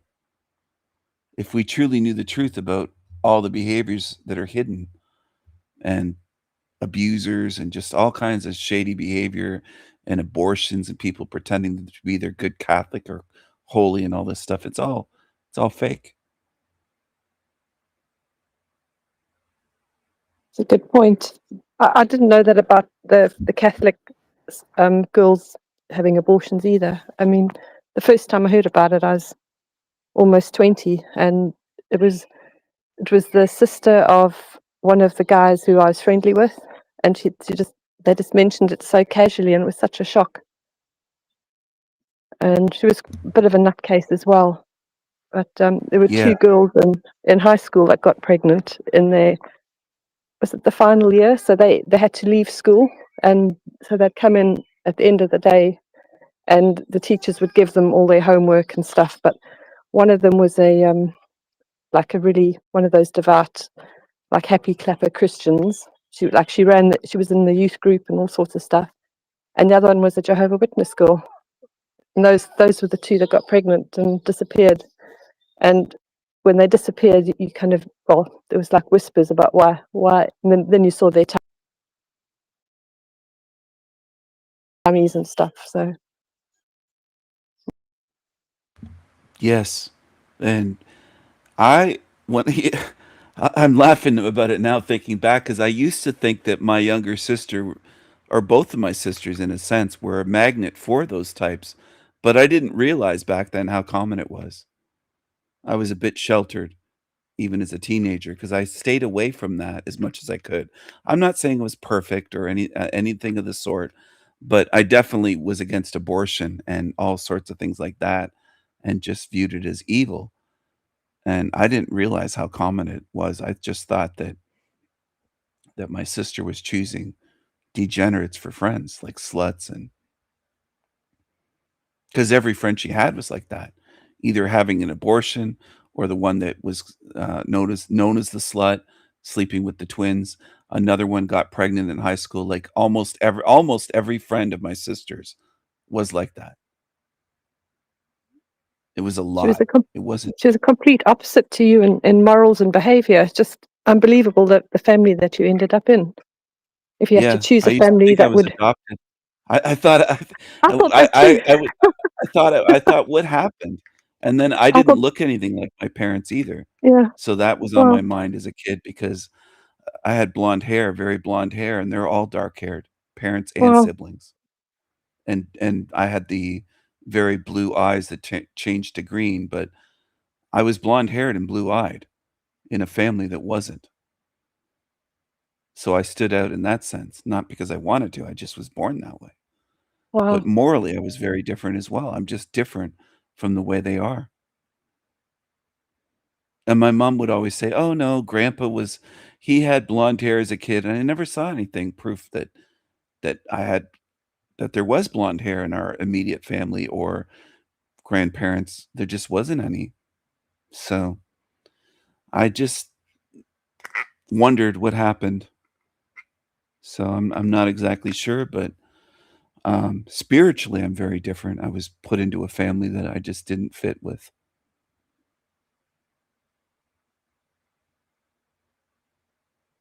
yeah, I look like more like my dad than my mom, but other than that, we are so different. I used to think that my mom must have picked up the wrong baby at the hospital and gone home. I thought that as well. I actually said various times if I ever got a phone call saying, "Sir, I know it's a long time since you were born, but there was a mistake at the hospital," I would have been like, "Yeah, I figured." And they would have been like, "You're not shocked?" I'm like, "No, I'm not. I'm No. not surprised. I always thought something happened. This just Yeah, explains it. Thanks for yeah, calling." yeah, I wouldn't be shocked. I'd just be like, "Yeah," yeah. because we're so different. some of the behavior, and I haven't gone into it a lot, but some of it was just pure psychopathic behavior. My older sister, I think, is either borderline or a psychopath. She's a compulsive liar. She doesn't have empathy. She lies, steals, has a long history of shoplifting and stealing from family members and lying, and just her behavior. She'll make violent threats. She's just off the deep end. Selfish, greedy, you name it. And she'll say openly that she's going to heaven, she's a good Catholic, and say that she goes to church all the time, and say other people that don't go to church are going to burn. It's just ridiculous. But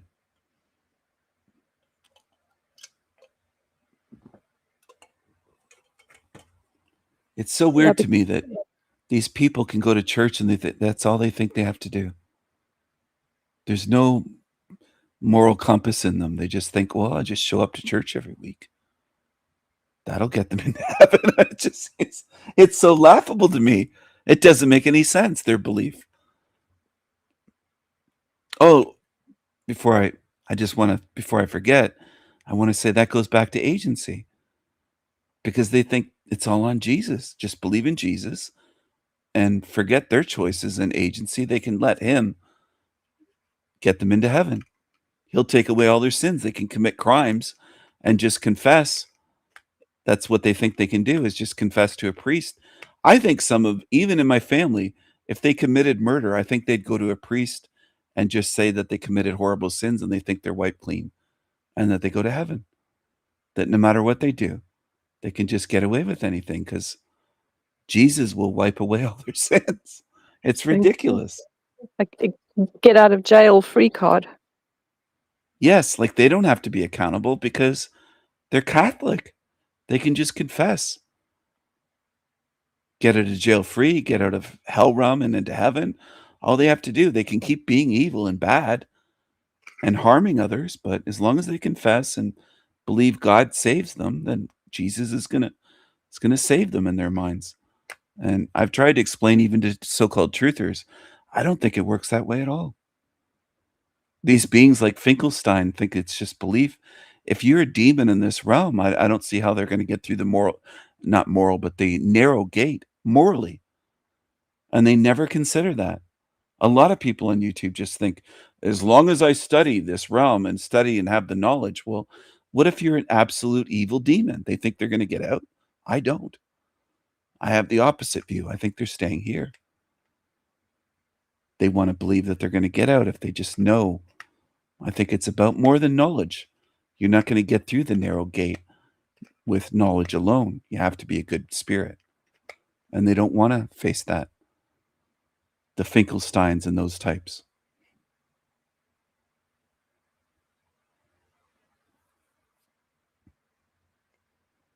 I notice he hasn't been as vocal. He hasn't been as lying about me as much lately because he said, why don't I use my voice? And I have been using my voice for singing in songs. So now what's he going to say?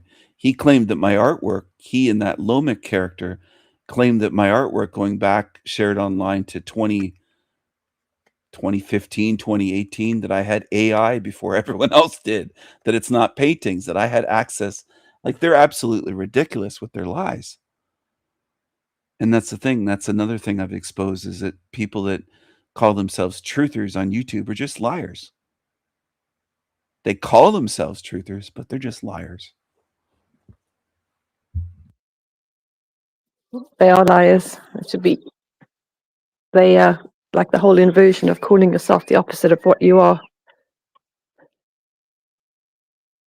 Yes, and that fits in perfectly with this realm yet again. Because everything is inverted here in Hell Realm.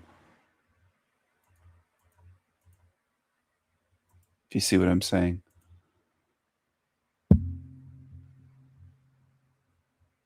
It's a realm of inversion. So why wouldn't so-called truthers do the exact same thing that the realm itself does? Invert good and evil, invert everything, truth and lies. Everything's reversed and inverted here in this demonic evil hell realm.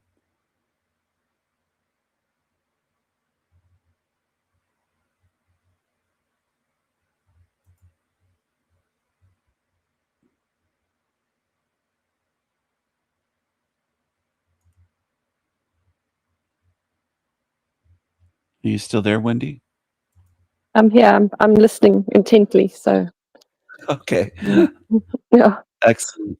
I was just going to share something with you. It should pop up on your screen. It might take a few Oh, I seconds see or it. so.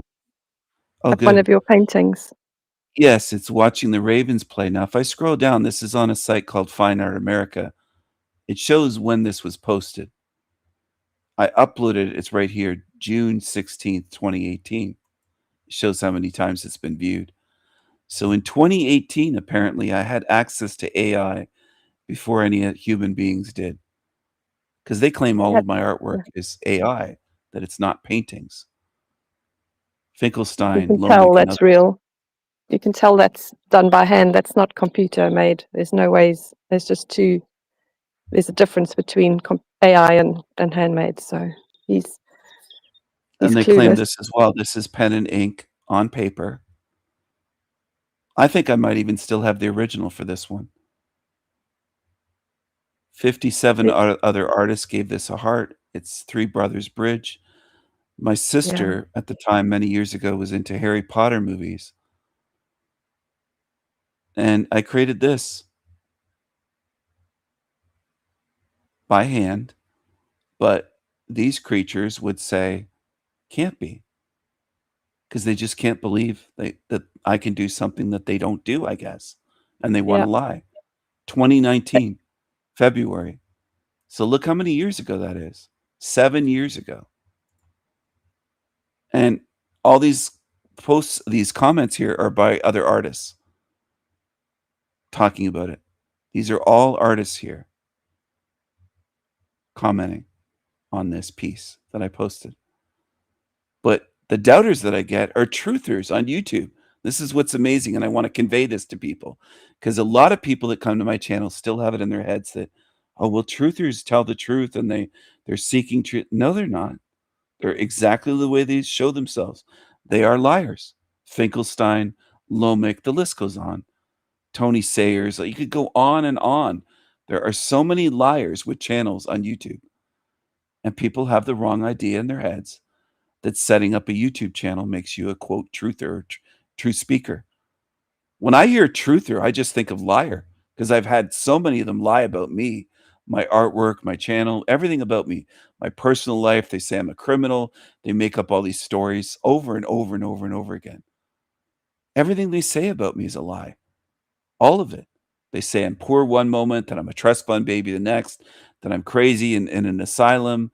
How do I have a knife collection in an asylum? Like, it doesn't have to add up, though. They just make up all these lies. And somehow they believe they're going to get out of hell realm by lying their way out. How does that work? I'd just love for people to look at reality around them and say, you know what? This guy can always prove what he's saying. 2019 is when this was uploaded on this site, and the site itself shows it. Fine Art America is a site where you can pay money as a member and upload and sell your artwork, your prints on various things. And they'll say he's trying to sell his artwork here to truthers. I'm not trying to sell anything. I don't need anybody to buy a single thing off my sites for artwork. I'm not trying to push this at all. In fact, don't buy it. I'll put that out there for these idiots that accuse me of being a grifter, because once in a while I share my artwork out of the 3.5 years that I've run YouTube sites. And I gave away thousands of dollars worth of artwork. In the early days, I was giving away a few pieces of art every month as a giveaway. As I think it was El Diablo's art giveaway or something, I called it. Month after month, I used to give away pieces of artwork. But they claim it's all AI. In February of 2019, I had access to AI before any of you ever. It's just so stupid. They're such fucking idiots. Yeah. It's just Yeah. almost unbelievable. I have so many art supplies, all kinds of pens, including fountain pens and pens from all over the world, and paint brushes from everywhere, and paint sets, and oh my goodness. And they're just idiots. I had videos on Instagram showing me drawing, filming me on video drawing. But I don't I don't need to prove myself. I don't need to make another video showing, okay, this is me drawing to prove myself to demons. I proved myself to other artists all over this realm in 2018, 2019, 20 whatever, long ago, where I was followed by 1,174 other artists with 1,282,000 visitors. I Wow. joined in 2015, it shows. So that's 11 years ago. Where's the AIs making art 11 years ago in 2015? It's just, I get tired of the lies of this realm. That's what bothers me. It's a realm of lies and liars. And I've given away retards. some of these pieces. And what? Yeah. Sorry? And retards. Retards, demontards, Yeah. zombies. Yes, and I painted this. I think this was one of my earlier watercolors. The butterfly here on the left. I painted it for a little girl that's a relative of my girlfriend as a gift because she likes butterflies. Now, that doesn't make sense to evil creatures on YouTube, but it's pretty easy to understand. That's why I painted that colorful watercolor butterfly there as a gift for a little girl. It's beautiful. And your Snuggles was a gift as well, I think. Snuggles the bunny. Yes. Yes. You've Absolutely.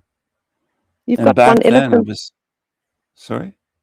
There's an elephant that you made with a pen and ink lines, and all the wrinkles have been made with individual swirls of the pen. It's so detailed. It's absolutely gorgeous. Thank you. Black and white one, yeah. Yes, and it should be obvious to people, not just by the year that these were posted, but that it is handmade. This was 2020. So this was 6 years ago, Snuggles. Time really flies.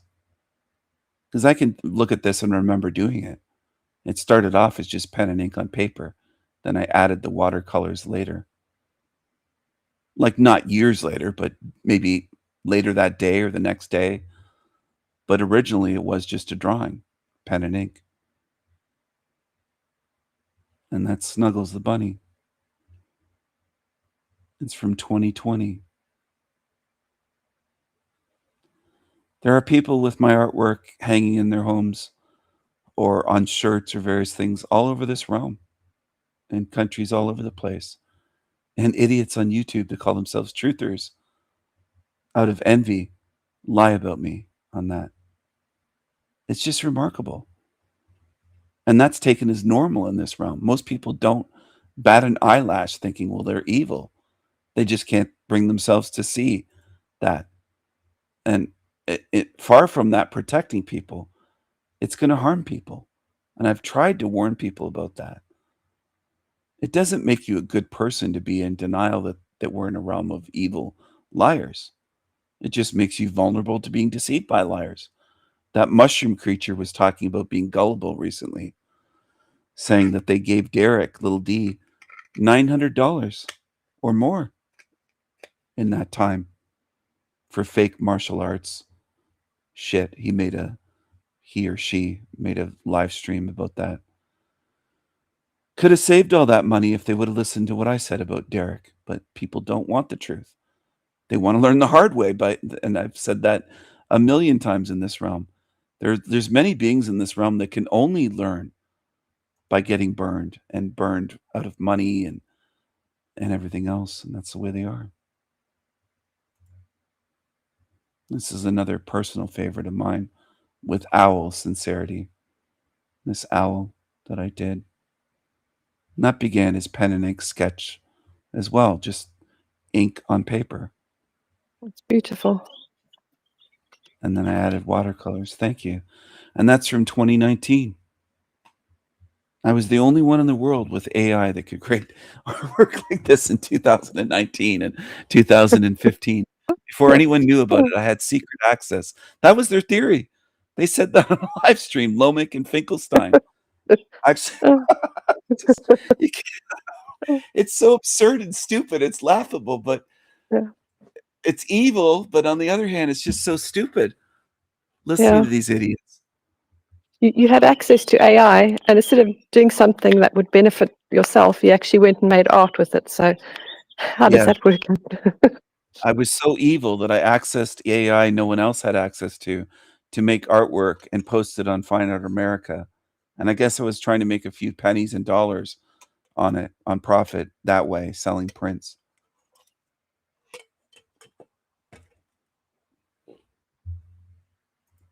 It's remarkable. Oh, you must go to make breakfast. I just saw your Yeah, I'm going to head back indoors and get ready to make breakfast. So I don't want to interrupt you mid-flow. So it's been lovely okay. talking to you again. Thank you. Have a delicious breakfast. It's been wonderful to chat with you. I love when you hop on and we have these conversations. It's beautiful. Thank you so much. I always learn, and I had some questions today, and your explanations were wonderful. I will go back and listen so I can listen and let it soak into my spleen and my gallbladder. Excellent. Thank you. Okay. Thank you, Wendy. Have a beautiful breakfast, and we'll talk again soon. Thank you. Bye. Bye for now. That was Wendy, everyone. One of my favorite guests on the show of all time. And it's very relaxing and easy. It's very easy to speak with Wendy. I think Wendy communicates in such a way that she makes it easy to speak with her about all sorts of things, whether it's artwork or this realm or agency or the trauma of childhood and school and topic after topic. It's very easy to speak with Wendy, and that is I almost said a gift. It's different than a gift. I'm trying to get away from using that word because I don't think it's a gift of this realm, but it's a special thing. It's a special quality, I think, that certain beings have, and not every being has that. The ability to communicate in a very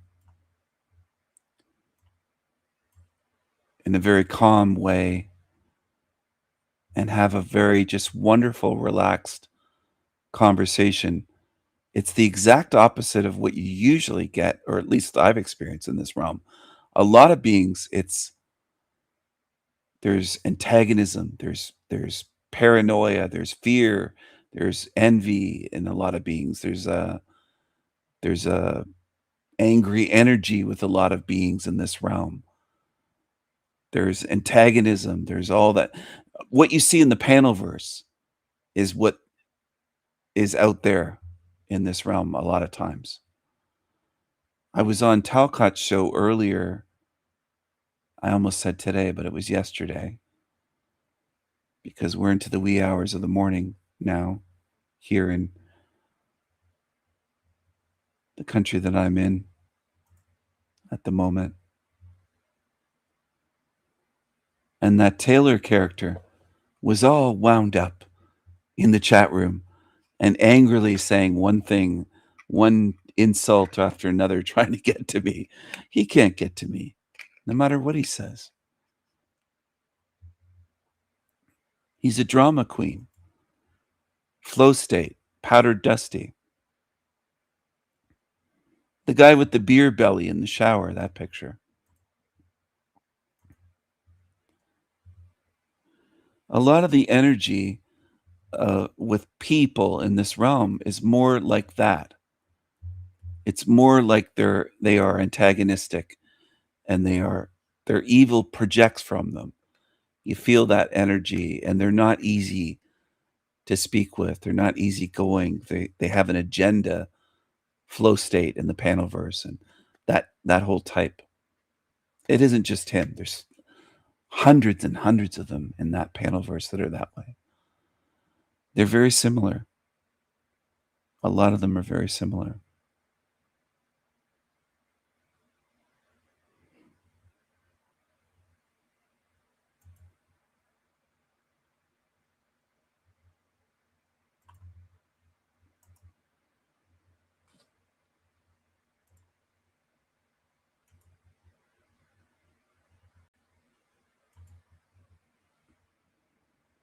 So John Levi, I think they call him John Levy, but his name is spelled the same way as Levi's.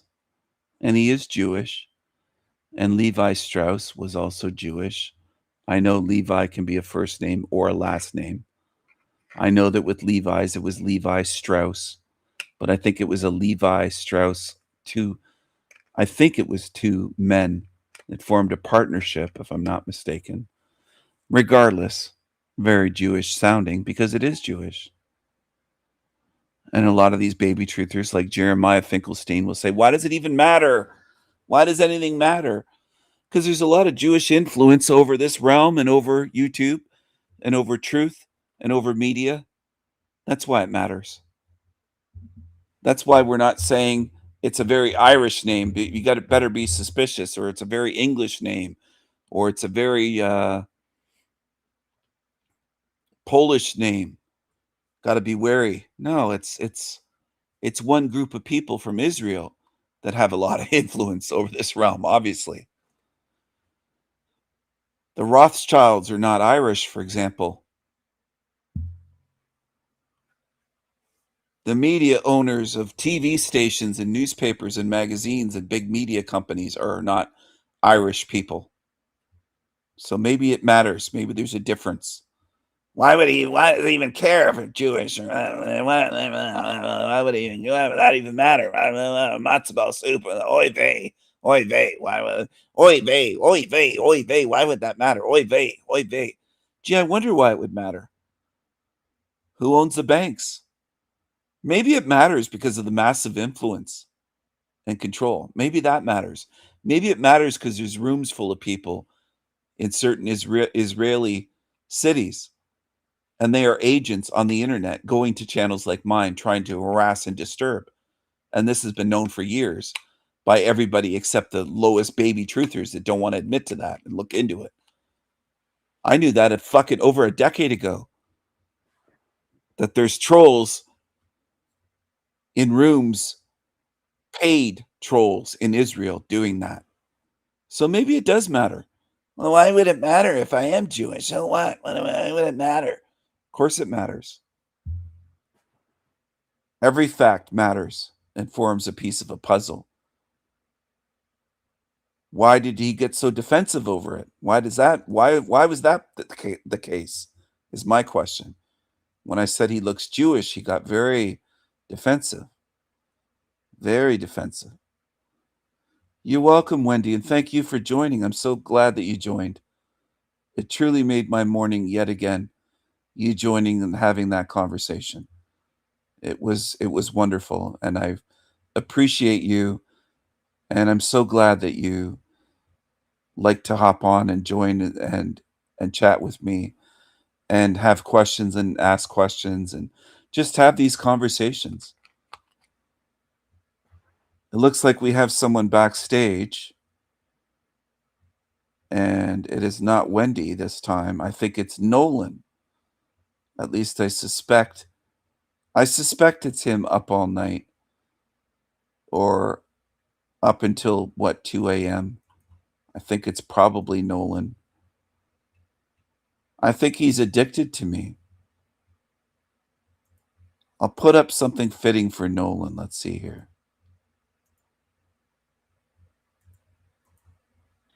Hello, Nolan. What's up, Cockroach? What's up? I know I would get banned again, but before you ban me, at least let me tell you that I have a video which actually explains a lot. What's up, Cockroach? I have you muted. Are you a cockroach? You have so many videos you tried to share, but you're just a cockroach. You just keep talking and You're rude. You talk about me on Team Evil shit channels. I know what you are. You're just a cockroach. Aren't you a cockroach? If you say so, then I'm a cockroach. But at least know You're that on I the have sent screen. you a video. I don't want your video. I don't trust you with anything. I'm not going to waste my time. You've already shown what you are. I don't trust you. You go and talk about me all over the place. You're just a cockroach. Aren't you a cockroach, Nolan? Are you a cockroach? Whatever you say, King Stephen. But You talk about me all over the place. Am I your obsession? There he goes. He left. Good. Good riddance. Goodbye, cockroach Nolan. Or whatever your name is. I'm sure that's a fake name. Everything about you is fake. Everything about him is fake. Everything about him is fake. That's why I don't even indulge them. I just call them cockroaches. That's what I do now. I'm not interested in anything after they behave that way. Once you show me what you are, I don't forget. He showed me what he is. He's a cockroach. He's a cockroach. He's a cockroach. And he's back to try to harass. I see him back there. He's a cockroach. Just a cockroach. A little cockroach. He's a cockroach. Imagine living life that way and not feeling shame. He doesn't feel shame or embarrassment. It shows what he is. That's another indication. Because when he's told what he is and told about his harassment and all this shit he does and two-faced behavior, it doesn't faze him because he's a cockroach. He's a demon. There he is. I'm showing a screenshot. You guru. He keeps joining us. He uses stupid names like that. He hides his identity. He does everything that a cockroach would do. It's all cockroach behavior. There's his name. You guru has joined. He's a cockroach. He's a cockroach. And he creates nothing. He doesn't create videos, doesn't create music. He doesn't do anything. He just goes around to harass people. It's cockroach behavior. He adds nothing. Adds nothing. Make a video debunking me. Make a 2-hour video or a series of videos. Go ahead. But I don't need you around here to harass me. He's been told to go away many times. But he just keeps coming around. He's a loser. He's a loser. He's just a cockroach. And he's an example of Hell Realm. He actually is another proof. Nolan equals just another proof. This is a Hell Realm. What he denies. His behavior shows it. He's another proof that this is a Hell Realm. He's too unaware to realize that. He's too dumb. It was called Doom. I need some of that. I need some Doom. I need some Doom to spray on Nolan and his kind, his type. That's what he needs. Look at this. The parasitic matrix and entity attachments. Tony Sayers has a guest. He likes to talk with everybody except for King Stephen. That's the only person Tony Sayers won't face and be on a live stream with is me. Look at this. So welcome back. This is Night Flight, and today, as you can see, Tony Sayer is back, and we will talk about entity attachments, how to identify them, and before we go into. Wait, is this the woman that laughed? I'm trying to think. She sounds familiar. Her accent, her voice. What kind of shirt is Tony Sayers wearing? Is he pretending to be the captain of a cruise ship? What kind of shirt does Tony have on? Is that the captain of a cruise ship? What am I looking at here? What is going on here? My goodness, look at this. And what webcams were they using? Were there webcams potatoes from 1933? What kind of what was used for this footage? Look at the low quality. This is incredible. To our subject, Tony, tell us a little bit about Mexico. You had some interesting times there, yeah? Yeah, I'm ducking and diving bullets at the moment. I think somebody showed him the tank top Tony videos because he's not wearing a tank top for once. He's wearing a shirt with a collar with those parts at the top. It looks like a captain of the Love Boat cruise ship or something. Remember that TV show? The Love Boat. Look at this. Captain Tony. What is going on here? Look at this. I can't tell if that's a woman he's on with or if it's a transformer. What is this? What is this? No, it's not that bad. It's calmed down. But last Sunday, I woke up and in one of the group chats on WhatsApp, they were saying that there's trouble and stuff, and you hear that stuff all the time here in Mexico. You know, stuff with the cartels, and it's kind of water off a duck's back after a while. But then I was hearing like all these helicopters overhead and police sirens everywhere, and I was like, well, that's weird. And then it transpired that one of the big heifers, one of the big bosses, had been killed, and you know that the cartel members just went absolutely nuts in Puerto Vallarta here in Guadalajara, where I am, setting shops alight and barricading the roads and stuff like that. And yeah, so for a day, it was really, you know, it was quite concerning because there was a lot of misinformation and disinformation coming out. There was a lot of photographs that were AI that later transpired were fake, like planes being set on fire, and there were stories of you know, they're pulling tourists and Westerners out of hotels and using them as hostages, and like when this is all going on, when you're in the thick of it, you're like, wow. But it transpired that a lot of that was missing. The Love Boat. It's the Love Boat captain, everyone. It's Captain Tony. It's Captain Tony. He needs the hat.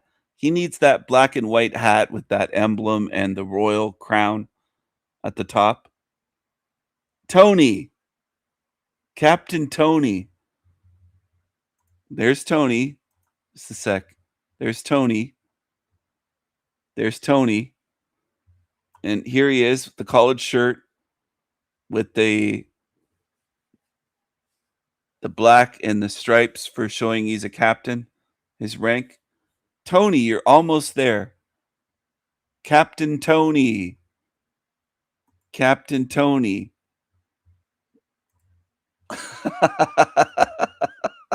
Oh my goodness, Captain Tony, you need a captain's hat. You need the hat. Information, which ironically the mainstream started reporting as truth, right? So you had to kind of sift through the lies to reach the truth. But yeah, I could hear, like I said to you off camera, on that Sunday night there was gunfire at the end of the road, so there was definitely things going on. But you're free in Mexico. It's not a hell realm there, Tony. Right? It can't be. You're free. You're not living in the UK, you said. So you just wanted to get out of the UK, but Tony. Yeah, like I said to you as well, the cartels are very much American funded, and you know, 75% of their weapons are made in America, and it's all, you know, these proxy wars and one side playing off the other. But you know, there's always an agenda, and I think maybe down the road they'll look to say, well, you know, Mexico needs saving from the cartels. Who can save Mexico? Oh, look, Donald Trump can save Mexico, just like he saved Venezuela and now Iran. You know, it's just so happens to be oil-rich countries without central banks. You know, so I could see that coming down the line. You know, maybe there'll be more chaos, and then because we know they want to destabilize the world and they want one world, and you know they can't have like individual nations. So Latin America will become part of North America, Central America, and you know. Yeah, because Mexico is an independent nation, right, Tony? Right? Who rules Mexico? They're not Freemasons. They're not all shaking hands doing Freemasonic handshakes. It isn't one world with no nations, one new world order already, is it? I think it was a long time ago. I think it was back in World War II days. I think you're a little bit slow, Tony. You think that Mexico's independent, that you found a little spot to hide in Hell Realm and be free? I think you're retarded, Tony. Tony, you should be the captain of the next love boat. You're delusional. You're delusional, Tony. And kind of like District 1 of the Hunger Games. I think that's what they're The aiming for. love So yeah, it was pretty hairy for a day or two, but it's fine now. Everything's calm. I mean, we opened up pretty much the day after, so the yeah, it was love strange, but everything's strange in this world, isn't it? You know, it's just it's just I'm at the point now where I'm not shocked by anything. It's like you wake up and there's a new war. Yeah, you're not shocked by anything. You're speaking with someone I can't even tell their gender. I mean, you're not going to mention that, Tony, but look at this guy. He just wants some more shekels. He's got puffy parts under his eyes. Tony, are you sleeping okay?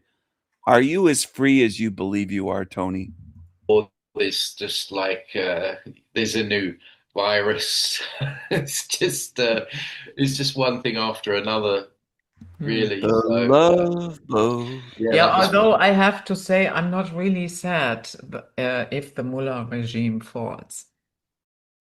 You have something in your home right now.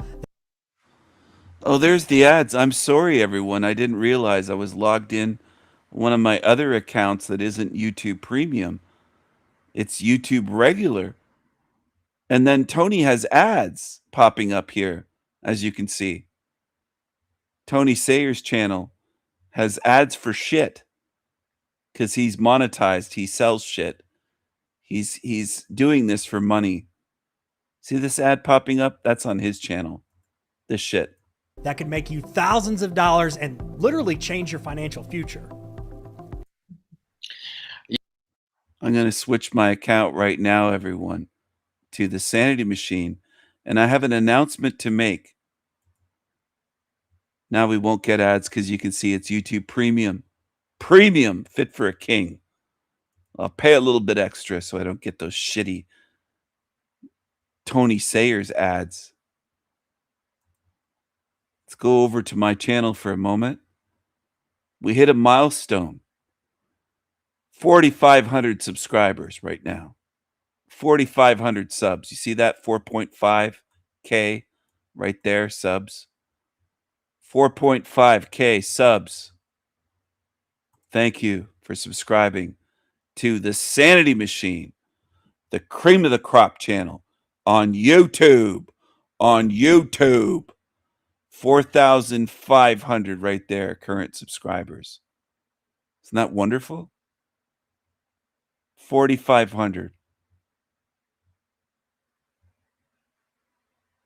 Just reached in the last less than 24 hours.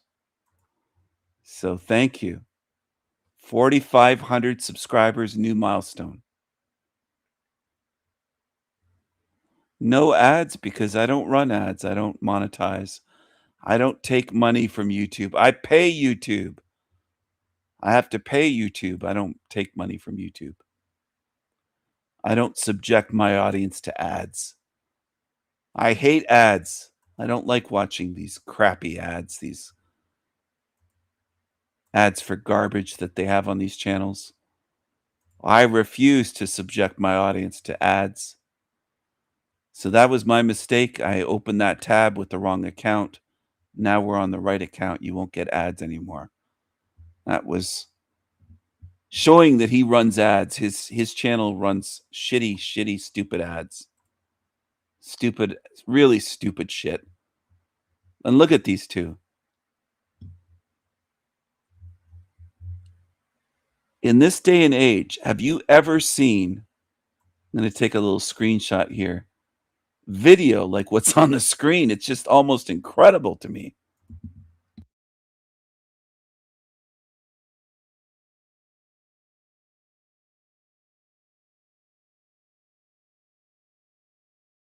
Identify them. And before we go. So welcome back. This is Night Flight, and today, as you can see, Tony Sayer is back, and we will talk about entity attachments, how to identify them. And before we go into our subject, Tony, tell us a little bit about Mexico. You had some interesting times there, yeah? Yeah, I'm ducking and diving bullets at the moment. No, it's not that bad. It's calmed down. But last Sunday, I woke up and in one of the group chat to say, well, you know, Mexico needs saving from the cartels. Who can? Captain Tony, and what is he on with? Look at, I took a screenshot and zoomed in. What is that? I don't know what that is. I don't know who he's talking to. What kind of entity is that? Has anyone seen lower quality video than what's on the screen? Like, I almost can't believe it. This is video quality from like 1952. It's just what in 1952 is better than this. What is this? What the hell is this?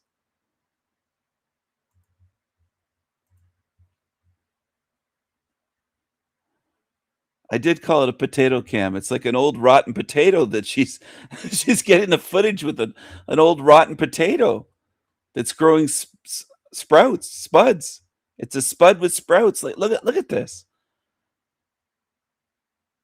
What are they using for video to look at that? You can almost count the pixels on it. It's terrible. That is terrible. He'll go on a show like that, but he won't come here, of course. Somehow that makes sense to people. Tony won't talk to me, but he'll... Captain Tony, come on. What are you doing?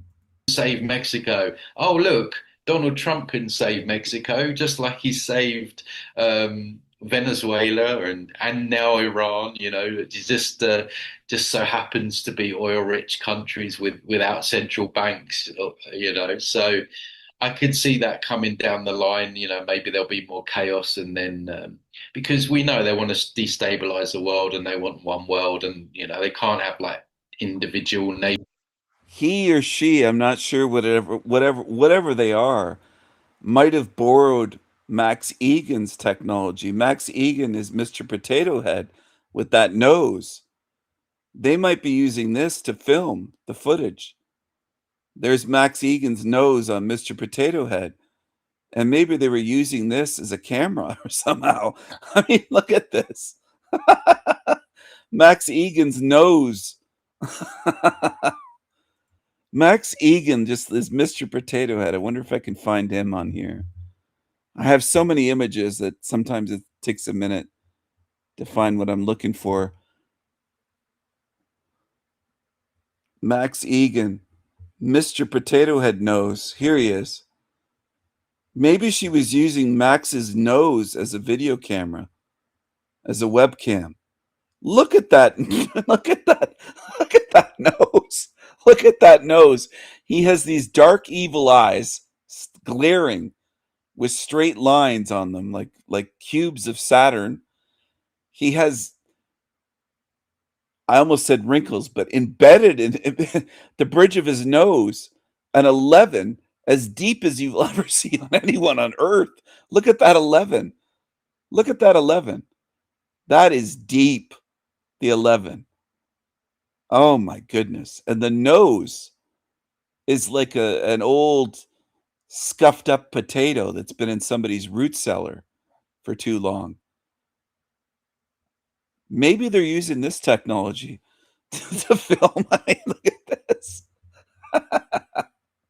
The potato cam. Look at this.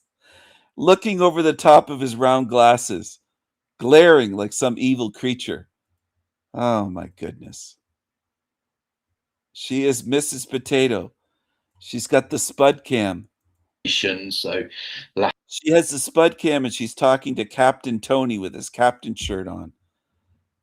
Latin America will become part of North America, Central America, and and kind of like District 1 of the Hunger Games. I think that's what they're aiming for. So yeah, it was pretty hairy for a day or two, but it's fine now. Everything's calm. I mean, I don't want to be gross or vulgar. I just want to say though, I don't know if the being Tony's talking to has a bigger penis than Max Egan.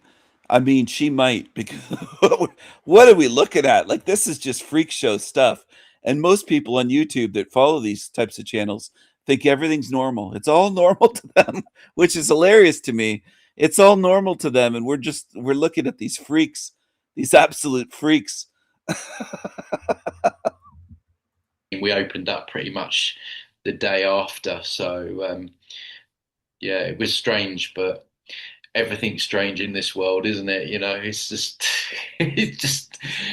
Yeah. I'm at the point now where I'm not shocked by anything. It's like you wake up and there's a new war. There's just like there's a new virus. It's just one thing after another, really. So yeah, Yeah, that was. although I have to say I'm not really sad if the Mullah regime falls. Yeah, I don't really know too much about it. I mean, it can be how you live your life. For example, if you're going out getting drunk all the time, obviously you're going to open. Oh, view products. What are we looking at here? What are the products here?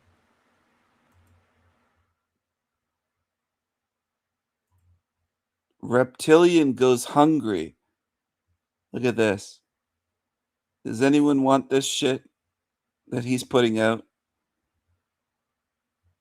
There's a tank top. Tank top Tony. Classic tank top with a reptilian. This is what Tony wears with his moobie moobs. Moobie moobs. Moo moo moo moo moobs. Moobie moobs. Moo moo moo moo moobs. Moobie moobs. Tony, tank top Tony. Here he is. He has a nose for truth, you might say. Oh my goodness. Oh my goodness. Tony, trust me. He can help. He's telling you to trust him. He can help you. Tony's.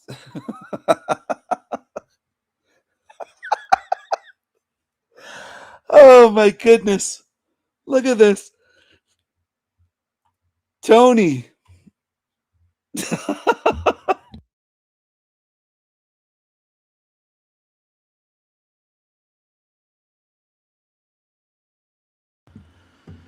I heard, I don't know if this is true, everyone. I heard a rumor. This could just be a rumor. Oy vey, Tony. Yes, oy vey, Tony. What happened to you? I heard a rumor. This might not be true. Again, it could just be a rumor. But I did hear a rumor somewhere that Tony and Max Egan had a sword fight with noses. They had a battle of the noses. And it was just involving like a war, pushing their noses into each other. A nose fight. They fought with their noses. And it looks like Tony won.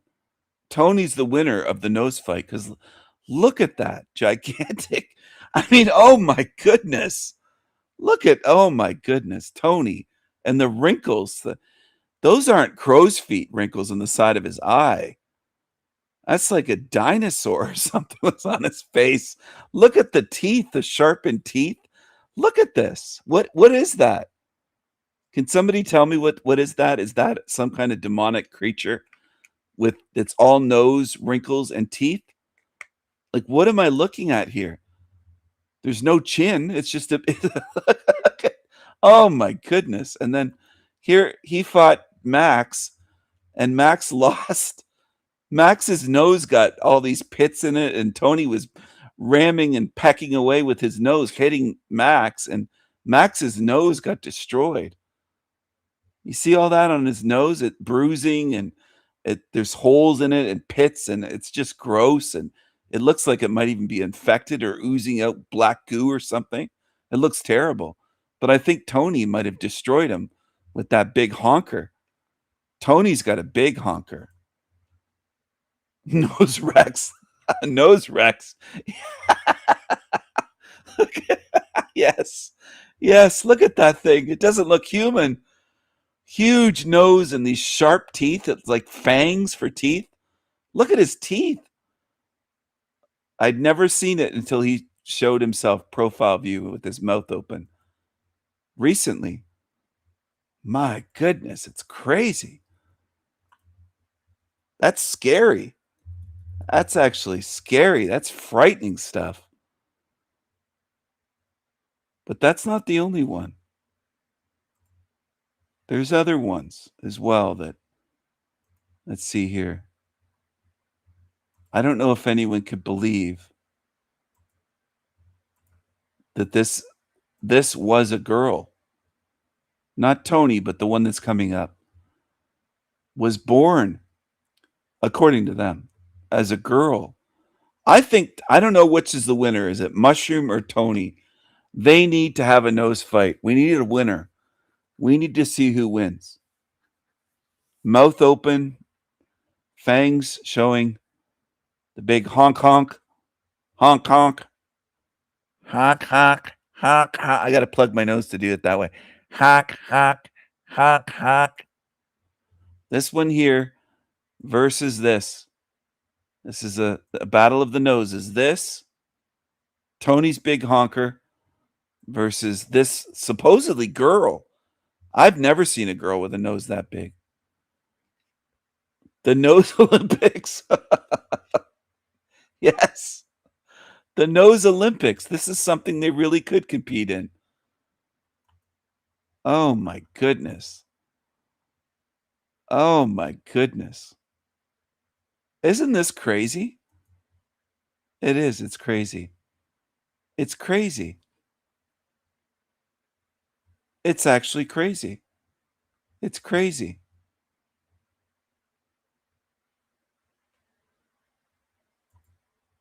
Not in a good way, but in a Twilight Zone way of I can almost hardly believe this. Sometimes I can hardly believe what I'm seeing. Like this thing. Watch this.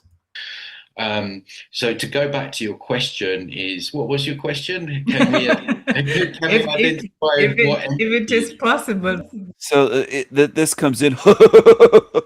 Does that sound like a woman's laugh? What is this? What are they trying to pull here? Who are they trying to fool?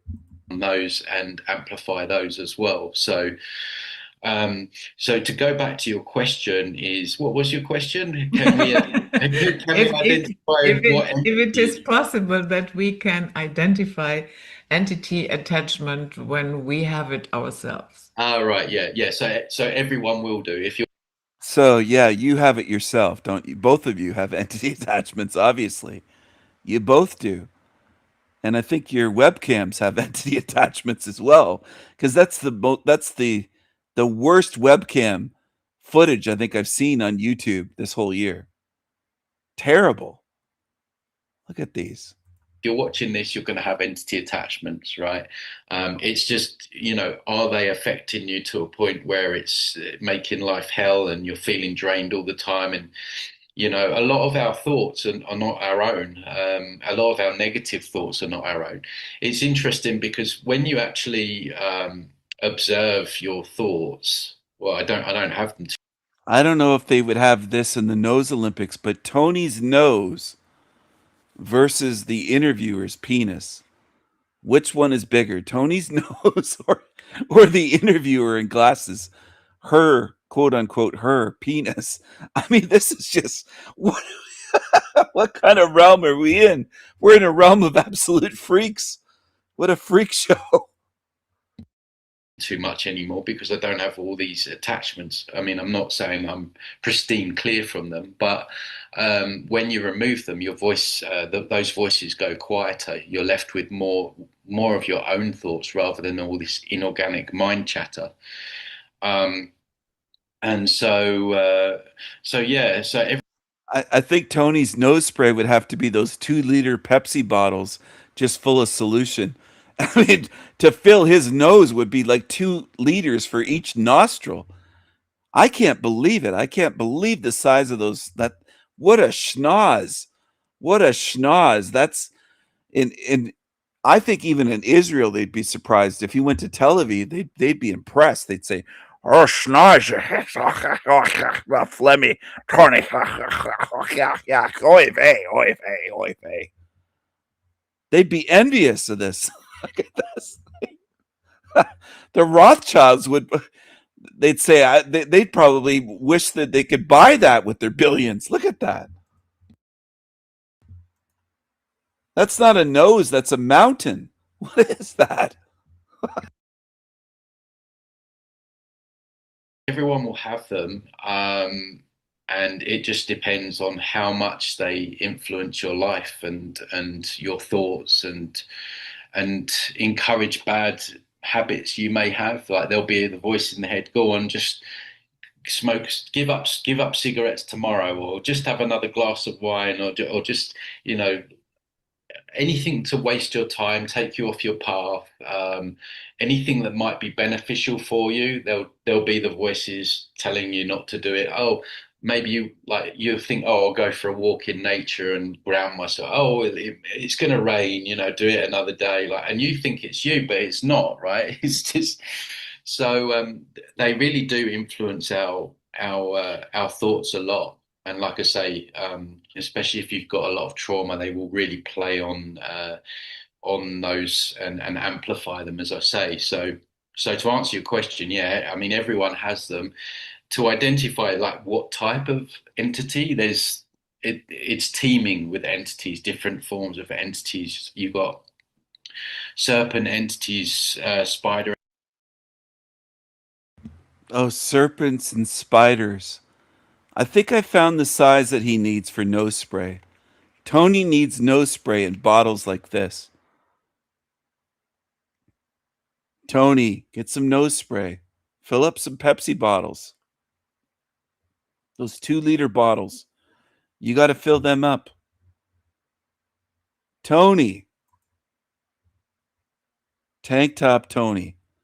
With his moobie moobs. Moobie moobs. It's time. It's time.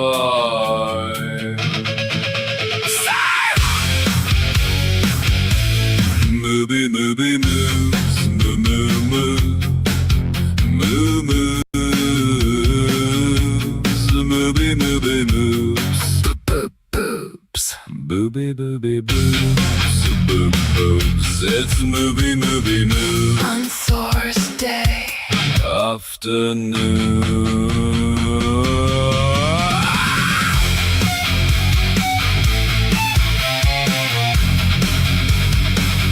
Sing it!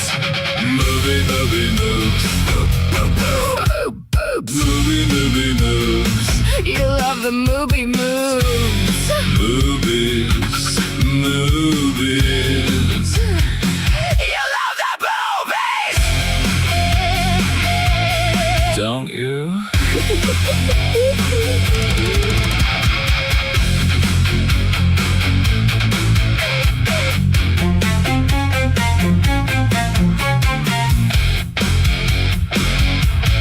Don't you?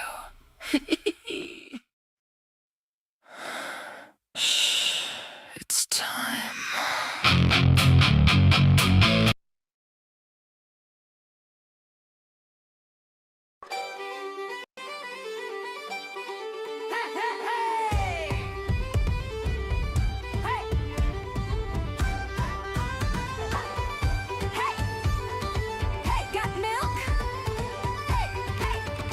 jugs. Yeah. Big jug. Tubby, tubs. Tony titties. Big jugs.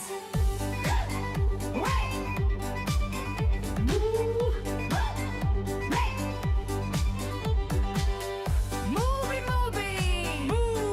He has the movies. Movie. Tony has movies. Tony. Big jugs. Tony tubs. Tony titties. Milk that cow. Milk that cash cow. Shit sandwiches for sale.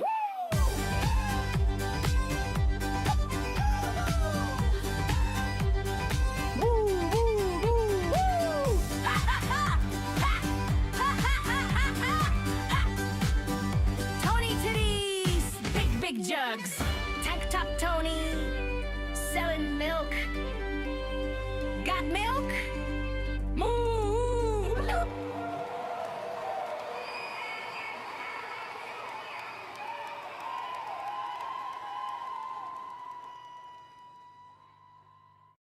I think he's selling milk, and you can also buy land. You can buy square footage on that nose. You can live on a mountaintop. You can live on the side of a mountain on Tony's nose. Real estate. Look at all the real estate there. That's hundreds of acres or hectares of land. Miles, square miles. Tony, what is that? Oh my goodness, I can't believe it. I wonder if he sharpens those teeth into fangs like that. He has these sharp, pointy little teeth. The huge schnoz, and then the big schnoz, and then the sharpened little teeth. They look so sharp. I mean, what is that? What the hell is that? It looks like some kind of goblin creature or something. Wow, that's incredible. And people watch that. People watch him, that creature that's too cowardly to come over here and talk live with me. They'll go watch him and pay him money. NASA has stations hidden there. I wouldn't be surprised. I wouldn't be surprised if they had some on the dark side of Tony's nose, Captain Tony, Tank Top Tony. And people believe this guy. And Tony won't come here to speak, but look what he'll go speak with. Serpent entity attachment. You can have a strong demonic attachment. So, yeah. Okay. So then the difference would be, okay, you have an attachment, and then what would you say? The difference would be, I would ask this one in glasses, do you pee standing up? Do you stand at a urinal? What do you I mean, what are we look at this. This is just remarkable. Oh my goodness. And it's all normal to truthers that follow Tony in these shitty channels. They watch this stuff and they say, well, what's wrong with that? What's wrong with Say the next stage is possession, and then the next stage is total takeover? The next stage would be, well, the previous stage, why a certain mustache wanted to change shit in Germany was Weimar Republic. And we're looking at on the screen. I think we're looking at some of the remnants of the Weimar Republic on the screen. What in the world is going on here? Possession, and then the next stage is total takeover? They don't tend to really move up in levels. It seems to be that their strength is their strength, and it seems to be more adjacent as to what the person has done or what has happened to them for the strong attachment to come in. So a strong, more examples of a level 2, what someone that has been through like physical or sexual abuse, right? Because if you, sorry to go there, but we have to understand it, but if you think about that moment where that's going to happen, you're completely out of your center. You may have disassociated. That's a perfect gateway for an entity, and a very strong one, because your guard is completely down. I've worked with people that have taken DMT and ayahuasca, where they've also had a very strong, severe attachment come in. Because what does that do? It smashes open your consciousness. You're not really in your body, although all these alternative plant medicine tells you how wonderful it is, and you're only going in the astral, which is the prison yard. You're not getting any insights about anything. You're just getting insights into the prison, what's in the prison yard, and the prison guards who are going to lie to you anyway, right? So people think, oh, you can have these incredible experiences and ponder like what's real and everything, but no, you're just going in the astral. So it's really nothing benefit to doing it. But yeah, I've worked with many people down the years, ayahuasca, DMT, because those things you're out of it basically. People that have had an accident, maybe knocked unconscious, or been in hospital where they put you under and then they've woken up, and because again, you're not in your body, you're out of your center, and so that makes it easier, especially in hospitals. I did a video about hospitals and just the amount of supernatural negative entity sightings, and they put those on like different portals on the Earth's grid. And you think about it, when people are ill and they're in pain and they're suffering and they're dying, I mean, imagine the loosh that creates.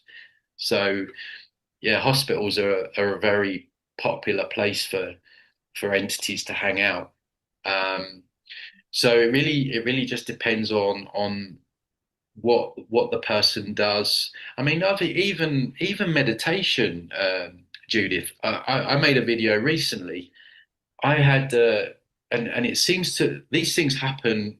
I seem to get people that come in a very short space of time where it's almost like you need to talk about this, but of course no one wants to hear it, right? People have been told, oh, meditation,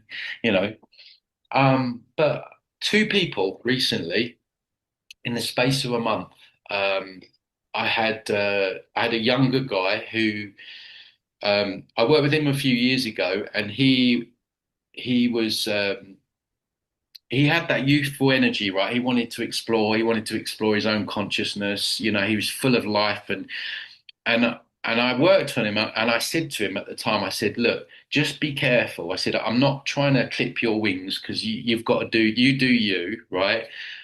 But I can see a trajectory where you're gonna, because he was going off and doing this and taking that and doing all this stuff, right? And I remember thinking, this guy's going to end up in it's going to be a car crash for him if he doesn't slow down with all of this stuff. And I get it, because he was curious. When I first worked on him, he was like 21. He was curious about life. He was just finding out about stuff. But I said to him, look, just be careful. You're doing a lot of things there that are opening you up. And he was big on meditation and Buddhism and all of this stuff. But then he was taking psychedelics and all. Anyway, didn't see him for 2 or 3 years, and he came back last month. He's been in a psychiatric schizophrenic ward, right? Voices telling him to kill himself, voices telling him to kill a woman he had a love interest in, getting all these thoughts. I could see that in the eyes, because the eyes were like kind of rolling back in his head, which is a sign of a strong possession. And I was like, man, I told this guy exactly what was going to happen. But the main thing that he was doing was meditating. He was going on all these retreats and sitting there for days, just opening up, right? I mean, he may have had some other stuff going on as well, but that was the timeline when it got really bad. He was obsessively doing this, opening himself up. And so that was one case recently, and then just after that, another girl back in the UK. same thing. She almost had like this addiction to going on these silent retreats. We'd be like, where's Trinity? Oh, she's on a silent retreat. She's on another silent retreat. Like she was always on these silent retreats. Same thing again in a mental hospital with voices and stuff like that.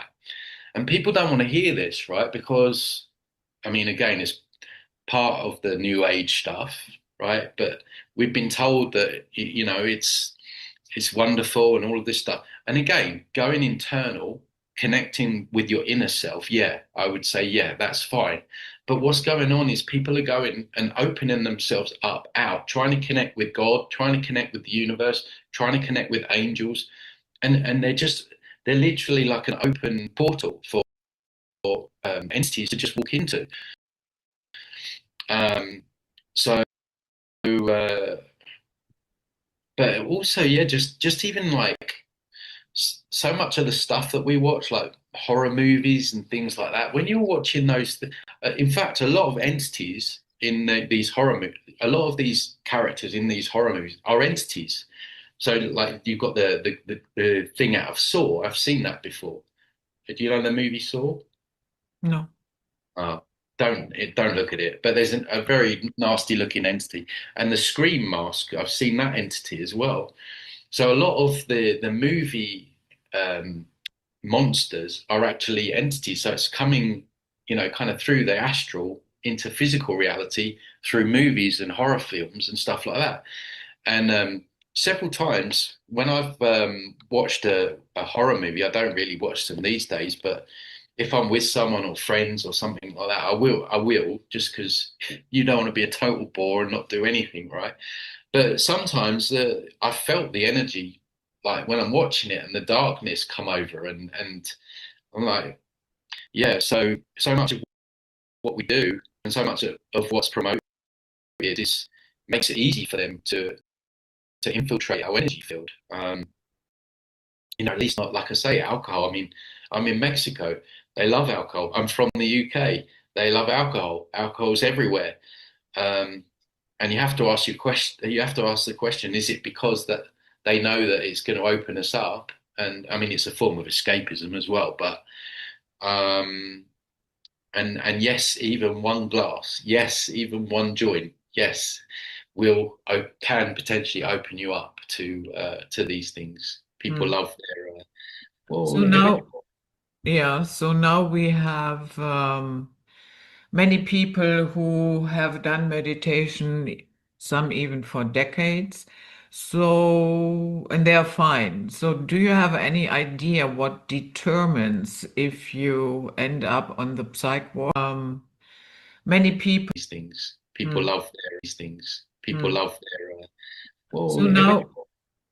So now we have many people who have done meditation, some even for decades. So, and they are fine. So, do you have any idea what determines if you end up on the psych ward or you are going to be fine?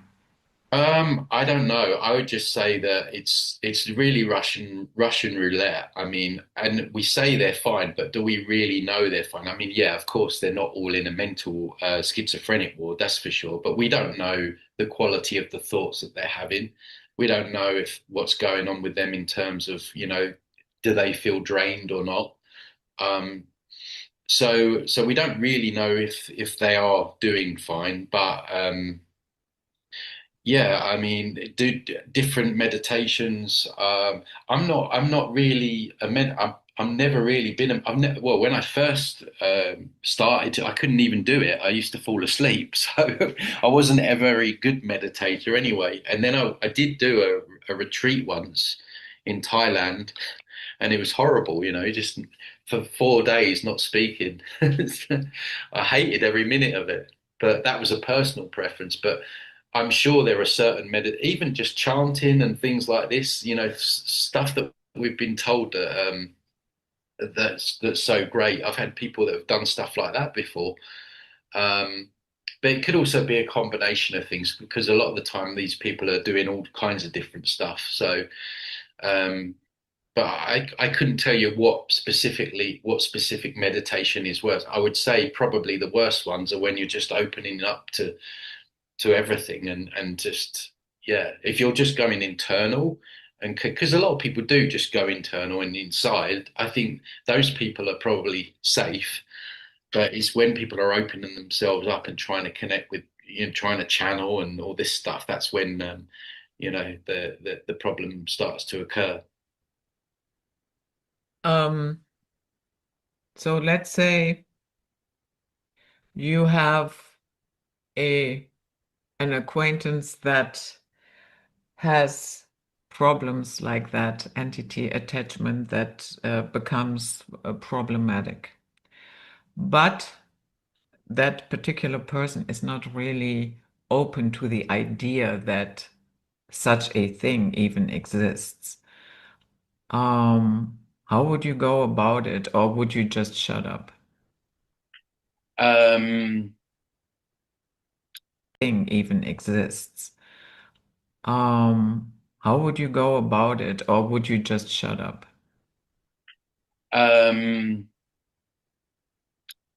For me, what if someone, an acquaintance said, well, most acquaintances, I would be able to have that conversation because they know me. They know that, I'm open-minded and all this stuff.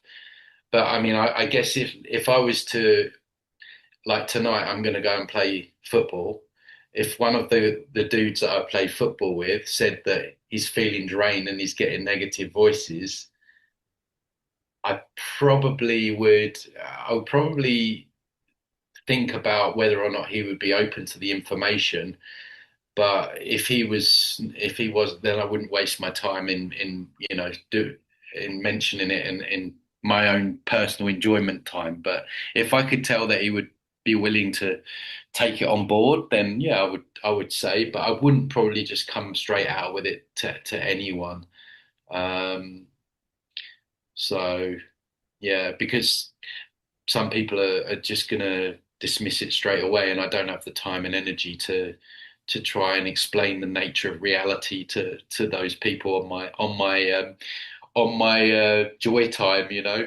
I do enough of that for work and every day of the week. So Yeah, I mean, we have a lot of people who think that if I don't believe in it, then it cannot affect me. I had this morning. I had this exact conversation this morning. Okay. It was funny you should mention that because it's fresh in my mind. So it was on the video that I've done recently about explaining that mental illnesses, schizophrenics are possessed, basically. And this girl said, "You're negative," and she said something along the lines of, "Yeah, but that's your worldview. My worldview is that the mind is stronger than than these beings, and that it's not going to affect me." And I'm like, well, there's a word for that. It's spiritual bypassing, right? Because you're trying to bend reality into what you want it to be when it's not like that. The fact is that these entities do exist. There's thousands of testimonials now. And we were going backwards and forwards, but she was just trying to bend it into a pretzel to make reality more palatable for her. You go deeper into the matrix. Oh, I tell you what it stands for: delusional worth. Yeah, maybe 5D means deeper, depth. You go deeper into the matrix. Oh, I tell you what it stands for: delusional. Oh dear. Yeah. So yeah.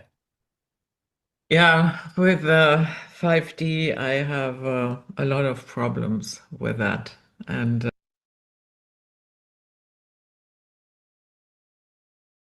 everyone, my name is Chad. Welcome to Open Your Reality, everyone. My name is Chad. There's an idea out there, an idea that's been floating around for a while that I used to dismiss pretty quickly, mostly because it sounds like something you'd hear at 2 a.m. or in some weird corner of the internet. But the more I looked into it, the more I realized it's not really one single belief. It's more like a question that people keep coming back to. And it's this idea of Earth not being the love and light school that we think it is. It's of the soul trap. Yeah, I'm talking about that. And I've heard many people talk about it. I've had various people on my show discuss it because the question is simple. What if death really isn't an exit? Or at least, what if it isn't the automatic exit we think it is? People call it the soul trap theory. And the basic claim is that when we die, we don't go to heaven or hell in the way that most religious traditions describe. Instead, we're pulled into something that looks comforting and familiar, and it's often described as the light. And then we're sent right back here. We're reincarnated, our memories are wiped, and we start over again, from scratch. Now, before we go any further, I'm not presenting this as a fact. I'm treating it more like a model, a lens, so to speak, something people use to explain why life feels the way it does, why suffering seems so baked in, why the world can look like it was designed by something intelligent and yet still be emotionally brutal. And I want to explore it like that, not as a proclamation, but as a possibility that people have tried to make sense of for a long time, because here's something different. Even if the modern soul trap framing feels new, some of the ingredients aren't new at all. And if you go back to early Gnostics' ideas, so roughly the first couple of centuries of the Common Era, there's this theme that the material world is run by intermediary forces, and some people call them archons. And these forces keep human beings stuck in ignorance and repeating cycles. The solution in that worldview isn't to blindly believe, like blind faith. It's actually knowledge, gnosis, waking up from inside the system. And that's not the exact same as soul trap, but there is a great resemblance. And the idea that the world isn't spiritually neutral is another one of them. That something is off. And in Tibetan Buddhism, there's also a very old idea that between death and rebirth, there's an intermediate state. They called it the bardo, where consciousness can encounter all kinds of experiences, images, and temptations. Not the best stuff. But there is a big theme there that appearances can mislead you and that your mind can project. That fear and desire can push you around if you're not aware. And that's why it's so important when we're in the earth plane to keep our minds pure so that when we go into the bardo state, we can stay away from those type of evil entities. Again, I'm not saying the archons are running some type of machine, but the same underlying concern is there, that the after-death space might not be so straightforward. So when people ask, is this soul trap idea ancient or recent? I'd say the modern internet version is recent, but the anxiety expresses is old and dates back hundreds, if not thousands of years. The next thing we should do is separate this idea from the Christian version of hell, because they're actually very different. In Christianity, generally speaking, you live one time, you die, and then there's judgment. There's hell, yes, give it that, but there's also heaven. And heaven is the point. It's the release. It's not a looping system. It's a final destination. The soul trap model is almost the opposite. It basically says there is no true heaven in the way people imagine it. Only an illusion of heaven, a kind of staging area that appears loving, familiar, and safe, like when you go to the white light and you see your long-lost relative. But it functions more like a funnel. And you don't get one shot. You get endless shots, but you can't remember any of them, which makes the whole learning and growth narrative feel quite questionable. And I get what you mean when you say the one-shot version doesn't make sense, because it doesn't make sense to me either. Even people who love their faith struggle with the logic of infinite consequences based on a short life, even if that life was 10 years old or 12 years old, with uneven information and uneven chances. The soul trap kind of flips that discomfort into different discomfort.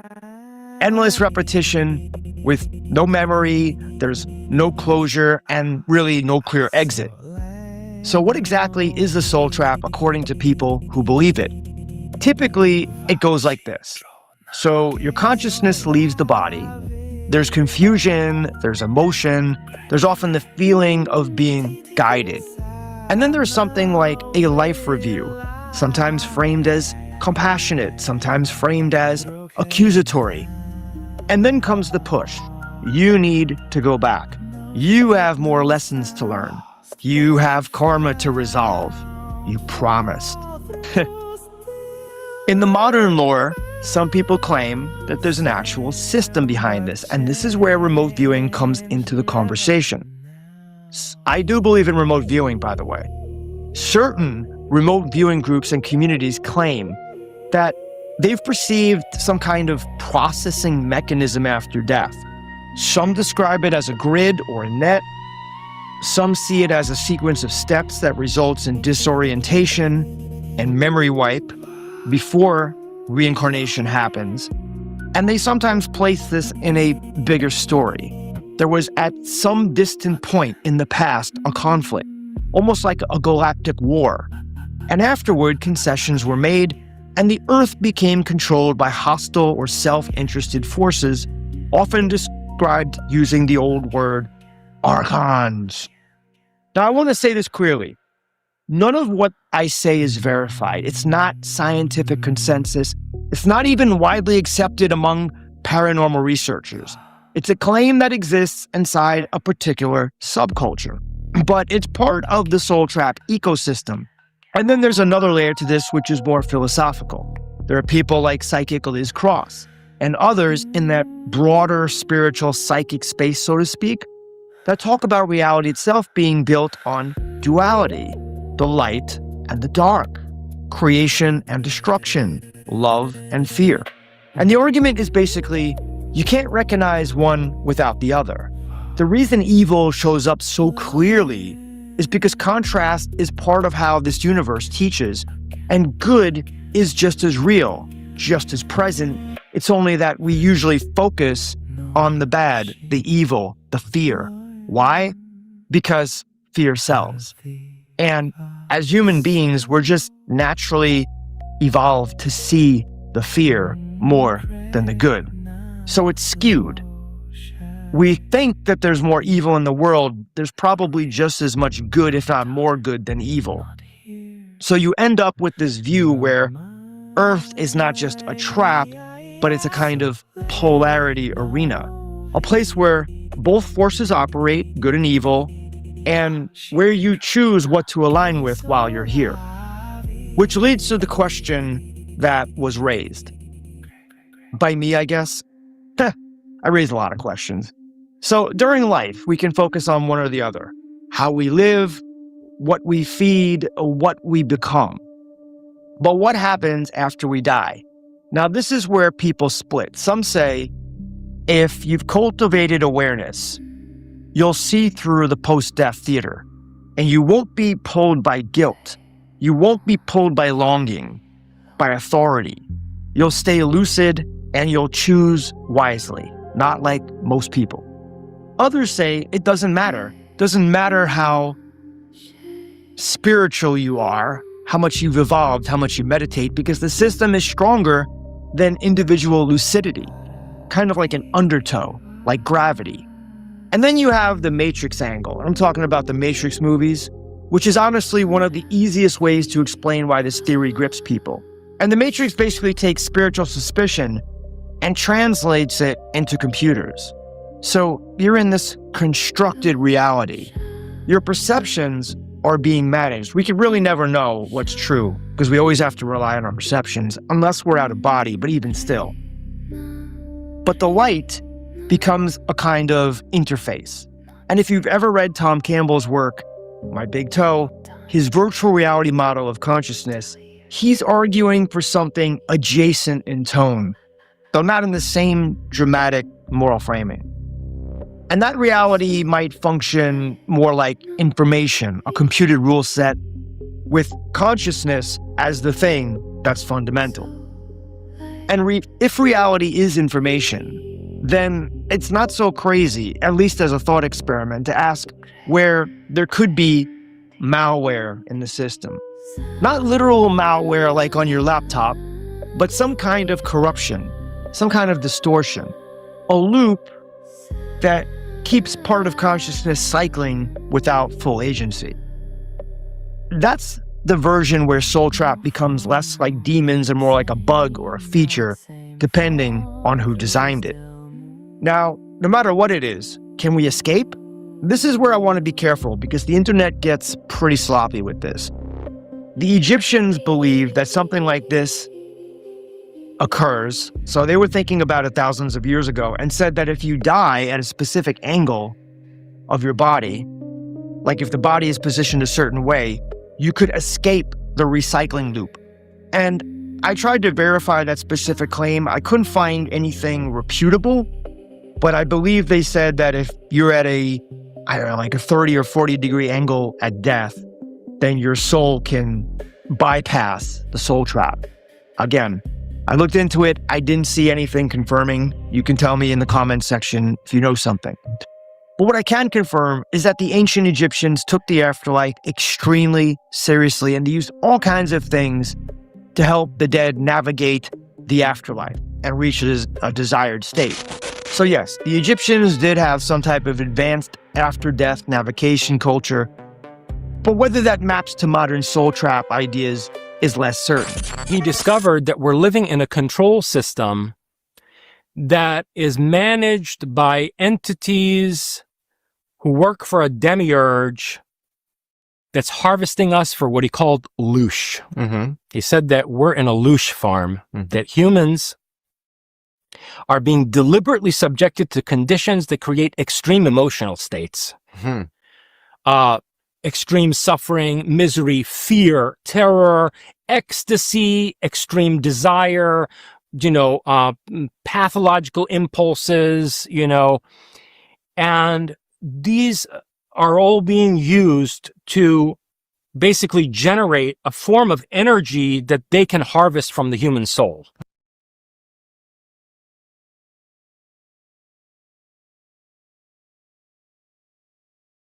NASA, Freemasons, astronauts, all of that shit.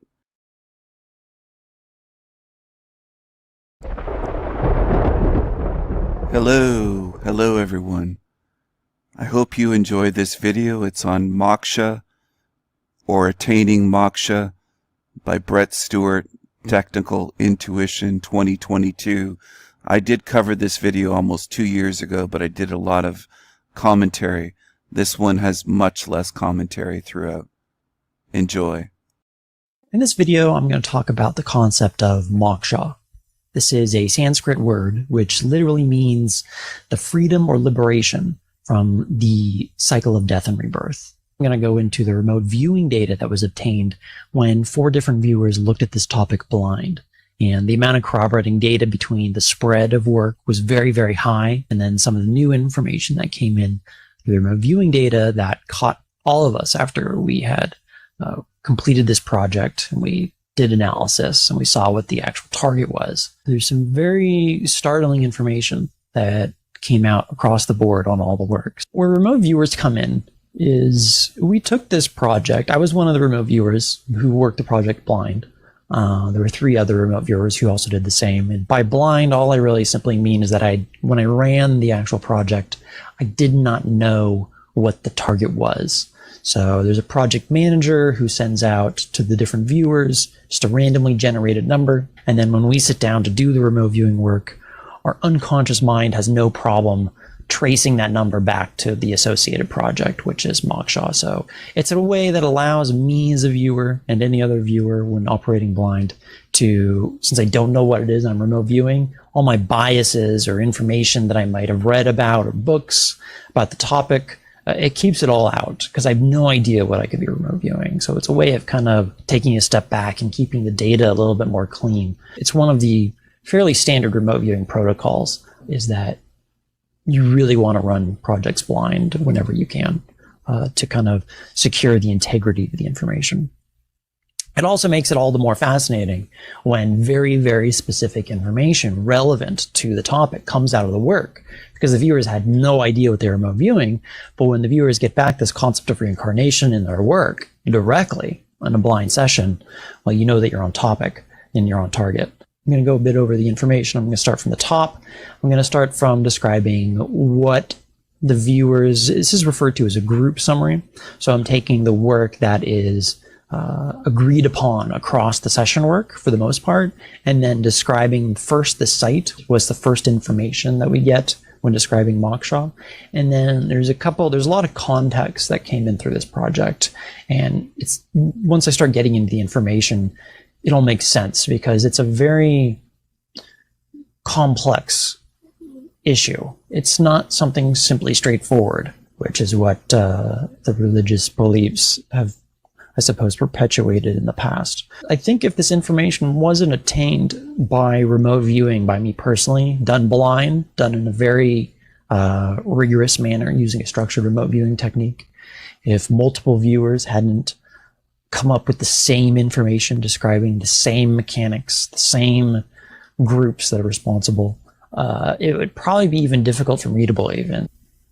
So to begin with, I'm going to start with a description of the site, which is essentially what is surrounding the target before we jump down into specifics, and then also the contextual data that answers a number of different questions about Moksha. When we originally described this site, it's a fence or a grid around a place. This acts as a barrier. It collects and traps people, things, or objects. This is actually an innocent planet that is being used in an unintended way, and this meters the flow and acts as a checkpoint and an access point for an external force. One viewer described it as similar to hocus pocus in a way of its energetics that the viewer wasn't familiar with. And it's occurring on a crowded planet. It's a deliberate function that acts as a cage. People have been So right off the bat, they believe that this is a planet. Now, there's been comments on this video that I made saying, why don't you just shut up? They just want to hear what he has to say. They've shown no appreciation for me sharing this. And there's a lot of fools in this realm that have found this video on my channel and watched nothing else on my channel, commented on nothing else. They're that foolish. Tons of them. If you go through the comments, and there's some that I've hidden as well, but this is the way this place is. There's a lot of fools in this realm. Most of the people that watched this video on my channel didn't watch any other videos on El Diablo Radio International. 5.7 thousand views. They didn't subscribe. They watched this and thought, I won't subscribe to El Diablo channel. 235 likes. Again, I have 677 subs on El Diablo channel. That's how retarded a lot of people are, unfortunately, in this realm. For them, it's unfortunate for them because they'll just watch the most popular things and they just never dig deeper, even when they're right at a place where there's tons of information and knowledge and wisdom available for free. And they're right there, and that's what they do. Watch and run. That's what they do. They never dig deep enough. They just dip their toe in. That's what humans are good at. Dispersed here in a form of perverted injustice is occurring. A third viewer described it as a large naturally formed object like a planet that acts as an animal pen. This is a refugee camp tucked away out of sight, and a magnetic force. It stirs, agitates, and it works in a cylindrical manner, like clockwork over a long expanse of time. In my session, my work described a planetary system that's extremely crowded and jammed. Ghostly voices are flooding into this place, and it's incredibly harrowing for them. It's a bone-chilling experience. As a viewer, when I remote viewed this, I had descriptions that it made me upset in the session. It elicited contempt for what was going on at the site. But the activity at the site was this concept of a net that's been spun, and it's an operation of catch and release on a grand scale. So there's a massive grid that exists around this planet, and it acts as a checkpoint, a waypoint or rest stop where souls are drained, and then that in turn energizes something else. So very, very specific information about souls, about the clockwork nature over a long expanse of time, as well as this collecting, trapping, and then re-releasing. All this information came in. Okay, what's going on locally here? And the fact that it's the entire planet. The process works is that Earth is shielded by a companion object. Now, we're not sure if this is a physical thing. I mean, we're dealing with a type, if this is a technology, it's a type of technology that's so far beyond what humans can even probably comprehend. It may as well be magic. I mean, it makes sense why one viewer probably uses this word, hocus pocus. It's so far beyond his own lexicon that it may as well be magic. So whether this is a physical object or not, we're really not entirely certain. It would make sense that it's not physical, but you can make a couple different, I suppose, educated guesses. Maybe it exists in a phased state, a different dimension, where this object is, this companion object that creates this net. We're really not quite sure, but it's most likely because we don't have the vocabulary or the comprehension to even understand how it exists in this state. But so we're going to use words that we can understand, the mechanical aspect of it, the energetic aspect of it, the acting like a net, things like that. First viewer said it's a companion object to Earth. It's something that's powerful and magnetic, and it squeezes tightly around the globe. Another viewer describes it as a magnetic vice that is attached around a large place. It's a mechanical process that incorporates destructive chemicals, and an individual undergoes bombardment as they pass through this system. And the people that pass through, they feel lost. They don't have an understanding of what's going on, kind of associated with the losing of memories would make sense. But they have this desire that seems to remain consistent through them, as even though through this feeling of lost. More work describes that it's a little bit more specific. It actually gets the information point that these are souls that are being bent back towards the planet, and that the information, that the closest analogy was kind of like gravitational lensing, where if your soul is light, instead of kind of shooting off after you die off the planet, off to somewhere else in the universe, what's occurring is there's a artificial structure that is lensing or curving your light back down to Earth again. And then every time this occurs, it's constantly lensed or pulled back. It shows that this is an activity, is powering a massive rotating object that visually appears like an axle in space. It's fluctuating and absorbing energy that's created by this lensing effect. So the act of actually creating the lensing, of sending the light soul back to Earth, generates energy inside of this large structure. And it seems to be, there's chemicals that seem to be involved, at least that's our vocabulary to describe what's going on. Something's being bombarded. There's a destructive process, which I'll get into a little bit further in the work.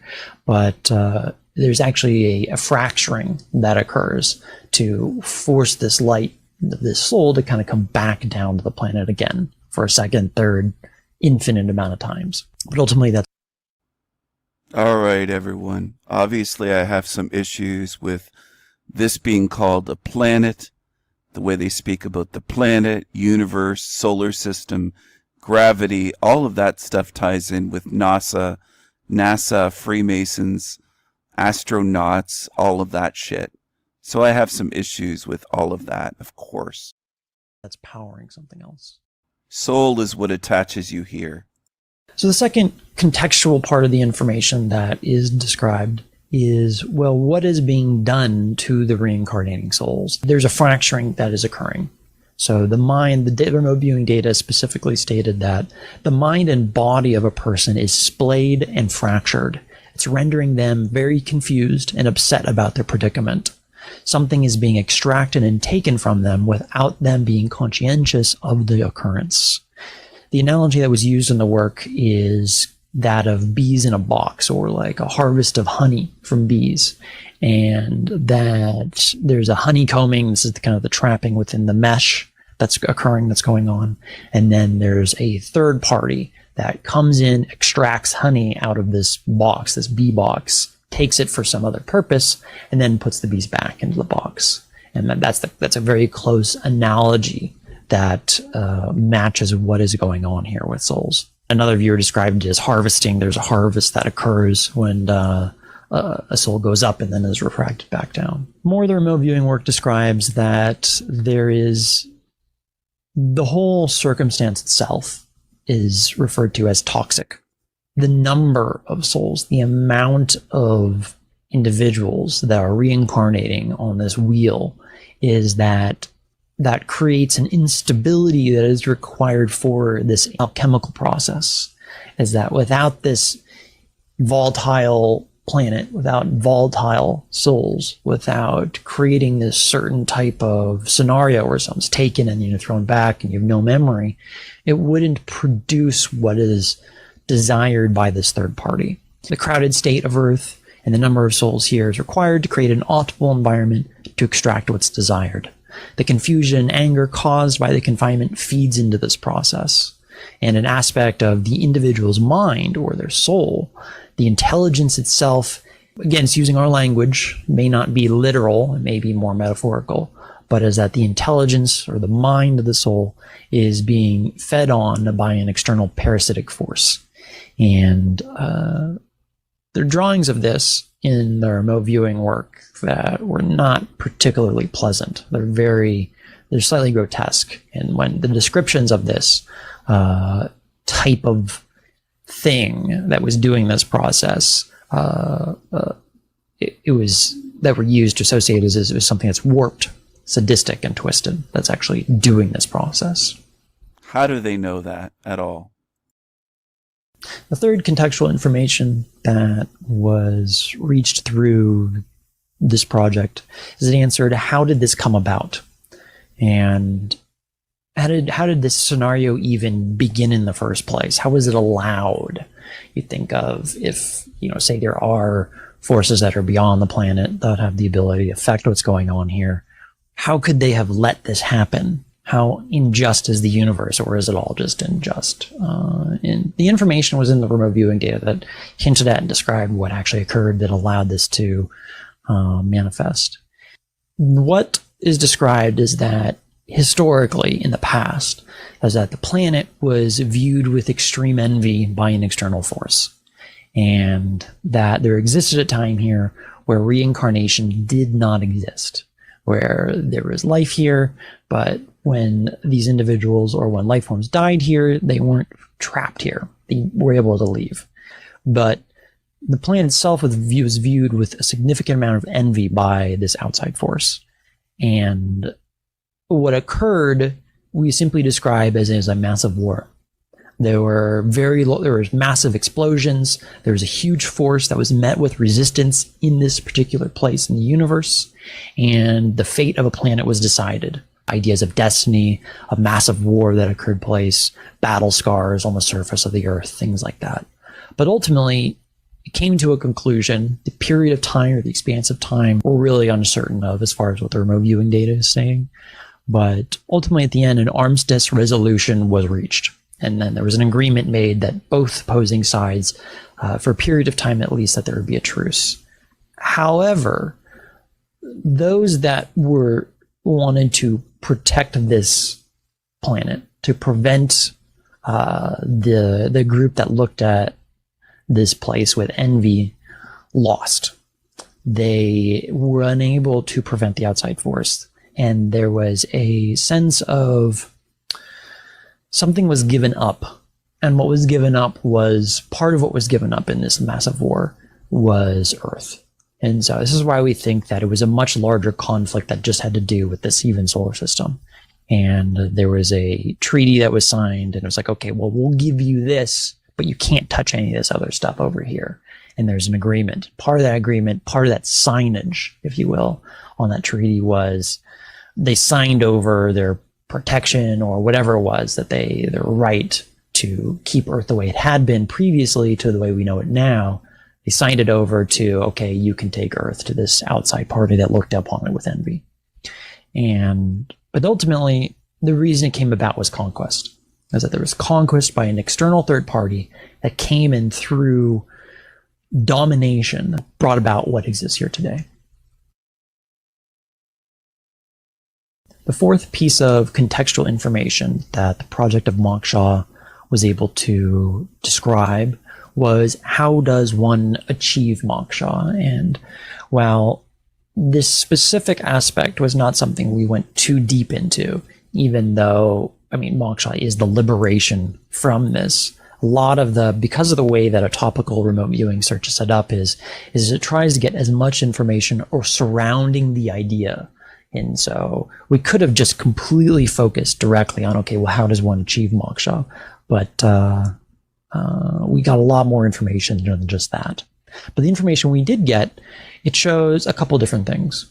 First of all, it shows that upon death, that the particles, we're using our vocabulary that the viewers have, whether it's actually this, it may be something else, it's the closest in the vocabulary that we can use to describe it, is that particles like cosmic dust or dark matter, something strange, a strange type of particle that we don't have a description for, becomes charged and creates an emission. It's launched out of the individual very, very quickly, like a cannonball out of a cannon, or a bullet out of a gun.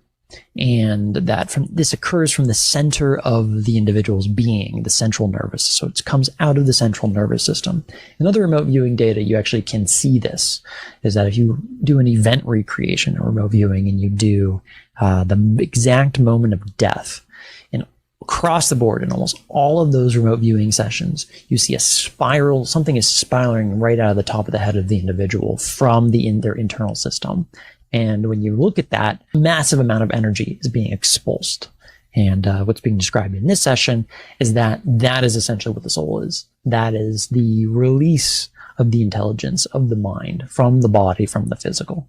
And it's being sent to a place that is described as a tangled mess or a superhighway for the soul. But as the previous contextual information was showing is that there is a mechanical object around Earth that prevents a soul from reaching this highway. It seems like if you're able to reach the superhighway, you can go pretty much anywhere you want. Achieving moksha gives you access to this superhighway, and where those lead, your guess is as good as anyone else's, I suppose, at this point. But for this to work properly, to actually achieve moksha, is that the position and the angle with which you exit your body is very, very important. And the concept in the work is that it brought up the idea of how the Egyptians used to evoke an out-of-body experience, and how the angle with which the body was actually even laying was considered important to the Egyptians. And the remote viewing work, it described that this 45-degree angle was a key element. And so it's, as the body dies, the soul needs to exit at a correct angle, lest it be trapped within the system again, and then is refracted back and then lensed back again into another body. Second piece. I don't buy it. I don't think the 45-degree angle is what you have to leave your body at. I really don't think that's true. I think that is part of a psyop. That's what I think. Piece of information that was obtained on how one achieves moksha is that it shows it as a blissful moment, but that an unseen actor unfolds something like a safety rope here. And there's a mechanism, the mechanism or the device that has held this group of people hostage in a cell is, again, it's describing this broken record where they've skipped again and again and again, is that there's something like a safety rope that if you exit at a right angle, is that there's a group waiting for you to help you the rest of the way out. I would assume, at least we would assume, that it's probably the group that used to be in charge of this particular space, or in charge of this environment around Earth as far as death is concerned, but then had to give it up for what they deemed a greater good during the treaty or the armistice. And so, but they're there that if you can meet them at a certain point, they can help you out the rest of the way. The energy. I don't believe in that. The greater good, the armistice. It sounds like a David Wilcox type aliens narrative. I'm not buying that whole narrative. Not buying the solar system, all of that kind of stuff. I don't buy it. I disagree.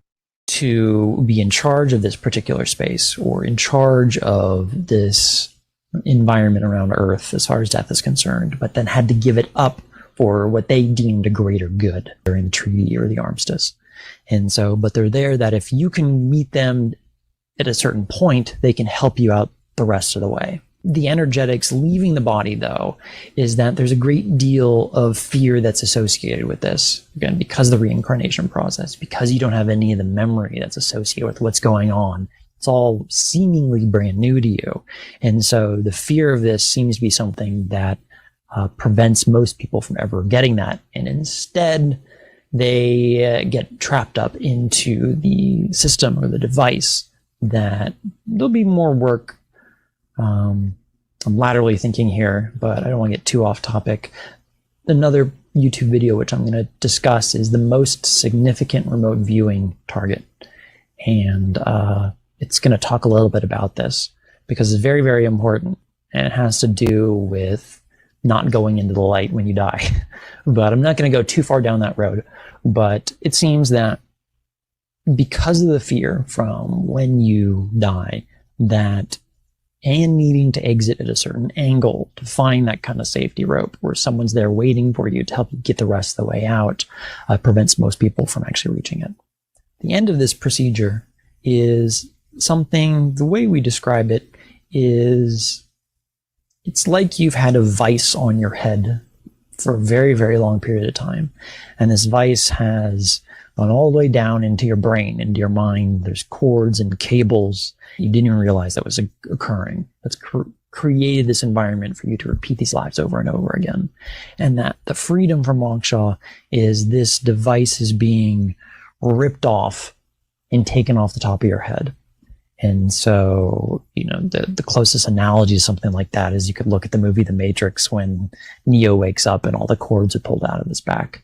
Is that's what we describe when you obtain moksha. That's in its essence, in the human vocabulary, what is occurring. And the drawing is something in your head is being ripped off and is being pulled off violently. That's kept you here in the first place. Ultimately, though, it just seems the key aspects is the angle with which you exit the body is very important. Finding the rope that of those who help you out the rest of the way seems to be important. But then also the fear of the entire situation seems to be kind of a condemning factor, that because of that fear, because of that unknown, souls tend to go into a place that leads them back here in another life, which is something I'll talk about in a future video that we kind of got more information on a different remote viewing project. Dropping fear is important. Don't fear the unknown. Be fearless. Be Viking strong. As for why the system was created, it was created to drain us, degrade us spiritually, mentally, in every conceivable way, to use us as energy, as food, as fuel. I knew that long before I watched this video, before I ever saw this or heard of it. You're in an evil system. So the next bit of contextual information that we were able to obtain with the project is it was to answer why was the system created in the first place. And this remote viewing data points to the system on Earth and that it's just one tiny component in a much larger system. It's minuscule. It's a much, much larger operation. And it describes that we are part of a funnel and it's a slough or a state of moral degradation or spiritual dejection in a manner, and that the system encircles us and that its proponents have cast a wide net, not just here on this planet. And the advocates or the torchbearers of this system, whether or not it's exactly these things, against the viewer's vocabulary, I really have to stress this. So it's like this, but those who advocate and perpetuate this system, the closest vocabulary in the viewer's own words is that these things are like demons. And so they're not real wonderful things. Again, the previous work of like, well, what's feeding on the intelligence during this extraction process that then fractures the individual, the soul, and then sends them back? It's something parasitic, something that's twisted and warped. But the work describes that they have put man in this cage, the mind in this cage, and that wars of men, anarchy, destruction, societal overthrows, cyclical revolutions that occur down here all fuel the system that actually keeps us entrapped. And so if you watch my other videos, you will know that it's about more than just wars, revolutions, systems. It's about the weather here, natural disasters, it's called, diseases. This whole system is designed to cause you to suffer, to struggle, to have pain, to have diseases. This whole place is corrupt. It's a hell realm system. Against the viewer's vocabulary, I really have to stress this. So it's like this, but those who advocate and perpetuate this system, the closest vocabulary in the viewer's own words is that these things are like demons. And so they're not real wonderful things. Again, the previous work of like, well, what's feeding on the intelligence during this extraction process that then fractures the individual, the soul, and then sends them back? It's something parasitic, something that's twisted and warped. But the work describes that they have put man in this cage, the mind in this cage, and that wars of men, anarchy, destruction, societal overthrows, cyclical revolutions that occur down here all fuel the system that actually keeps us entrapped. And so the unstable, this goes back to and reinforces the idea of the alchemical process of this all, of the stew that's created down here, the uncertainty, the mayhem, because there's just far too many people here on this planet, is that's intended because it creates the chaos that feeds into the system that powers it. And so when pinpointing in remote viewing work, the energetic activity that's occurring when a soul dies, it gets caught up in the system and then it's sent back, it appears that a part of them is chipped off and then carried off somewhere else. And so it's extracted. Again, this is the honey that's then taken from the bees.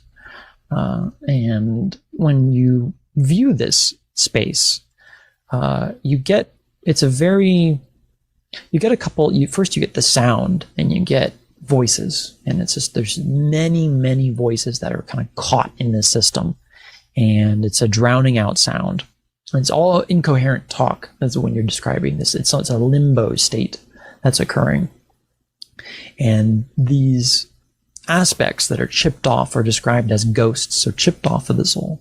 They're described as ghosts, and they're shells of what they used to be. These are aspects of the soul that have been drained up and used, and an overwhelming melancholy and sadness is associated with these remnants. This is what's split apart and fractured off when the soul becomes enslaved. They're bundled up like a collection of twigs, and they're used as kindling. The viewer described it as just a massive amount of injustice. But the purpose, why the system was created, is that it acts as what's being chipped off every time someone reincarnates, what's being taken, is being used as kindling. It's a type of fuel that feeds a different system that doesn't have anything to do with here. So we're, in a way, part of an engine, one tiny piece, or one engine that feeds back into a power plant. So the purpose of the system is kind of analogous to, we're on a railway system, and that railway system, which is a railway of conquest, outer expansion, requires energy. It requires oil or grease to pad the railway to continue the constant outer expansion, and that without this energy would be unable to do so. And so, it needs oil to burn to travel across these large, massive expanses. But it's more than that too, because it's not just the traveling that requires the energy input, or even the conquest, but it's also what is creating a space or an environment for those that are in charge of this operation to pop in and out anywhere they want along this line, along this chain. And so ultimately, though, all these roads, if you will, lead back to Rome. There's like a central one that exists, and that this energy is then powering this massive system. The final bit of contextual information that was collected with this remote viewing project was who's responsible. Some of the information kind of came out previously about the torchbearers, about the parasitic type of things that seem to be running it here, at least. But what agency is responsible for this? Who are the proponents of this conquest? We describe it as like a World War II supply line. Who's the one leading the forces? And we are able to describe these individuals, where they are, and why they're essentially doing this. So I'm sure there's way more reasons than we were able to pick up or even possibly even comprehend. But simplistically, we were able to describe who these were, where they were, and the general purpose. Those that are perpetuating this system is run by what we describe as a council of organic entities. And they exist and operate this from a location that is incredibly concentrated. The gravity exists in such a way, and matter exists in a state that freezes time. So you can think of it kind of as a bubble or a void zone or a black hole that they're existing within. And they're creating an artificial environment, an artificial timeless environment from which to exist in, and then spread their influence out in a time reality in the universe. So essentially it's making them immortal. But they're doing this in a way that they spread throughout the universe through these various gateways. And so they create these little void zones in various pockets in space, in the universe. There's one here in this specific solar system. And this pocket is what allows them to pop in and out anywhere they want along this conquest or along this supply line. They create these pockets, but they also live within them. And so it's almost like they entered into a different dimension that doesn't have time, but they can come out anywhere they want along the supply line for it. Now, the council themselves, the words we use to describe them because of the system, because they may as well be mortal, because they don't age, is that they've created a system for them within physical reality that has set themselves up as gods, lowercase g, gods. And they view themselves as such as well, compared to all the other life forms, even over the souls. They view themselves as the gods of reality. And that is what gives them the authority to do what they do, to increase expansion, that they have some sort of right to perpetuate their authority throughout the universe. The energy that is being funneled back to create the system is also being funneled back to them. And when we describe these beings, when we describe their nature, it's not very positive. We describe them as, simply put, evil. As that these things are very service to self. It's about their own conquest. It's about taking the energy that exists in the universe, accumulating it, and then absorbing it for their own desires and to serve their own purposes. It has nothing to do with serving a greater good. It has nothing to do with bringing harmony or peace to the universe. It has to do with conquest, war, and taking the spoils back to create a larger system of control, and they act as immortal gods to this system. Now, one final thing about when you remote view these specific entities is, and remember that these are organic life forms. So these were flesh and blood, just like you and I. But through their technology, whatever you want to call it, they created an environment for themselves that they are no longer biological. They may as well not be, because they exist in this timeless reality. With or without bodies, we're not sure. When we draw them, we describe them with eyes that are blazing white. When you remote view them, they do notice you actually looking at them, but it's rather irrelevant to them. In the session that I ran when I looked at these things, I was describing kind of the nature of this being. What can happen in remote viewing occasionally is you start in real time as you're remote viewing, describing the life form, noticing you. And so you're writing down information patterns of this thing, describing you, describing it. It's very, very strange. And so what happens when you look at these things with remote viewing, if that happens, is, well, at least for me, what occurred, it was like a gorilla noticing a gnat.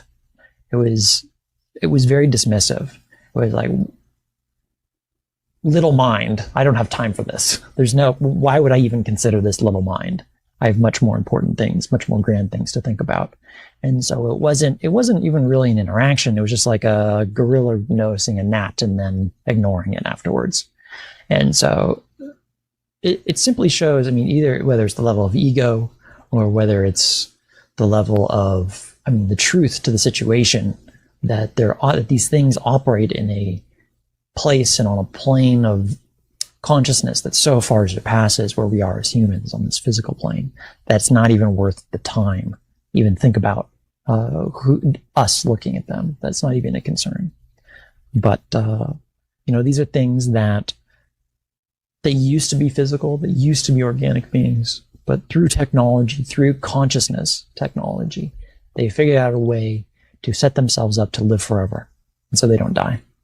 And from that space, they have an outward expansion of conquest in the universe to perpetuate a system of control, to perpetuate a system of cages around planets that keep souls locked and trapped there, so that every time they die, they have to go back, and then there's a cutting off or a fracturing off of that soul that then is collected into like a bundle of twigs to feed the system, to power the operation.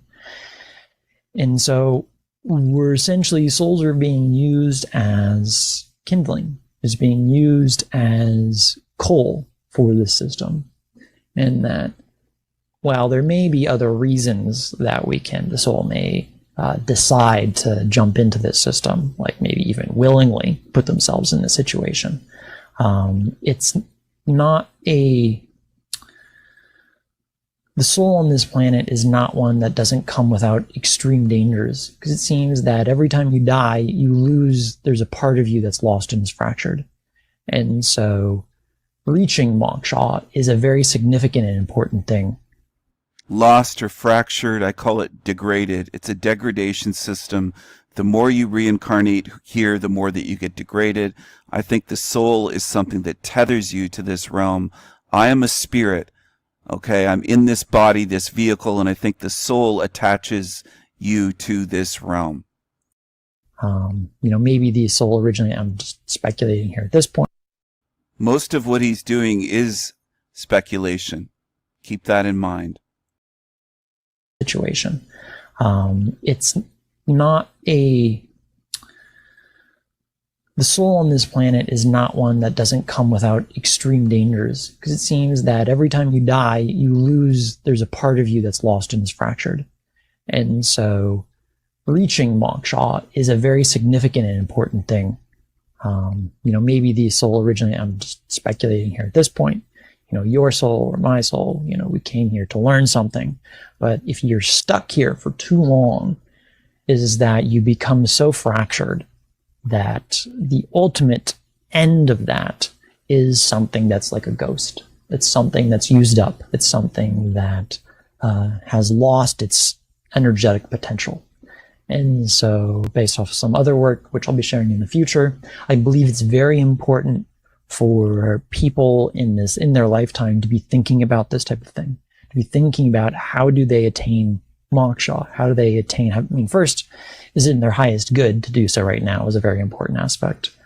Being able to have a dialogue with your higher self is very important to, is this the life where, attaining moksha or pursuing it is important.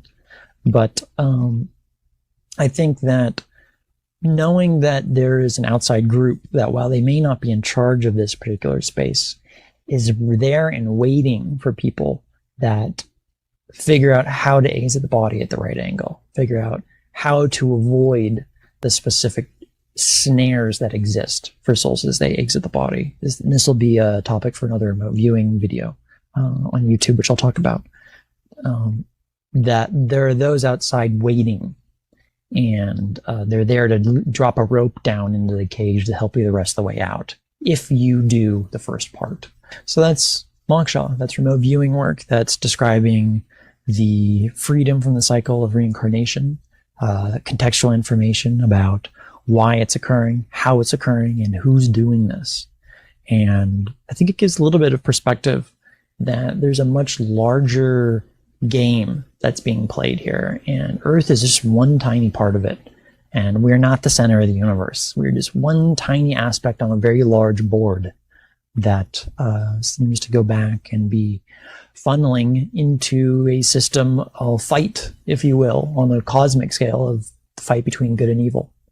And our pocket of the universe is one that appears to be controlled by the negative side. Its authority, it has its system, exerts power and control over this specific pocket in a way that keeps people entrapped here, enslaved here. And so these ideas that you may have read about in the past of Prison Planet seem to fit. Is that it fits now the reasons for it don't seem to match up a lot of the other things that I've read about why this has occurred, or who's doing it. The remote viewing data very clearly kind of points to that idea that souls become entrapped here, and then they are harvested here again and again like bees for honey. And until the individual figures out how to escape the system, which the out-of-body experience, being able to determine where you exit from after death, is a key role. And then also overcoming the fear of exiting, it seems to be a key role. And then looking for that rope that's dropped down for you, and really using a discerning eye, I think, in that state of life after death, that soul state afterwards, seems to be important as well. Hello, everyone. Hello.